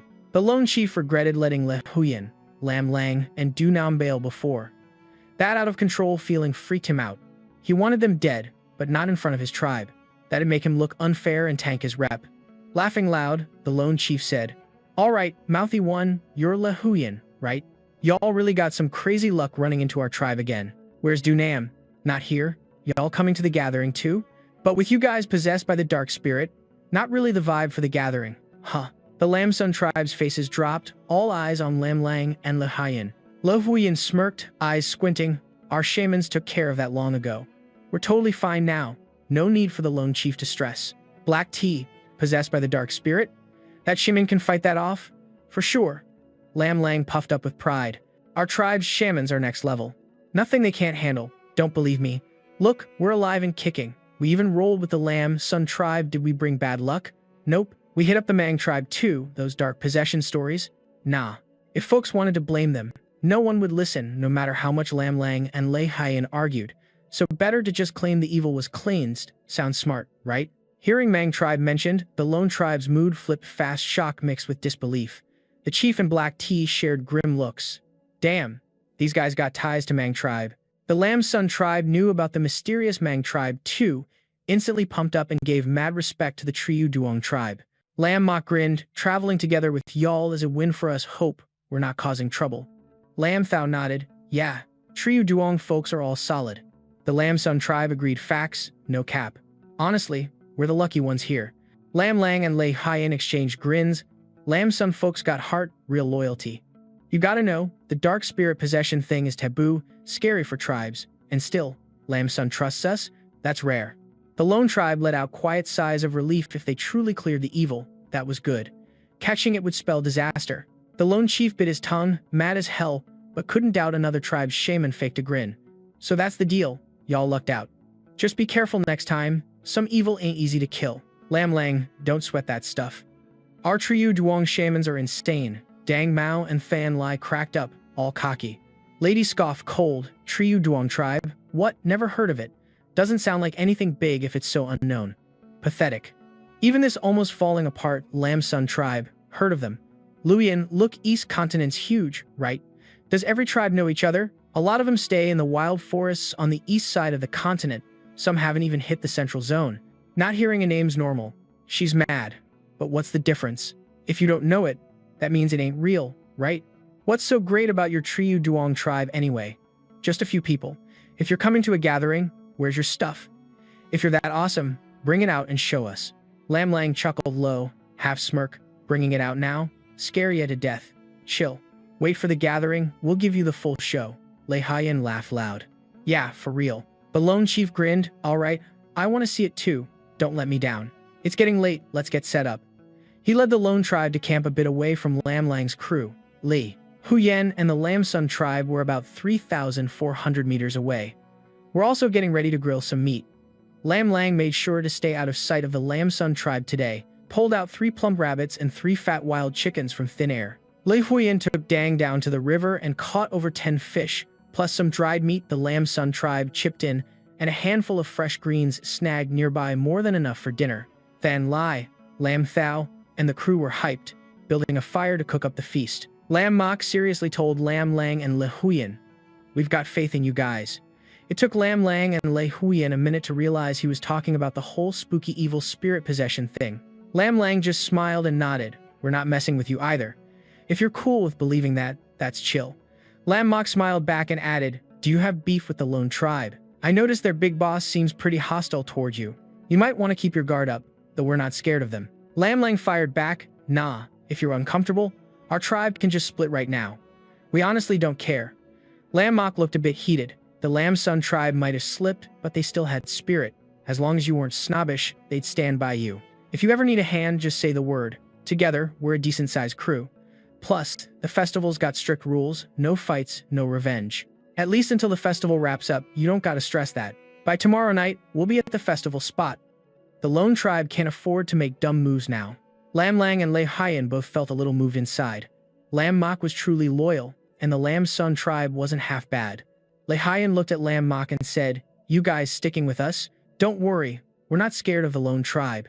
If they want to start anything, who's really gonna lose in the end?" Lam Mak just chuckled, clearly not buying Lei Huyen's tough talk, figured she was just bluffing to save face.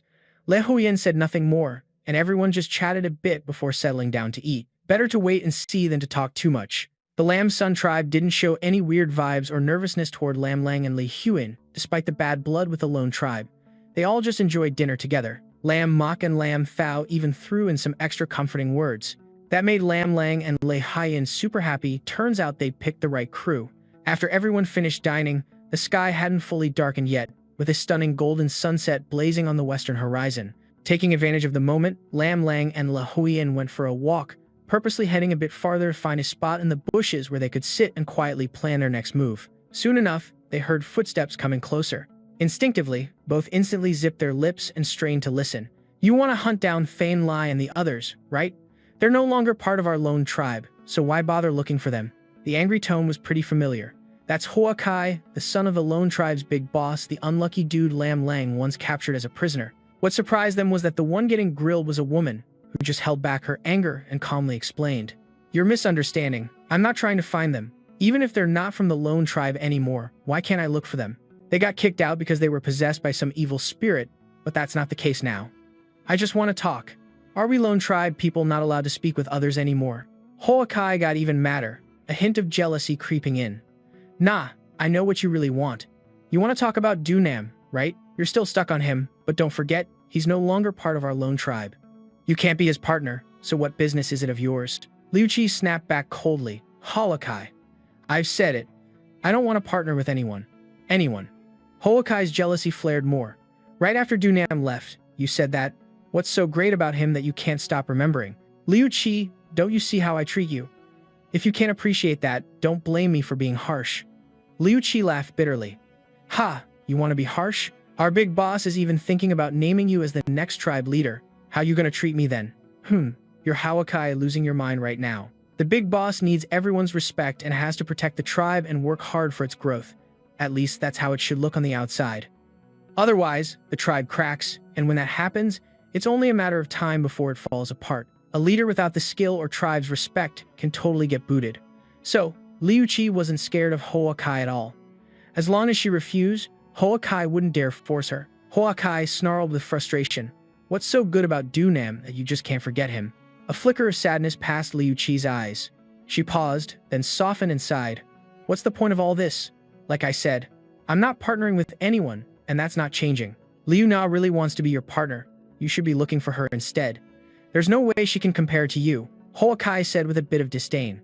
Liu Chi, you really won't think it over. Liu Chi shook her head. It's getting late, I'm out. She cut off Isekai'd before he could say anything, spun around, and walked off. Isekai'd opened his mouth, then shut it, stomping and muttering curses under his breath before quickly leaving. 2. They both left one after the other, and nearby in the bushes, a girl about 17 or 18 slowly stood up, staring sharp at where they had just gone. A shadow of sadness flashed through Liu Chi's eyes. After a brief silence, she softened and sighed. What's even the point? I'm telling you, I won't partner with anyone. That's not changing. Liu Na really wants to be your partner. You should go find her instead. She can't match up to you. Isekai'd said, dripping with disdain. Liu Chi, you seriously won't reconsider? Liu Chi shook her head. It's late now. I'm off. She didn't give Isekai'd a chance to reply, turned, and walked away. Isekai'd opened his mouth but shut it again, stomping and cursing quietly, before quickly leaving too. As they both went off, nearby in the bushes, a girl about 17 or 18 slowly rose, her eyes locked tightly on the direction they just left. His face was all dark and moody. Then after a bit, he cracked a cold little smirk before striding off.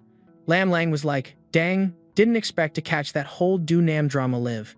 That girl named Liu Chi, I gotta say, she's not half bad. And the chick behind her, yeah, probably the Liu Na they were talking about. From the looks of it, she's no angel, probably cooking up some shady plans. Lei Huiyan shot a glance at Lam Lang.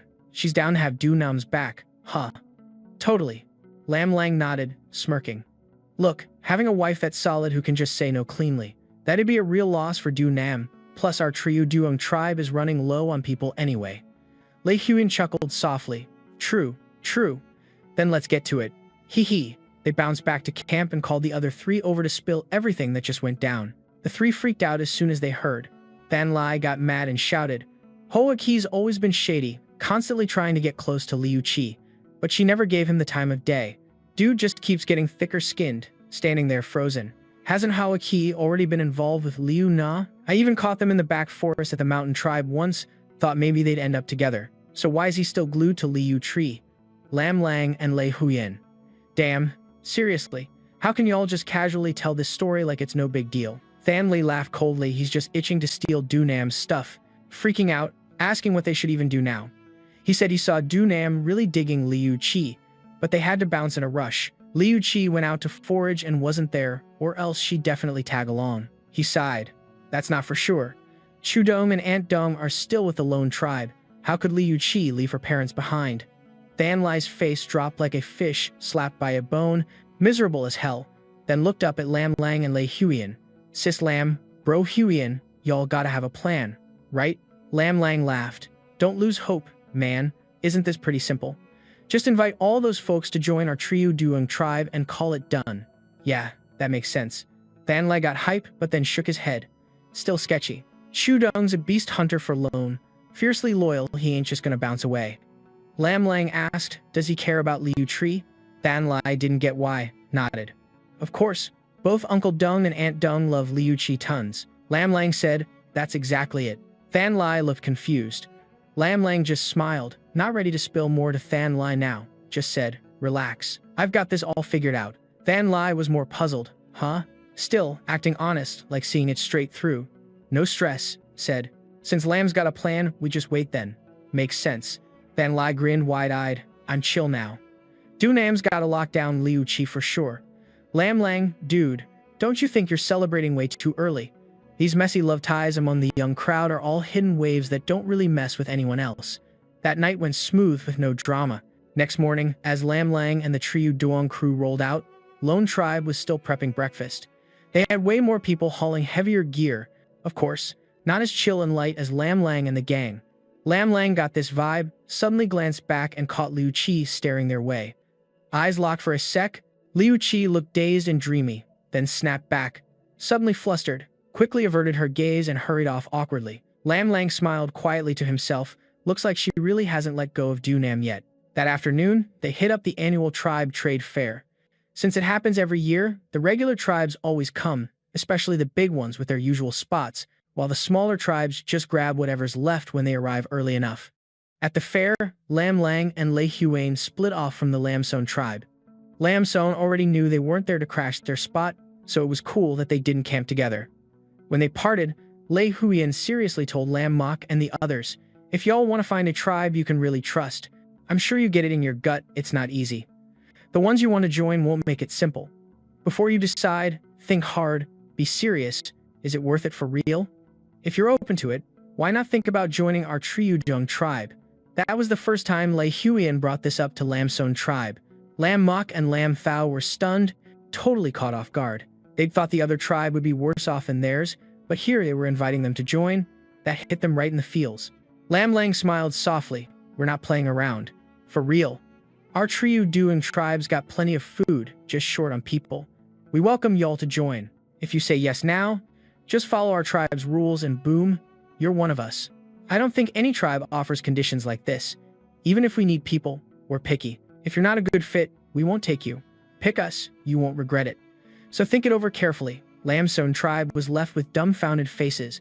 Lam Lang and Lei Huiyan strolled off coolly. Back at Lam Son, chaos blew up. "Chief, are they for real? This sounds too good to be true." "Yeah, I've never even heard of Triudong before. I think it's okay. Their hunting looks legit and the food seems good." Right. I'm feeling that too. "True. Chief Lei and Master Vu Su Lam are cool people. Honestly, I've never even heard of the Triudong tribe before. I think they're pretty cool, though hunting's super easy for them. And the food's fire." "Yeah, totally. I feel the same. For sure, the leaders, Lei and Vu Su Lam, are solid too. Both Fan Lai and the others seem chill. I don't get any scam vibes from them. Yeah, seriously. Why not give it a shot? Big boss, honestly, there's no harm in trying. Lam Thao, maybe in a few days you can hit up Fan Lai and grill him a bit." "Yeah, that sounds cool." Lam Mok had a splitting headache, so he stepped in to chill everyone out. In the end, the squad decided to first scope out the tribe fair to see if any tribe fits. If nothing matches, then they considered joining the Triudong tribe. No harm in giving it a go. Lam Mok was thinking way beyond the other tribe folks. He kind of felt these past few days of hanging out were low-key set up by the other side, like they had a plan from the jump. But why though? Lam Mok couldn't detect any bad vibes from them. Actually, he was all for it. He thought they were genuinely good people, so there's no way they want to mess with the Lam Son tribe. Plus, he laughed at himself, the Lam Son tribe's already so messed up, barely hanging on. Why would anyone bother scheming so hard about them? Still, how could a tribe be so desperate for people? Jumping straight to asking their whole tribe to merge. No tribe actually does that, right? Could they really be trustworthy? If it was just about him alone, his gut would say those two are solid, he'd take the risk, even if it meant getting played, no biggie. But this is his tribe's future. Over 30 lives, he had to be careful. Shaking off the whirlwind of thoughts, Lam Mok snapped back, got his head right, and led everyone to find a spot to set up camp. By today, plenty of tribes had shown up, the whole area buzzing with energy. Tribes mingled everywhere, laughs and chatter all around, though the fair hadn't officially kicked off yet. Just because tribes arrive doesn't mean the fair starts. The Salt tribe folks have to step up and declare the opening, that's when it's official. Before that, tribes can check out the goods other tribes brought for trade, maybe negotiate or feel things out. But no deals get sealed till the fair officially opens. The Salt tribe picks what they want, then everyone's free to trade. It's kinda an unspoken rule, but nobody complains or breaks it. Every tribe brought tons of stuff to swap, and every campsite was piled high with all sorts of eye-catching things. Tomorrow's gonna bring a fresh chapter. Just because something shows up at the fair doesn't mean that's the whole deal. If a tribe really wants something special, even after the fair, they can straight up find the owner and negotiate. Lam Lang, Lahoyan, and their crew were just a few like that, which made it way simpler, chilling wherever they wanted. They didn't want to be too showy anyway, since this spot is the Salt tribe's turf. Last time, during the Salt swap drama, they'd already met some Salt tribe peeps and even had a slight run-in, so who knows if that could come back to bite them. So, they picked a low-key corner, nothing flashy.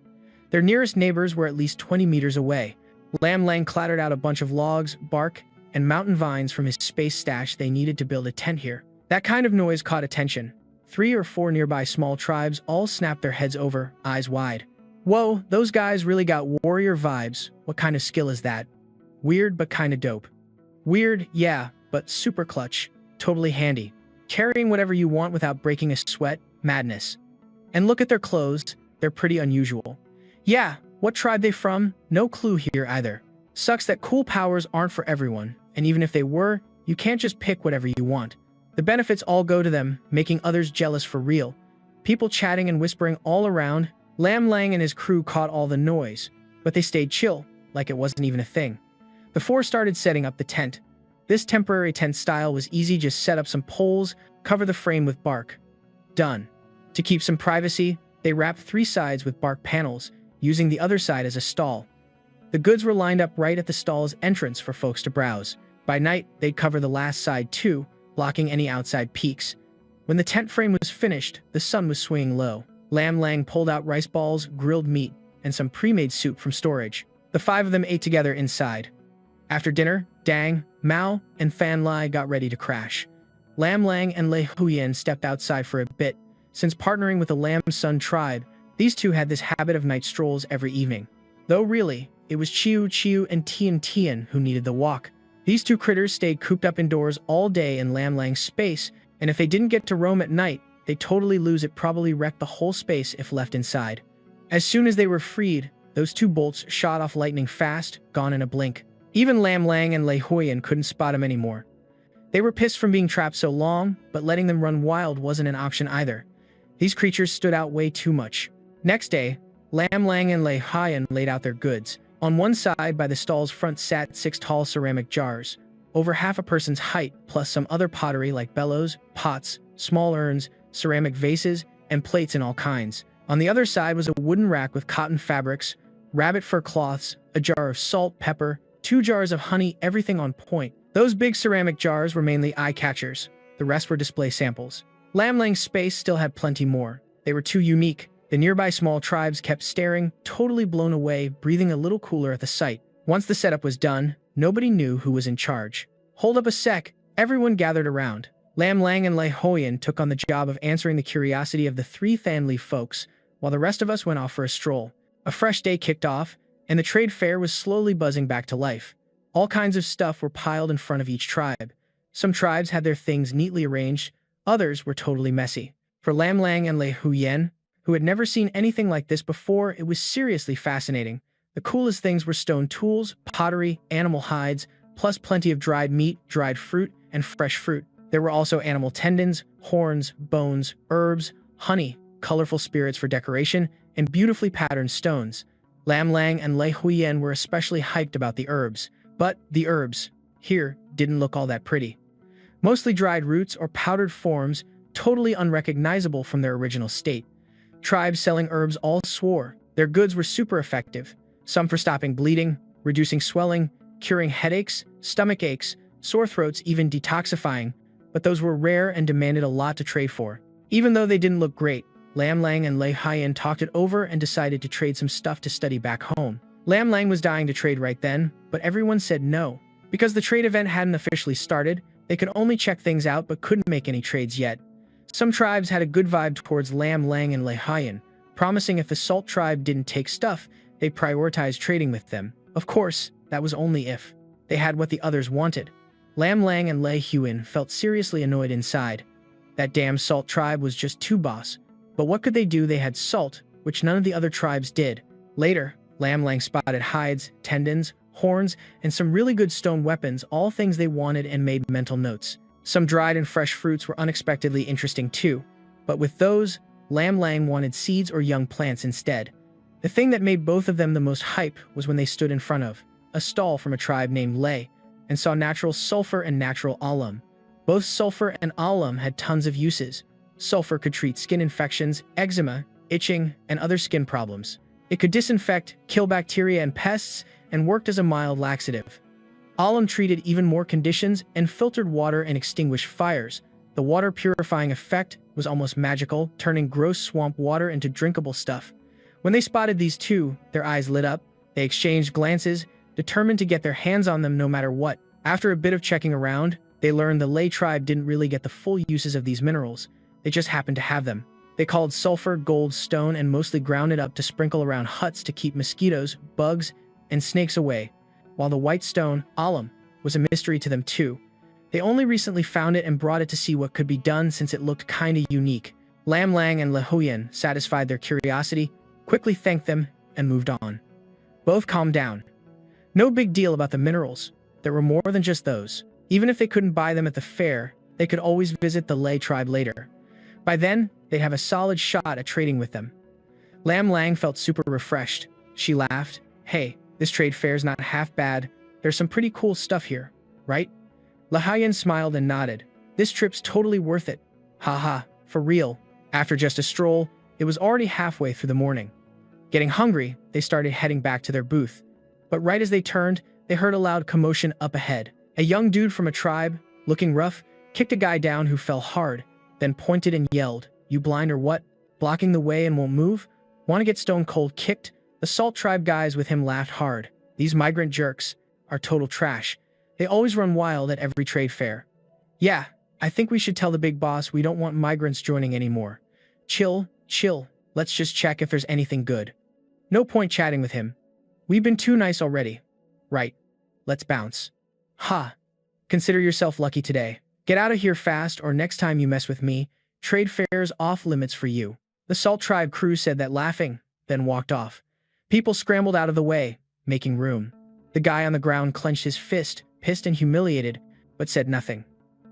Many shot each other looks, obviously pissed about the Salt Tribe's arrogance and bullying, but no one dared speak up, let alone help the dude lying there. Soon enough, the crowd moved on. Lam Lang and Le Huyen stepped up to help the guy up. Our tribe isn't far from here. Want to come chill for a while? Le Huyen offered. That guy was Lin Vu. The Salt Tribe kid's kick had hit his ribs. Pain was brutal. Plus, he'd been stressed about his kid and future for days, feeling drained and weak, eating poorly, spinning in his head, mind all over the place, looking rough and struggling hard. Without Lam Lang and Le Huyen's support, he probably would have collapsed again. Hearing Le Huyen's offer, Lin Vu's eyes got watery with gratitude. It had been ages since any stranger showed him genuine kindness. He barely nodded, breath weak. Thanks. Lam Lang led the way up front. Le Huyen helped Lin Vu walk along. Once they heard he was a migrant, Lam Lang and Le Huyen couldn't help but feel sympathetic. Despite his pale look, his tall frame, dude's face is decent, not one of those ugly mugs that make people want to look away. You can tell just by looking, he's been through some tough times, starving and struggling. Of course, no one would want to miss out on a chance like this to charm someone. Honestly, their stall was located pretty far from here, like a long walk away. But right now, Lin Vu's all spaced out, not paying attention to that stuff at all, no suspicions whatsoever. Even though he felt like it was taking forever to get there, he just blamed his own weak stamina for the slow trek and felt kinda guilty. Man, I'm such a pain. Lucky to have met some cool folks today. Finally, they arrived, and the stall wasn't swarmed with people anymore. This spot was kinda tucked away, so even though no one had seen such huge pottery or those strange ceramic shapes before, everyone had already watched all the cool stuff all morning. Dang and Mao quickly stepped up to help, helping Lin Vu sit down.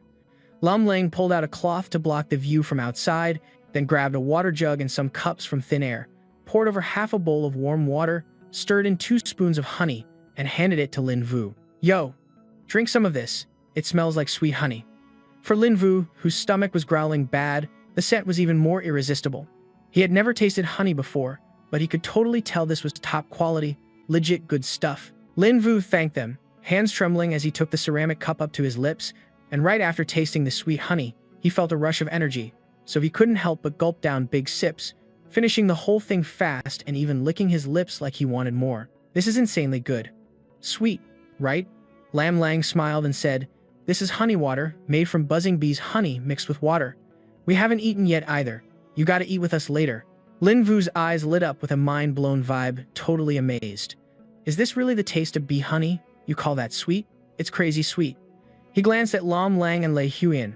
Name's Lin Vu, why are y'all so chill with me like this? Lam Lang chuckled softly, not rushing as he pulled out a small charcoal stove, prepping to cook some wild chicken noodles and venison with scallions, herbs, and fresh goat stomach mushrooms.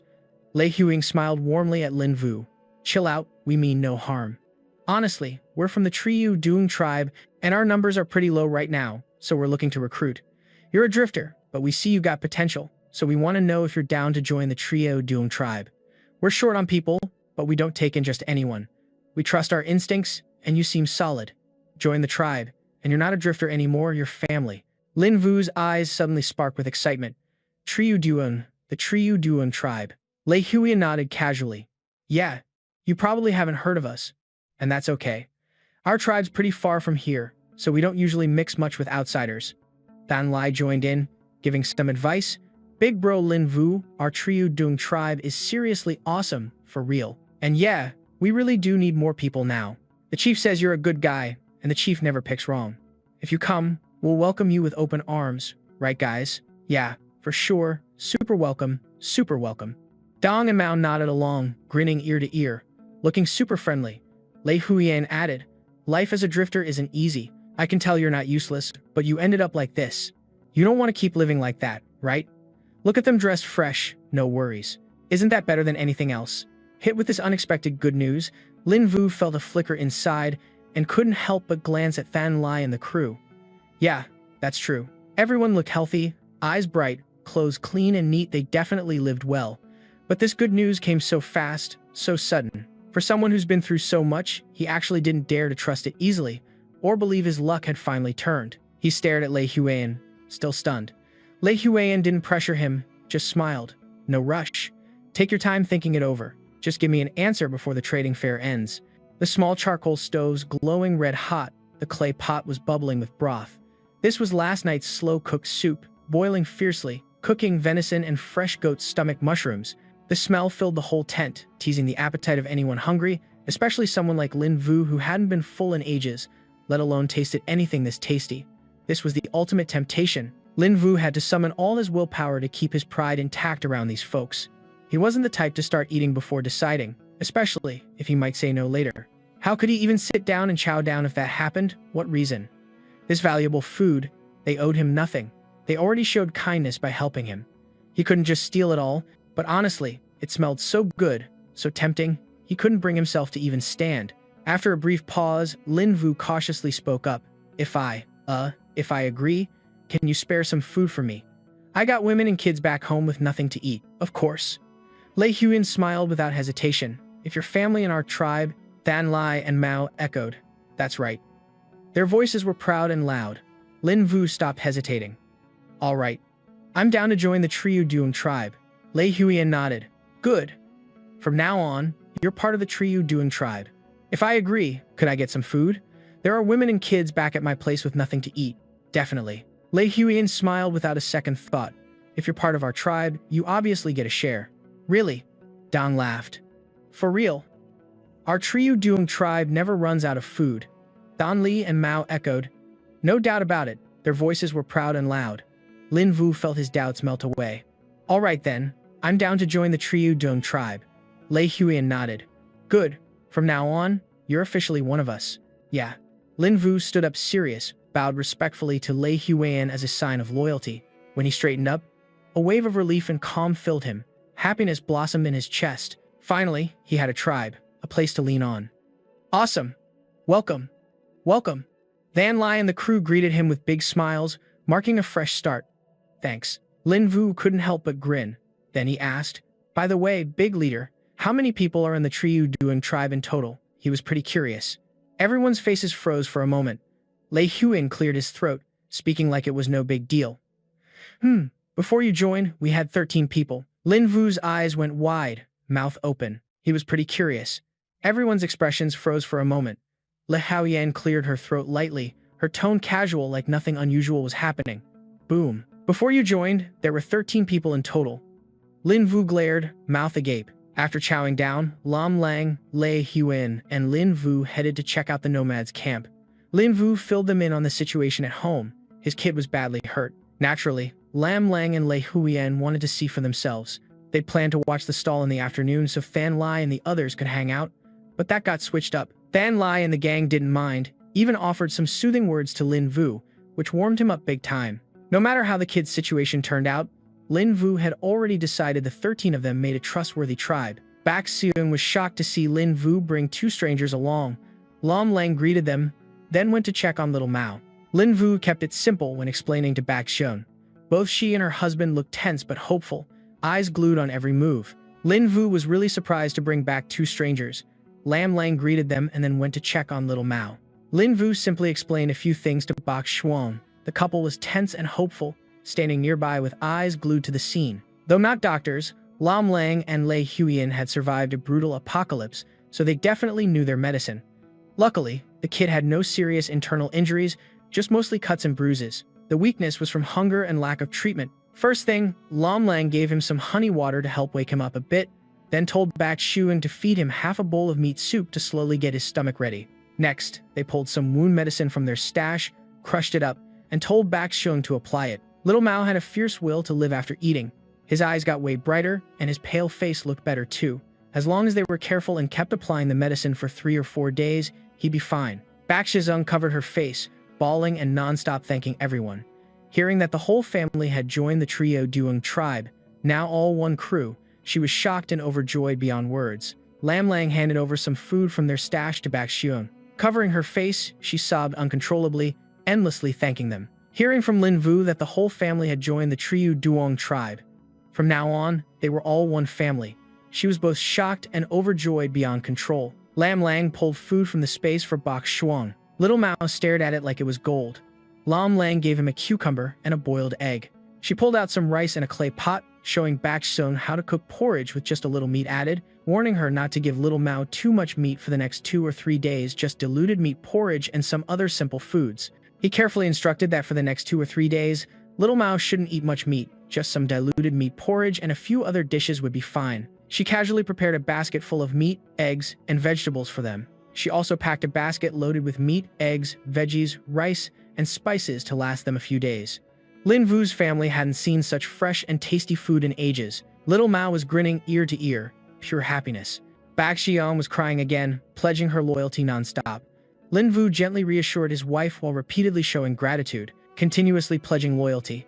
Lin Vu gently comforted his wife while constantly expressing gratitude. No matter what happened to the Trio Duong tribe later, he absolutely wouldn't leave the chief in Vu. Whatever he was told to do, no matter how things went with the Trio Duong tribe, he'd never leave the big leader or Vu. Whatever they asked, he was down to do it. Lam Lang and Lei Huan had something to tell Lin Vu. The tribe needed more people, of course, they wanted to recruit. Since Lin Vu'd been around for years, he knew who was good and who wasn't. They tasked him with scouting for dependable, hardworking folks, especially anyone with special skills to invite to join. The Trio Duong tribe wasn't afraid to support new members. Lam Lang even left him 2 extra baskets filled with meat, eggs, mushrooms, and salt to help families who couldn't make it on their own. Lei Huan seriously warned. Lam Lang even left 2 more baskets of meat, eggs, mushrooms, and some salt to help those families who couldn't hold on. Le Huayan seriously warned, remember this well, this matter must never be made public. Remember, this has got to stay on the down low. You gotta hit up suitable families one by one, give them some meat whether they're interested or not, and tell them to keep it hush-hush, especially no kids finding out. Gotta avoid any slip-ups. Before you go, we'll have someone give you a heads up. Lin Vu nodded, though he was slightly puzzled. Big leader? Why all the secrecy? Lei Human smirked coldly. The Salt Tribe's not exactly cool if they catch wind you're leaving. They'll probably stir up trouble. Lin Vu and Bak Soon's faces shifted. Yeah, the Salt Tribe was totally capable of trash talking. The big leader reassured them, don't worry, I won't spill a word. Deliver the meat quietly. Remind everyone not to talk. Not just the Salt Tribe. Some nomads around here have sharp edges too. Lei Huan smiled in approval. That's good. Better safe than sorry. If anything weird happens or you sense something off, you gotta come straight to us. Lam Lang grinned, saying, don't be shy, speak up about anything. We're not scared of the Salt Tribe, all of us are super-powered fighters. If anything unusual happens or you notice something off, you must report to us immediately.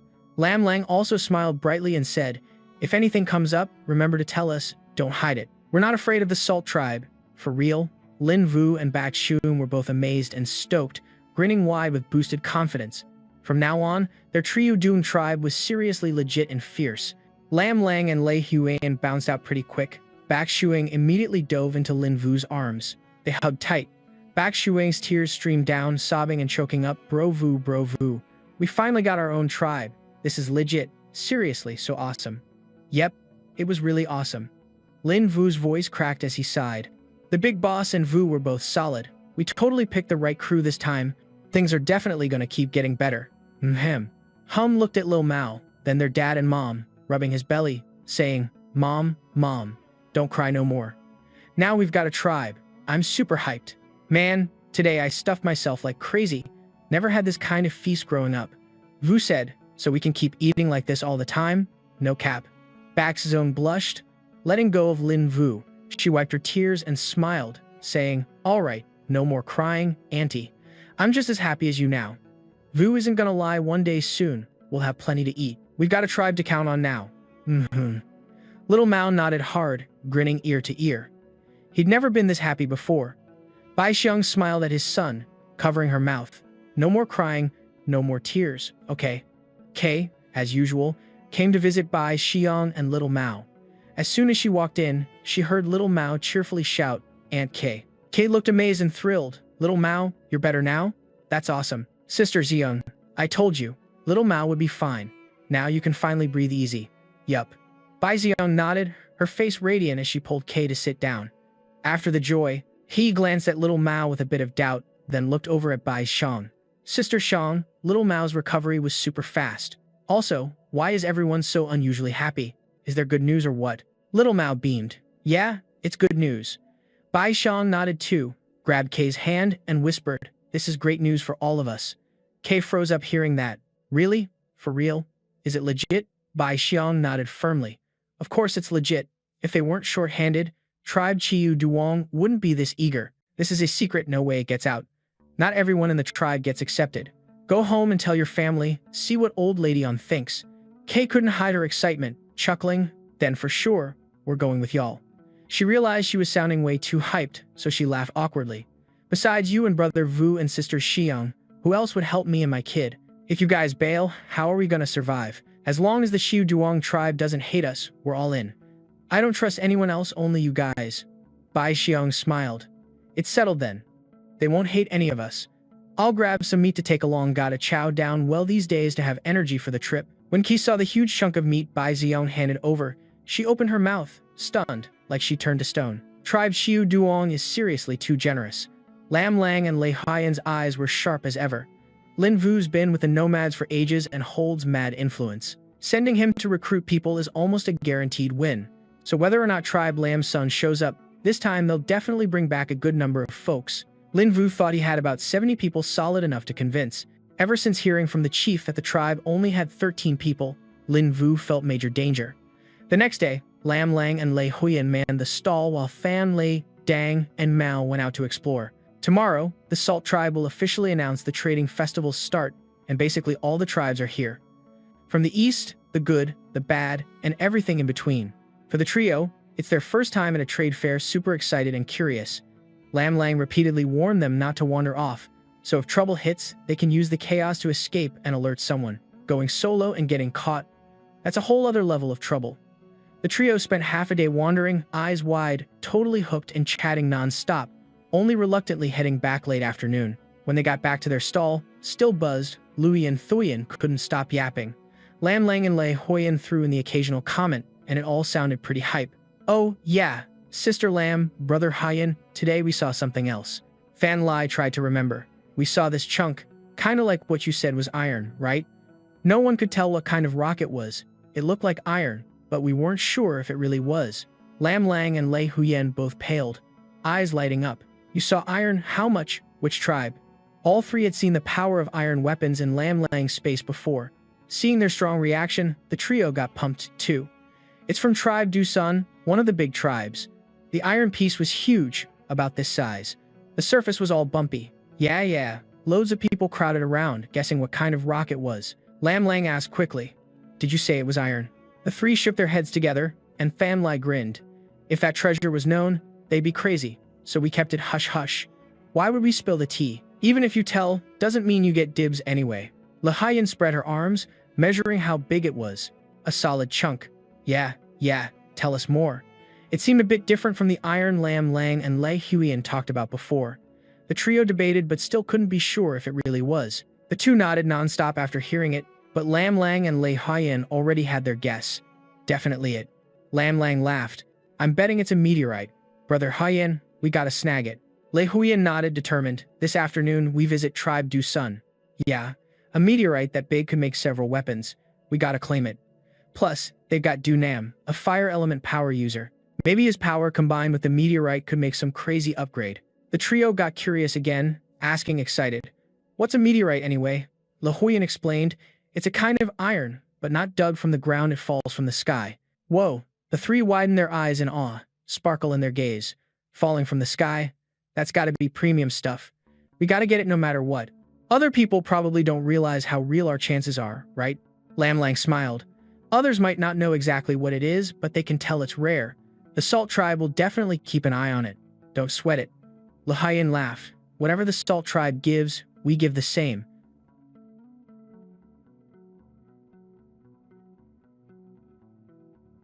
Felt chill about it. The big boss and Vu both gave the thumbs up, so no worries now. All we gotta do is chill and see just how sick that meteoric weapon's gonna be. Just as they finished eating, Lam Lang and Lei Huyan swung by the Dusun tribe. Usually, fewer folks show up at the trade fair in the afternoon, but Dusun tribe definitely lives up to their rep as a major clan. Their booths still pulled a huge crowd. From far off, Lam Lang and Lei Huyan spotted the crowd packed tight.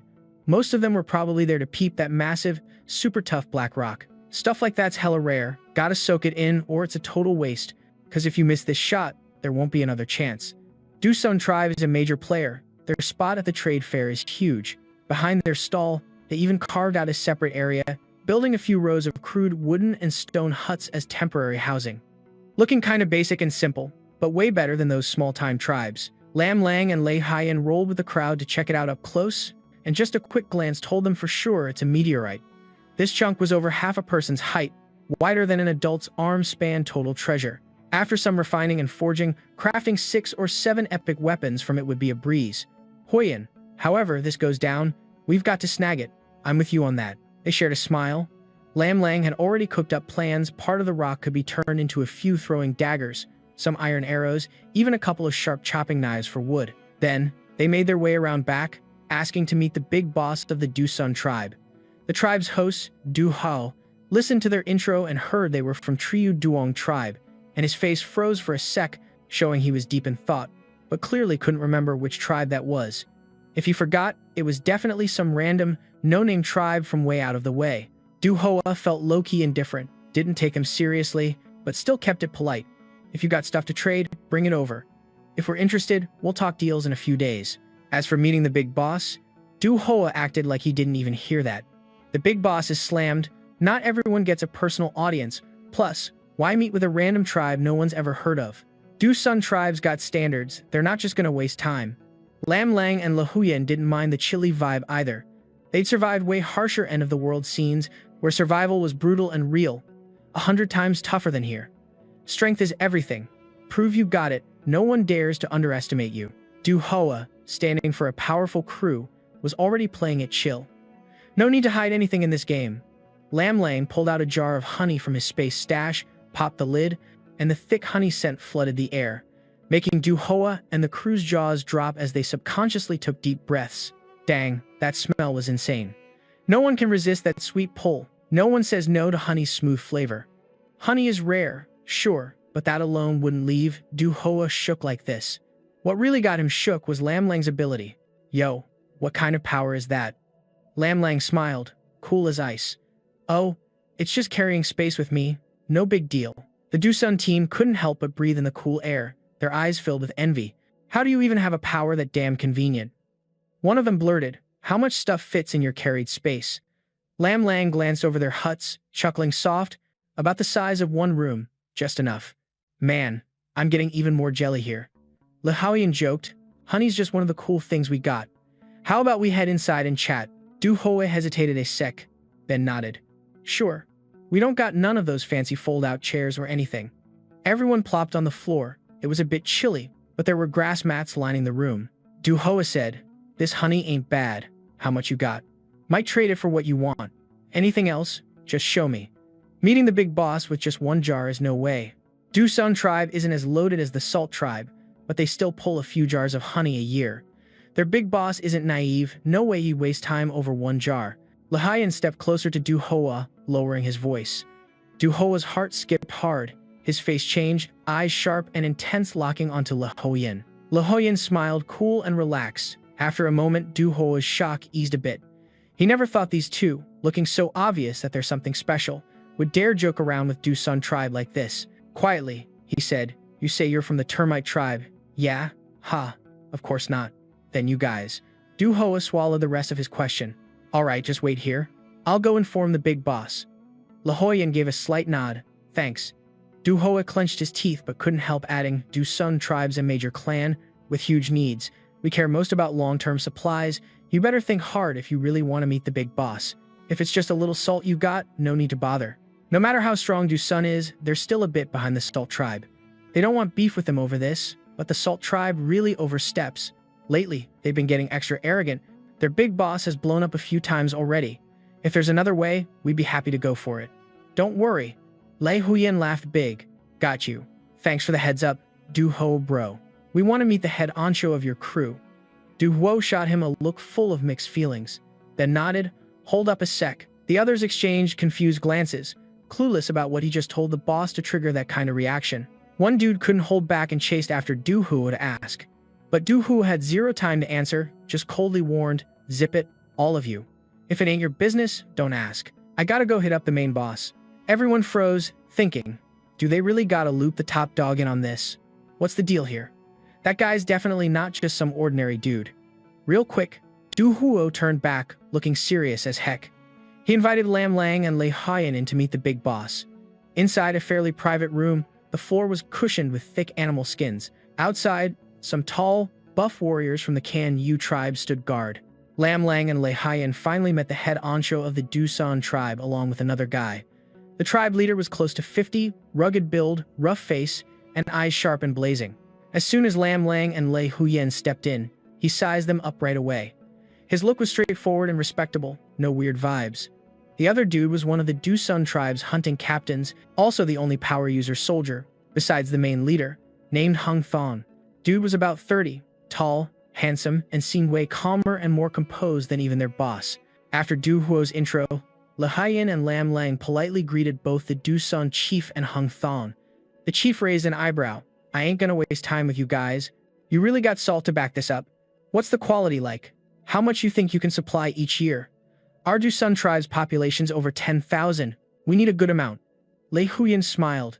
If we're here, you know we got salt. How much do you want? We got exactly that much.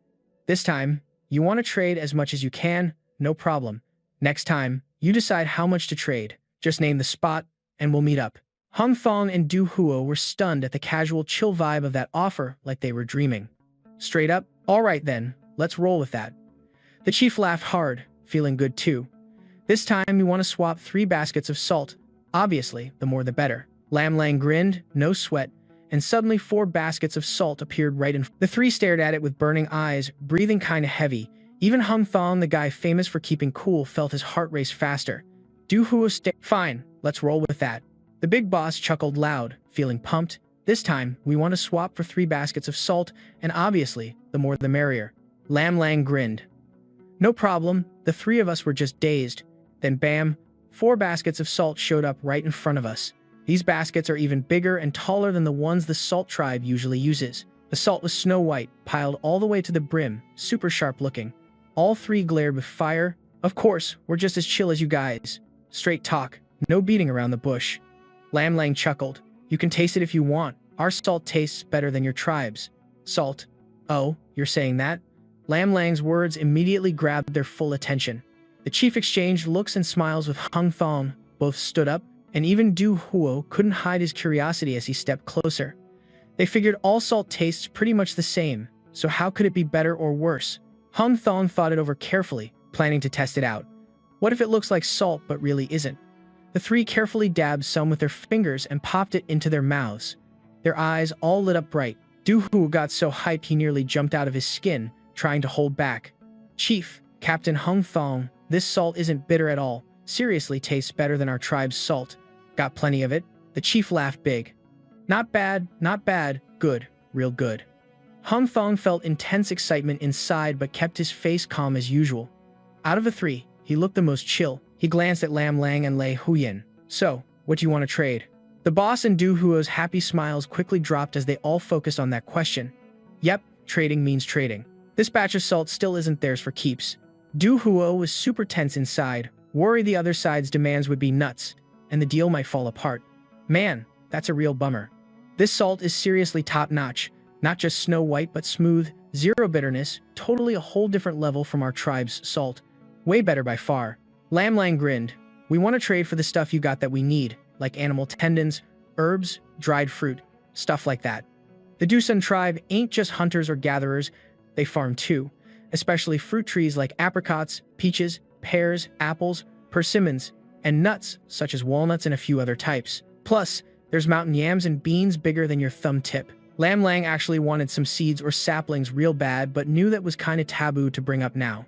It's all good, got plenty of time ahead. Also had no problem trading some seeds like sweet potato, taro, corn, and wet rice with other tribes later. Hearing that, the three tribe leaders all exhaled lightly. The chief laughed heartily. All right, pick whatever you want. Just keep it on the down low. Don't let the Salt tribe find out we got better partners now. They'd all been pretty annoyed with the Salt tribe anyway. The Dusun chief refused to follow those oppressive rules the Salt tribe set down. Why should they always pick first and then everyone else? Those dumb rules weren't always there. Back when the trading alliance was fair and square until around 4 or 5 years ago, when the Salt tribe bossed them around with unfair laws. The tribes were pissed but had to bite their tongues since salt supplies were controlled.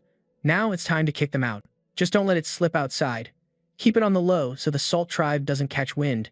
We've got way better partners now. They were already mad salty at the Salt tribe. The Dusun tribe's big boss refused to follow their dumb, oppressive rules. Why does everything good have to be theirs first before anyone else? That lame rule wasn't always here. Originally, the trade group was chill and equal until like 4 or 5 years ago when the Salt tribe pushed their nonsense law. All tribes were pissed, but since they controlled the salt supply, everyone just had to bite the bullet. Now we can kick them out. Inside the big boss of the Yu clan, the hype was off the charts. Lei Xuan was laughing loud too. For sure, since we got the salt, y'all better keep it on the down low. Of course. Haha. The big boss was even more stoked. Everyone holding secrets on each other, that's the way to roll. No worries about leaks at the trade fair. He wasn't about to flip on his own tribe. At that moment, he couldn't help but test the waters. Y'all really crazy to pull this off right in the Salt clan's turf. Ha. Lei Xuan was chill like a cloud, a grin barely creeping up. What's the big deal about the Salt tribe? They ain't got nothing on us. But we ain't trying to start beef out in the open either. The big boss laughed loud. Good call, we're on the same page. They locked eyes and burst out laughing together. Then Lam Lang flashed a sly smile. Yo, that black rock, y'all planning to trade it for salt with the Salt tribe, right? The big boss nodded. Exactly, that black rock was flaunted big time just to jack up the price, hoping to lock down more salt in the deal with the Salt tribe. Why else show it off so early? We want that. Lam Lang sounded like he was ready to battle the Salt tribe for it, huffing with full confidence. Trade it for us. How much salt is the Salt tribe offering? We'll give 1.5 times more.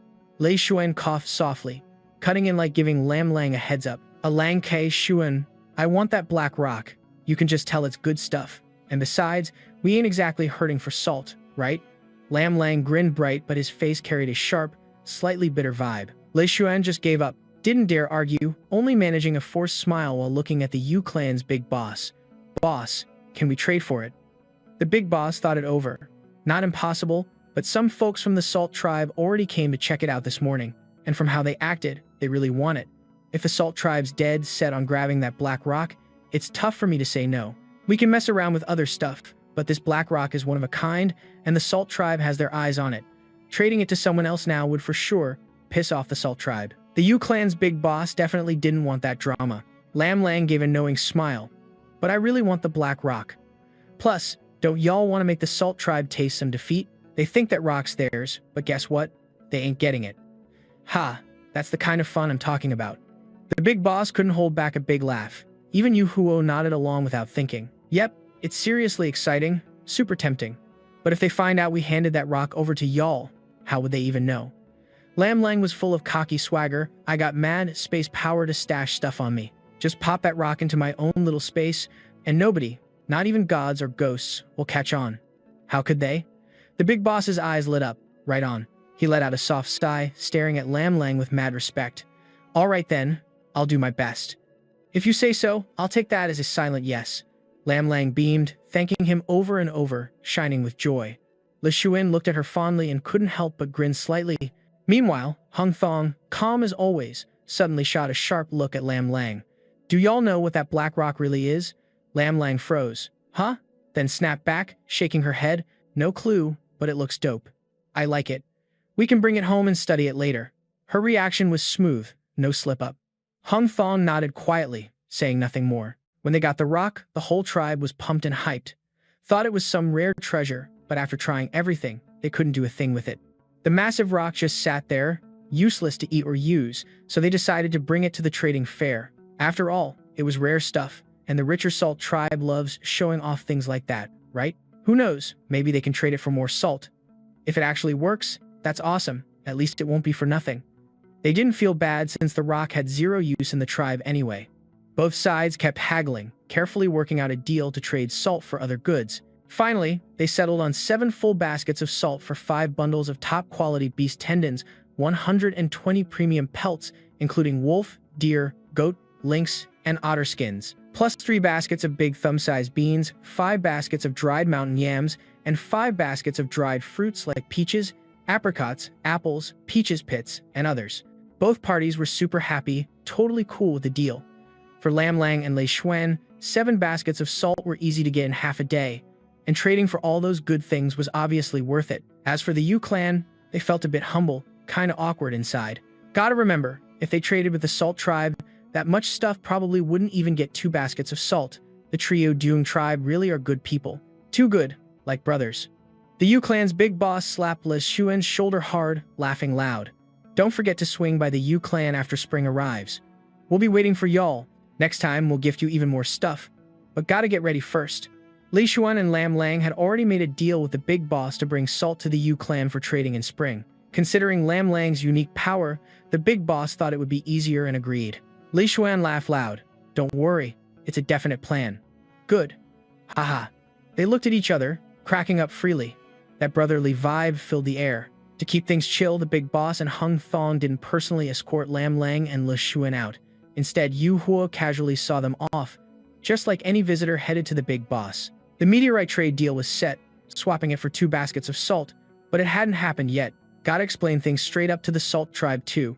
Swapping 2 baskets of salt for a massive meteorite like that, Lam Lang and Lei Hyan knew they scored a major steal. Then, if they make iron weapons, if they find an iron mine, there ain't no wall in the world that wouldn't let a little breeze slip through.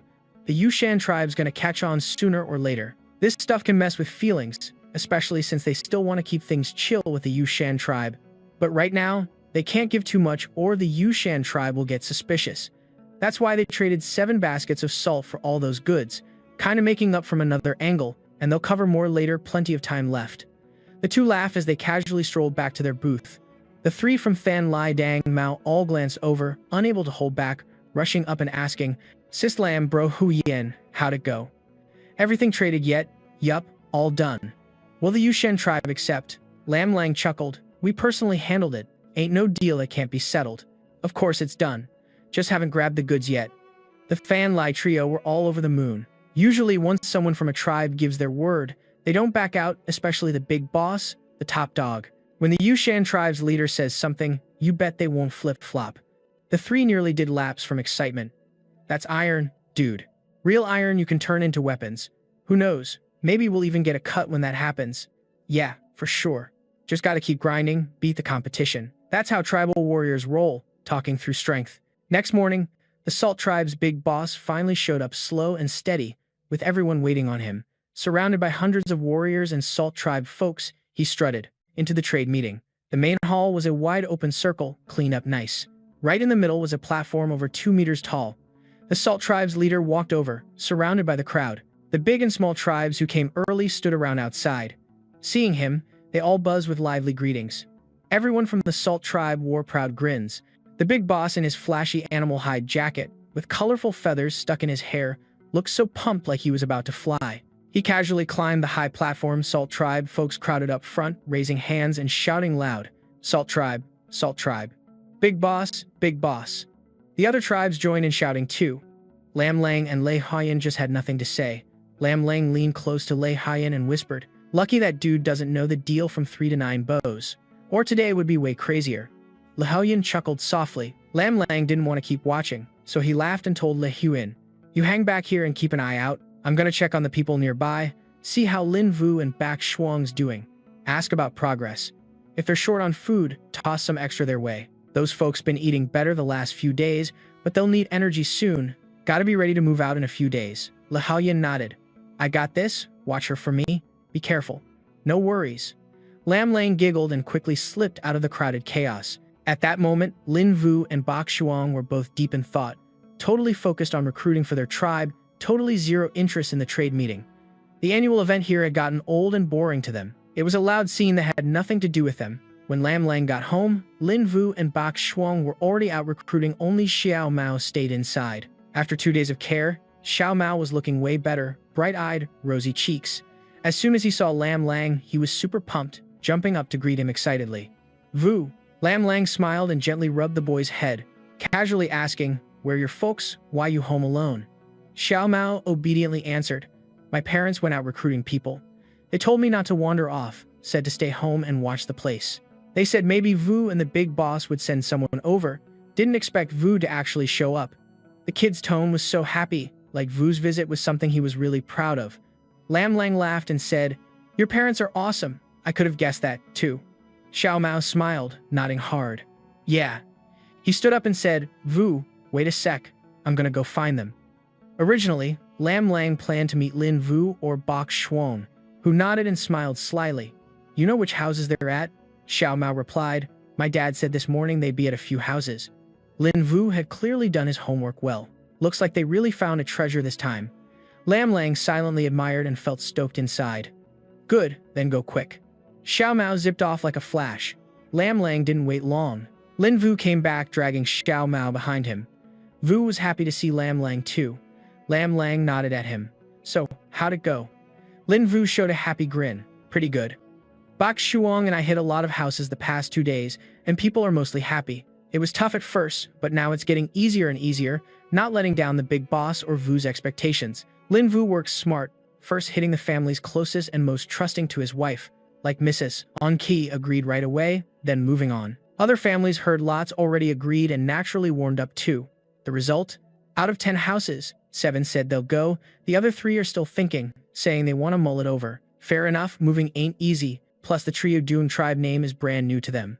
Lin Vu wasn't dumb enough to spill everything, didn't say how many folks were in Trio Dune tribe, that would ruin everything. But besides that, what he said was true. Lin Vu gave Lam Lang a quick rundown on recruitment from these last 2 days. Lam Lang didn't expect things to go this well, and he was honestly impressed and stoked about it. Inside, she was beyond hyped. She flashed a smile and said, That's your skill right there. If we handed it off to someone else, they probably wouldn't nail it like you did. Looks like this was meant to be. Our Trio Dune tribe is definitely going to rise up strong, always recruiting the best of the best. Even though Lin Vu stepped up on his own for the tribe's sake, hearing Vu give props made him feel proud and boosted, his spirits flying high, couldn't help but grin. It's thanks to our big boss and Vu Tai bringing the heat that Trio Dune is thriving. I believe our tribe's going to keep leveling up. It's clear Lin Vu saw himself as one of the tribe. Lam Lang was hyped too. She got up and said, If you ever need anything, don't hesitate to hit us up. Also, heads up, we might dip before the trading event wraps, so y'all better be ready. Lin Vu felt the pressure but nodded like a champ. Lam Lang then pulled out 3 baskets of meat, 2 baskets of white radish and sweet potatoes, plus half a jar of pickles to share with everyone. When she came in, she noticed that made her respect Lin Vu and his wife even more. Low-key thinking, these two really are treasure. Lin Vu knew the marathon needed. He accepted everything with a serious nod. Father and son Tian Lam Lang bounced back inside. Seeing 5 big baskets loaded with meat and veggies, they both broke into smiles. Even though it wasn't just for their own family, that feeling of satisfaction, comfort, and joy was undeniable. Lil Mao looked up and said, Dad, does our Trio Dune tribe really have this much good food? Lin Vu ruffled his kid's hair with tons of love, nodding. For sure, kiddo. You've laughed way more these past few days than all the years before combined. Lin Vu felt this was probably the best call he's ever made in his life. As Lam Lang was walking down the street, she suddenly caught a shadow dart past ahead that seemed kind of familiar. She stopped, thought for a sec, then let out a soft aha. I remember now. That's Liu Qi from the Lone Tribe. Where's she trying to head? Lam Lang quietly started following. This area was basically foreign turf for the Lone Tribe. Liu Qi seemed like she was in a rush, and nobody knew what drama she might have run into. But no matter what, her wandering alone here was risky. She's the future fiancé of Du Nam, after all. Beneath a big willow tree on the bank, someone was waiting for Liu Qi. Lam Lang tucked, realizing it was Liu Nya. You know, the fire rider type. This river curved with a twisting flow. This stretch looked calm but had that deep, bottomless vibe. Lam Lang glanced over, brow furrowed, inching nearer so she could catch their convo clearly. If there's nothing else, I'm heading off. Liu Qi said, cold as ice, zero emotion. It was obvious these two didn't get along much. Actually, if no one told her she'd get news about Dunam here, she ain't even showing up. Seeing Liu Na waiting instead was a bit of a letdown, even though she hadn't a clue what Liu Na had. I don't have updates on Dunam, but don't you want to know what the big boss and Hack T are planning with Lei Huiyan Dong and the others? Liu Qi suddenly spun around, staring Liu Na down with frost in her eyes. What were you implying? Don't spread nonsense. Liu Na laughed cold. You know better than anyone if I'm talking crap. Liu Qi choked a bit. The past few days, she overheard tribe folks grumbling, Fan Lai, and even Lei Huiyan and Lam Lang. Some of the words were harsh enough to make ears cringe, but she couldn't do jack, just clammed up, couldn't side with outsiders to diss tribe members, so she chose to act blind. Whenever things felt sketchy, she'd quietly dip. Still, inside she was kinda shook, like could it be that her tribe really planned to trap and suffocate Don Fan Lai's crew? Seeing her hesitate, Liu Na's smirk just got colder. You can't blame the big boss. Blame those ungrateful dang folks. Fan Lai's clueless. And Lei Huiyan and Lam Lang are whatever after all. They ain't from our lone tribe, but Dong and Fan Lai. Man, they're just heartless. The big boss asked them how they could fire up those giant ceramic jars, even inquired about that cotton cloth stuff, but they clammed up. Pfft, ungrateful jerks like that. If the big boss wants to teach him a lesson, what's wrong with that? Lam Lang heard this and couldn't help but roll her eyes. Hardcore talk. Dong's move was spot on, she thought. Deserves extra chicken legs for sure. If they were at some bustling tribe booth right now, Liu Qi would have silently slipped away without a word. But now, nope, she just couldn't hold back. That stuff belongs to the Triu Deung tribe, and if they don't want to talk, that's their call.